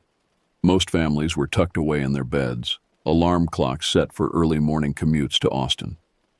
My schedule had always been different from everyone else's, one of the many reasons my marriage had dissolved. Night shifts and odd hours meant I lived in the spaces between normal life, in the quiet moments when the world seemed to pause. As I locked the front door behind us, I couldn't shake the feeling of being watched. I scanned the street, seeing nothing but parked cars and darkened windows. The recent rain had left everything with a slick, glossy sheen. Streetlights created islands of visibility in the darkness, their glow reflecting off puddles and wet asphalt. "It's just us, Ren," I whispered, more to comfort myself than him. The night air felt unusually still, almost heavy with anticipation. I tightened my grip on the leash and stepped off my porch into the night. Our usual route took us through Oakshire Drive, past the community playground, and back around through Willow Lane. 20 minutes, just enough for Ren to take care of business, and for me to clear my head before attempting sleep. The neighborhood had always felt safe. Crime rates were low, Neighbors looked out for one another, and most homes had security systems that flashed their tiny red lights like electronic guardians. Tonight, however, something felt off. The recent rain had washed away the usual suburban smells, leaving behind a raw, earthy scent that seemed to heighten my senses. Every sound became amplified. The dripping of water from tree branches, the distant hum of the highway beyond our subdivision, the soft pad of Wren's paws on wet pavement. We had made it about halfway through our route when the first tingle of unease crept up my spine. There were no footsteps, no voice, nothing tangible to explain the sudden alertness that gripped me. Just a visceral, primitive sense that we weren't alone. "Come on, boy," I urged Wren, quickening our pace slightly. He seemed oblivious to my growing discomfort, happily investigating every mailbox post and shrub with his usual thoroughness. The street ahead curved gently, disappearing behind a row of cedar elms. The streetlights here were spaced farther apart, creating pockets of darkness between their spheres of illumination. As we approached one such shadowy interval, I noticed the Jenkins motion sensor light was out. Their house sat dark and still, their driveway empty. Probably on that Cancun vacation they'd been planning for months. I hesitated at the edge of the darkness. Something about that particular stretch of road made me want to turn back, to retreat to the safety of my well-lit porch. But that would mean walking all the way around the block, adding another 15 minutes to our journey. Exhaustion won out over caution. "It's nothing," I muttered to myself, stepping forward. Wren followed eagerly, untroubled by the shadows that seemed to reach for us with each step. The silence struck me as unnatural. No crickets chirping, no distant car doors slamming, not even the rustle of wind through the trees, just the sound of our movement and my increasingly shallow breathing. I found myself straining to hear something, anything, beyond our immediate vicinity. That's when I noticed a strange distortion in the air ahead, right at the edge of the next pool of light. At first I thought it was just condensation from the recent rain, a wisp of fog perhaps. But as we drew closer, the shape solidified into something more substantial, a vertical silhouette standing motionless at the periphery of the streetlight's glow. Time seemed to slow as my eyes struggled to make sense of what I was seeing. The figure stood perfectly still, as if planted in the concrete. From this distance, I could discern only the barest details: tall, lean, wearing what appeared to be a dark coat that hung past their knees. The light from the street lamp hit them at an odd angle, casting more shadow than illumination. Rational explanations flooded my mind. A neighbor having a late-night cigarette, someone waiting for a ride, a fellow insomniac seeking relief in the night air. Yet none of these possibilities eased the growing knot of tension in my stomach. Wren, normally indifferent to strangers, suddenly tensed. His ears perked forward, his gait becoming stiffer, more alert. He didn't bark or growl, just watched with an intensity I rarely saw in him. "It's okay," I whispered, though I wasn't convinced myself. We were still about 50 yards from the figure, close enough to see, but not to distinguish features. I considered crossing the street, but realized that would make my discomfort obvious. Plus, there was something about turning my back on this person that felt deeply wrong. I maintained our pace, neither slowing nor speeding up, trying to project a confidence I didn't feel. As we drew closer, more details emerged. The figure wore glasses, round ones that caught the light and reflected it back in twin circles of brightness. Their stance was peculiar, feet planted slightly apart, as if braced for impact. At 30 yards, I realized the figure was watching us intently. There was no phone in hand, no distraction, just a focused stillness directed entirely at our approach. My mouth went dry. The neighborhood's silence seemed to deepen, as if everything around us was holding its breath. I tightened my grip on Wren's leash, the material digging into my palm. 20 yards now. I could make out more: dark hair, pale face, those unsettlingly reflective glasses. No gender-specific features stood out. The person's anonymity somehow made them more threatening. "Evening," I called out, my voice sounding thin and reedy in the quiet. The figure didn't respond or acknowledge my greeting in any way, just continued that unnervingly direct stare. At 15 yards, Wren's behavior changed dramatically. His tail lowered, and a low rumble began in his throat. Not quite a growl, but a warning. In 3 years, I'd never heard him make such a sound. The hair on the back of my neck rose in response. 10 yards. I could see the figure clearly now. A stranger, definitely not someone from our neighborhood. Their facial expression remained hidden behind those reflective lenses, but their posture communicated a terrible intentness. Lips pressed into a thin line, no movement, no breath visible in the cold air. 5 yards. We were almost parallel now. I felt caught in a horrible gravity, unable to look away as we drew even with this silent observer. Then, just as we came alongside them, the figure did something that sent a jolt of pure terror through me.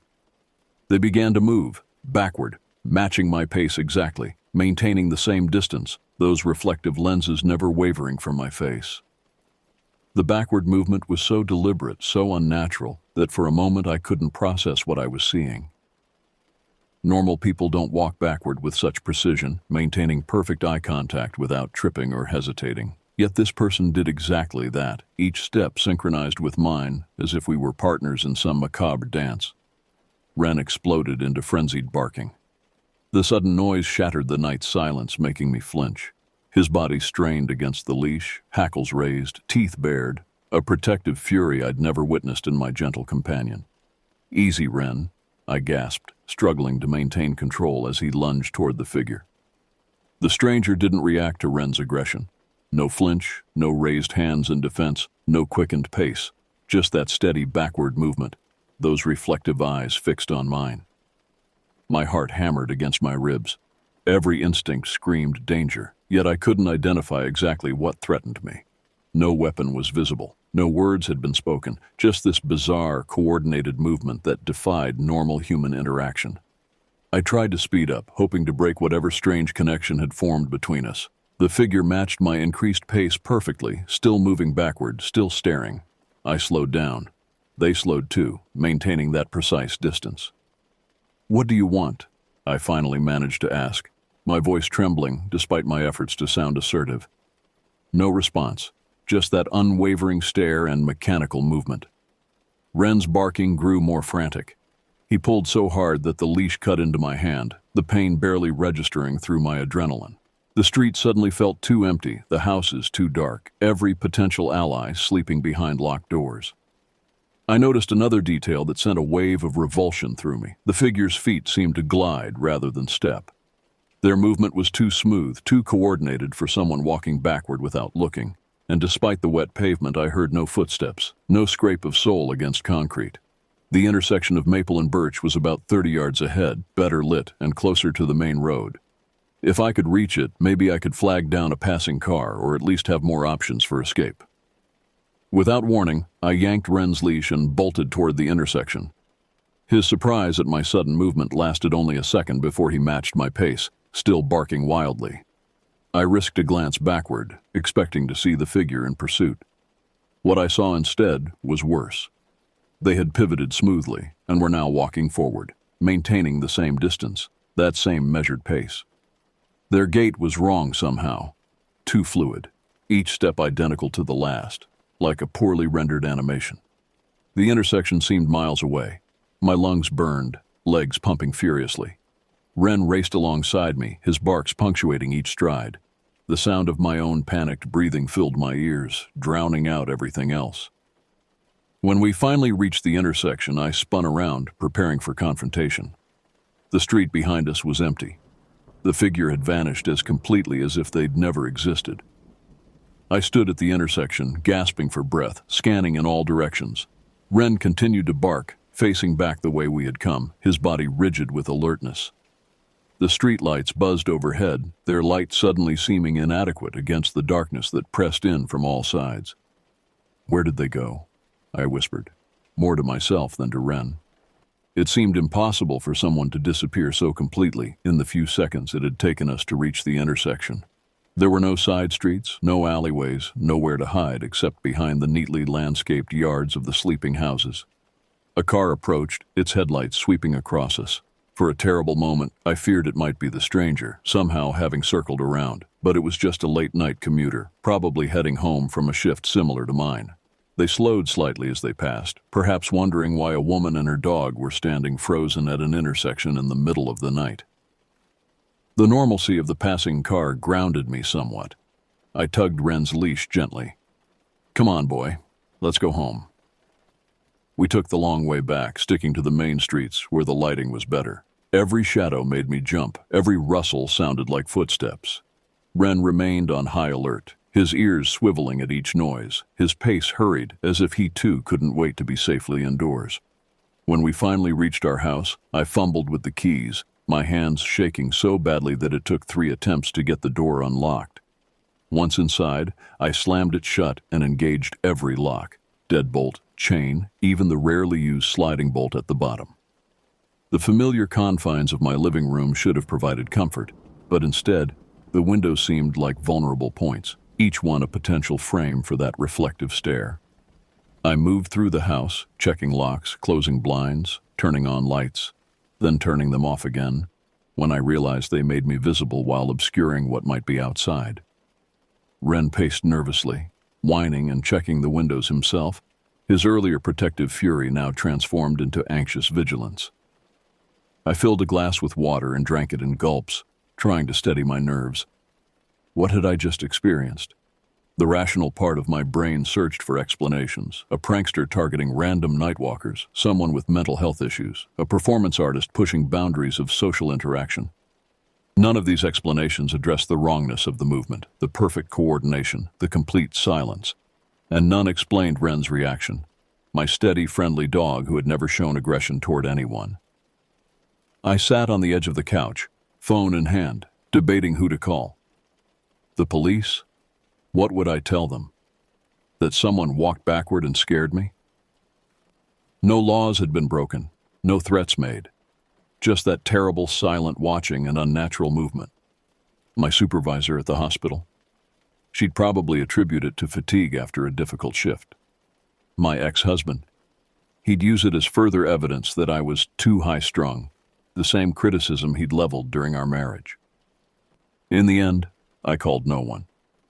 What could anyone do now anyway? The encounter was over. I was safe inside my home. By morning, it would probably seem like an exaggeration born of exhaustion and darkness.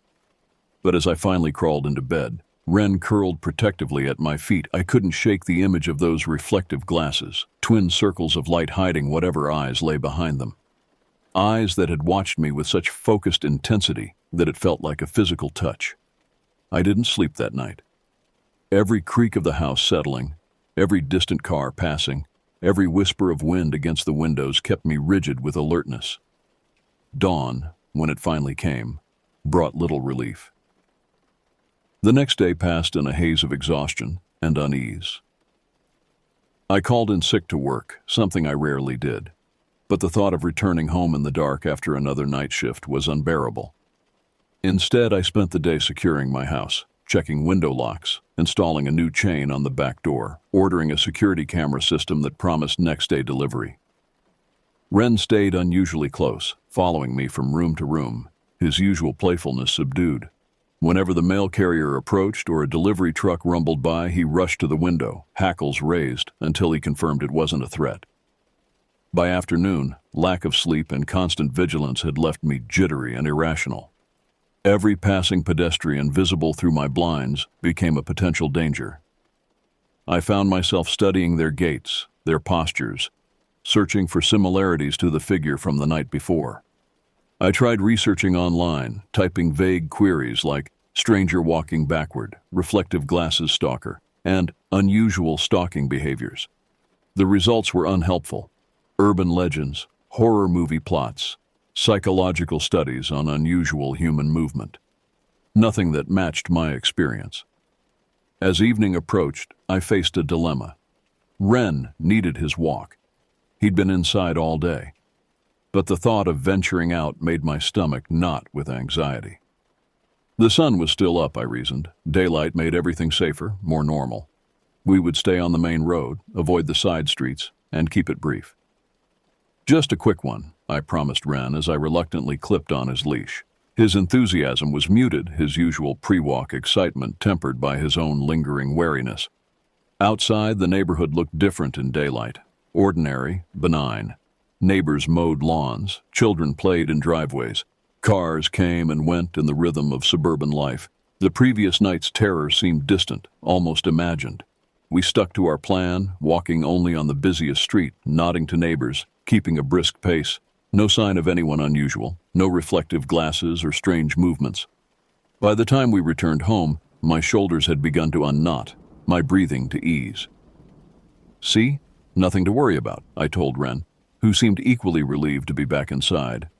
Maybe it had been a one-time encounter, some strange anomaly never to be repeated. That fragile comfort shattered when night fell.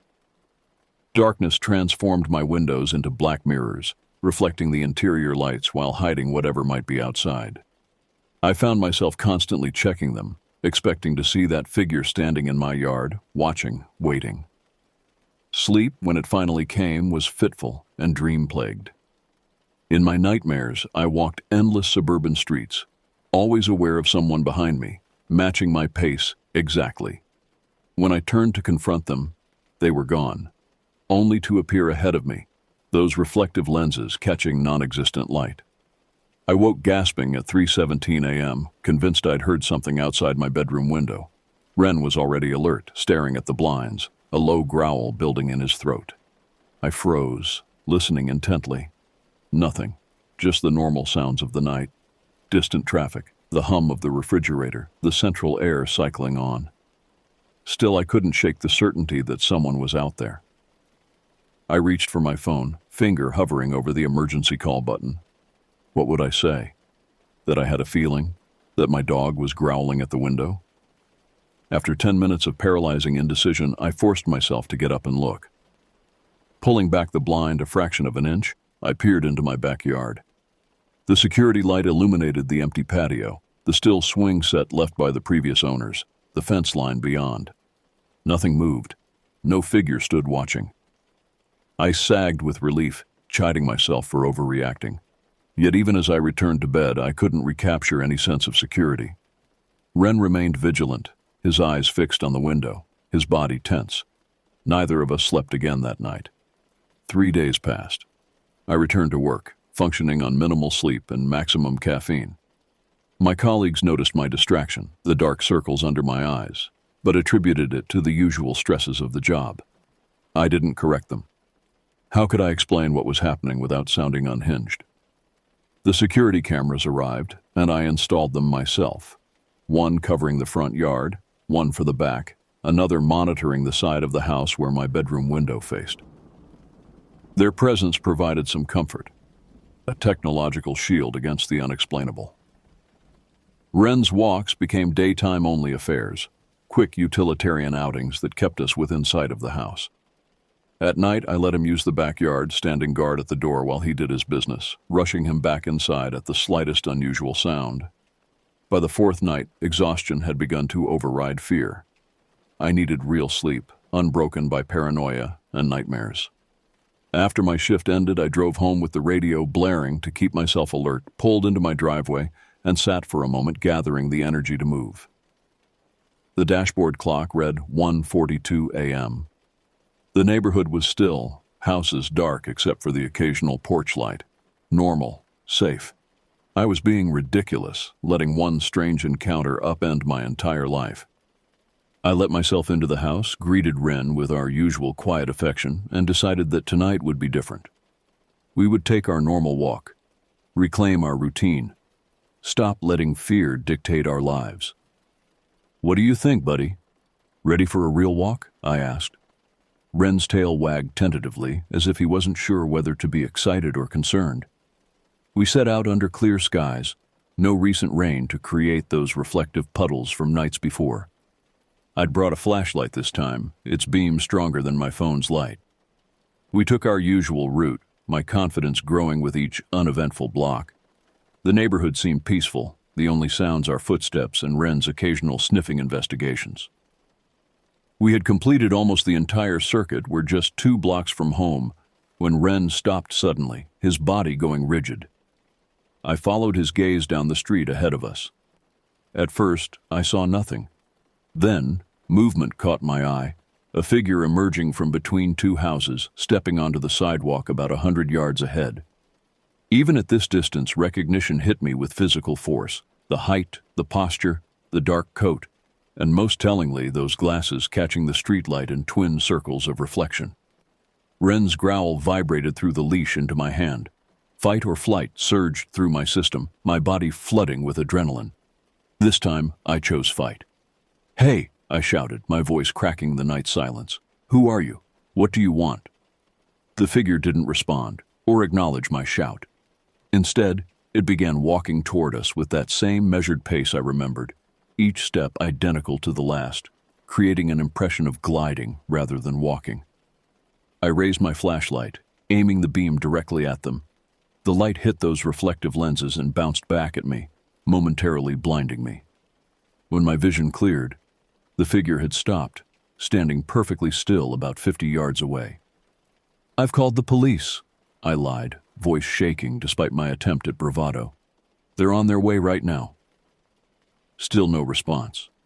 Just that terrible stillness, that focused attention. Then, slowly, deliberately, the figure raised one hand. Not in greeting or threat, but to adjust those reflective glasses, pushing them higher on the bridge of their nose. The gesture was so ordinary, so human, that it somehow made everything worse. This wasn't some supernatural entity or hallucination. This was a person, deliberately terrorizing me. Ren's growl deepened, his body trembling with restraint. I had a sudden, terrible certainty that if I released his leash, he would attack, and that the figure wanted exactly that. "Stay back," I warned, my free hand fumbling for my phone. This time, I really would call the police. This was harassment, stalking, something tangible I could report. Before I could unlock my screen, the figure did something new. They tilted their head, a subtle movement that conveyed curiosity or consideration. Then, with deliberate slowness, they began to smile. A wide, empty expression that never reached whatever eyes lay behind those reflective lenses. That smile broke something in me. I turned and ran, dragging Ren with me, no longer caring about appearing afraid or vulnerable. All that mattered was distance, escape, the safety of walls and locks and lights. We fled down unfamiliar side streets, taking random turns, my only goal to get away from that terrible smile and those watching eyes. When we finally stumbled onto our street, approaching our house from the opposite direction than usual, I was gasping for breath, legs burning, terror a metallic taste in my mouth. I burst through the front door, slamming it behind us, engaging every lock with frantic haste. Ren paced and whined, still agitated. I collapsed against the door, sliding down until I sat on the floor, phone clutched in my shaking hand. This time I did call the police. When the operator answered, I struggled to explain. A stalker, someone following me on my walks, the strange behavior, the evident targeting. The dispatcher was professional but skeptical. Without a direct threat or trespass, there wasn't much they could do. They promised to send a patrol car through the neighborhood, took my information, and advised me to stay inside. Not exactly the response I'd hoped for. But what had I expected? They couldn't arrest someone for walking strangely or wearing reflective glasses. I spent the rest of the night checking my security camera feeds, watching for any sign of the figure approaching my property. Nothing appeared. No strange silhouette, no reflective glasses. Just the empty street and still yards of my sleeping neighborhood. A week passed. Then 2. No further sightings occurred despite my constant vigilance. The patrol car the police had promised drove by a few times, but found nothing suspicious to report. Life began to resume its normal rhythm, though I remained cautious. No more night walks, no more shortcuts through poorly lit areas. I installed additional security lights around my house, bought a Ring camera for my front door, considered, then rejected, the idea of getting a gun. My hospital had seen too many accidental shootings for me to feel comfortable with a firearm. Gradually, reluctantly, I began to wonder if I had overreacted. Perhaps the figure had been just a socially awkward person with an unusual gait. Perhaps their silent watching had been social anxiety rather than malice. Perhaps their backward walking had been some personal eccentricity rather than a deliberate attempt to frighten me. Yet Ren's reaction troubled these rationalizations. My gentle dog had recognized something threatening before I had responded with unprecedented aggression. Animals sensed things humans missed. Wasn't that common knowledge? 3 weeks after the second sighting, I was working a particularly difficult shift. A multi-vehicle accident on the interstate had brought in several critical patients simultaneously, stretching our ER team to its limits. By the time things calmed down, I was 2 hours past my scheduled departure, dead on my feet with exhaustion. The hospital parking garage was nearly empty when I finally reached it, just a scattered few cars belonging to night shift workers. My footsteps echoed between concrete pillars as I made my way to my assigned space on the third level. The fluorescent lights buzzed overhead, some flickering with age, creating strobing patches of shadow and light. I kept my keys clutched in my hand, a habit ingrained in all hospital workers who left at odd hours. I was almost to my car when I heard it, footsteps behind me, perfectly matching my pace. I stopped. The steps stopped too, the echo dying away into silence. I turned slowly, expecting to see another hospital employee heading to their vehicle. Instead, I saw that familiar silhouette standing motionless about 20 yards away, those glasses reflecting the fluorescent glare. My throat closed. Here, away from home, away from Ren, away from any neighbors who might respond to a scream, this was where they had chosen to confront me. "What do you want?" I managed to ask, my voice bouncing off the concrete walls. "Why are you following me?" For the first time, they spoke. A voice neither distinctly male nor female, calm and oddly familiar. "Don't you recognize me?" The question froze me in place. I squinted, trying to see past those reflective lenses to make out features in the shadowed face. "We should," they continued, taking a step forward. "We work together, after all." Confusion replaced some of my fear. A co-worker? I tried to match the voice to someone at the hospital, someone on my shift, but the garage acoustics distorted the sound. They took another step forward, then reached up and removed the glasses. Without the reflection obscuring their face, I finally saw them clearly. Recognition hit me like a physical blow. It was Wyatt from radiology. Quiet, reserved Wyatt, who I passed in hallways several times a week but rarely spoke to. Wyatt, who had asked me out 6 months ago, who I had gently declined, who had seemed to accept the rejection with good grace. "Wyatt?" I whispered, disbelief coloring my voice. "What are you doing? Why are you doing this?"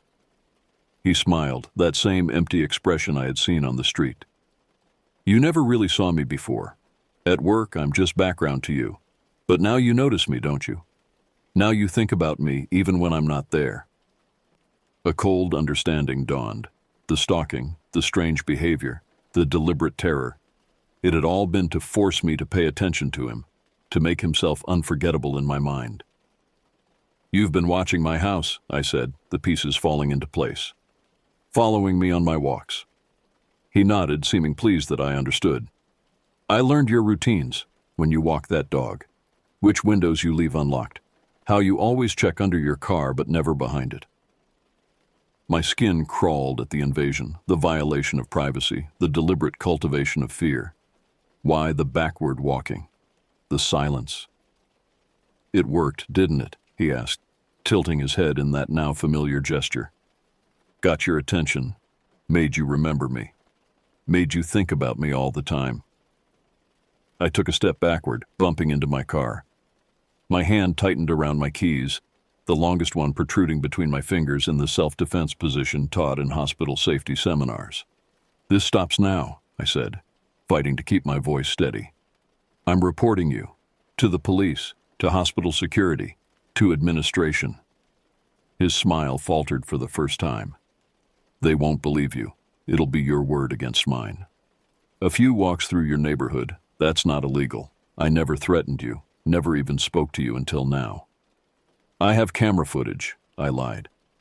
My security cameras hadn't captured him, but he didn't know that.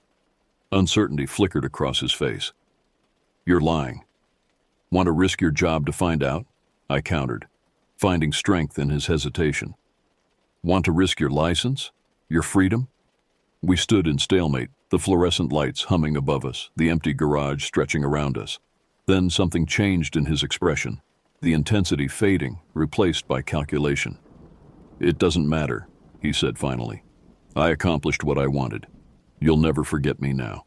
Every time you walk that dog, every time you hear footsteps behind you, every time you see someone wearing glasses like these, he held them up. You'll think of me. I'll always be there, in your mind. The truth of his words settled like ice in my stomach. He had altered my sense of safety, inserted himself permanently into my consciousness. Even if he never approached me again, the damage was done. He must have seen the realization on my face because his smile returned, satisfied now. See? I matter to you now. Without another word, he placed the glasses back on his face, turned, and walked away. Normally this time, no backward movement, no synchronized pace. Just a man walking to the stairwell, disappearing through the door as if our encounter had been nothing more than a casual workplace conversation. I stood frozen until the door closed behind him. Then I fumbled with my phone, called hospital security, and reported everything. They arrived quickly, took my statement, reviewed the garage security footage which had indeed captured our interaction, though not his admission. In the following days, official complaints were filed, restraining orders processed, HR meetings held. Wyatt was suspended pending investigation, then terminated when garage footage confirmed his presence near my car on multiple previous occasions. The police took statements, but warned me that without direct threats, prosecution would be difficult. The restraining order was the best protection the legal system could offer against this particular brand of psychological terrorism. I moved out of my house the following month, finding an apartment in a secured building with 24-hour doorman, changed hospitals, changed my routine, took self-defense classes, bought a stronger flashlight that doubled as a striking tool. But Wyatt had been right about one thing. I never forgot. Even now, years later, in a different city with a different job, I still check the reflection of glasses when I pass strangers on the street. I still listen for footsteps that match my pace too perfectly. I still wake sometimes, certain I've heard movement outside my window. The greatest horror isn't in supernatural threats or monstrous creatures. It's in the ordinary human who decides, for reasons you may never fully understand, to make you the focus of their disturbed attention. It's in the realization that the barrier between normal life and consuming fear is thinner than you ever imagined. And it's in knowing that while restraining orders and security systems can keep a person physically distant, nothing can remove them from the corridors of your mind once they've taken up residence there. Ren still barks sometimes at seemingly nothing, his eyes fixed on empty spaces. In those moments, I wonder if he senses something I cannot, or if he too carries the memory of that figure with the reflective glasses, walking backward in perfect synchronization, watching us with that terrible, focused intent. I wonder if he, like me, is still walking that night road in his dreams, forever approaching a silhouette that never comes fully into view, forever feeling those hidden eyes tracking our every move. Sometimes I think the greatest power we give to those who terrorize us is not our fear in the moment, but the permanent space we create for them in our minds afterward. The psychic real estate we can never quite reclaim. That, perhaps, is the true victory Wyatt claimed that night in the parking garage. Not just that he made me afraid, but that he made himself unforgettable. And in the darkest hours of the night, when sleep abandons me and every sound becomes a potential warning, I still find myself wondering if he's out there somewhere, watching, waiting, his glasses catching the light in twin circles of reflection, his smile empty of everything except satisfaction at a terror perfectly crafted and delivered.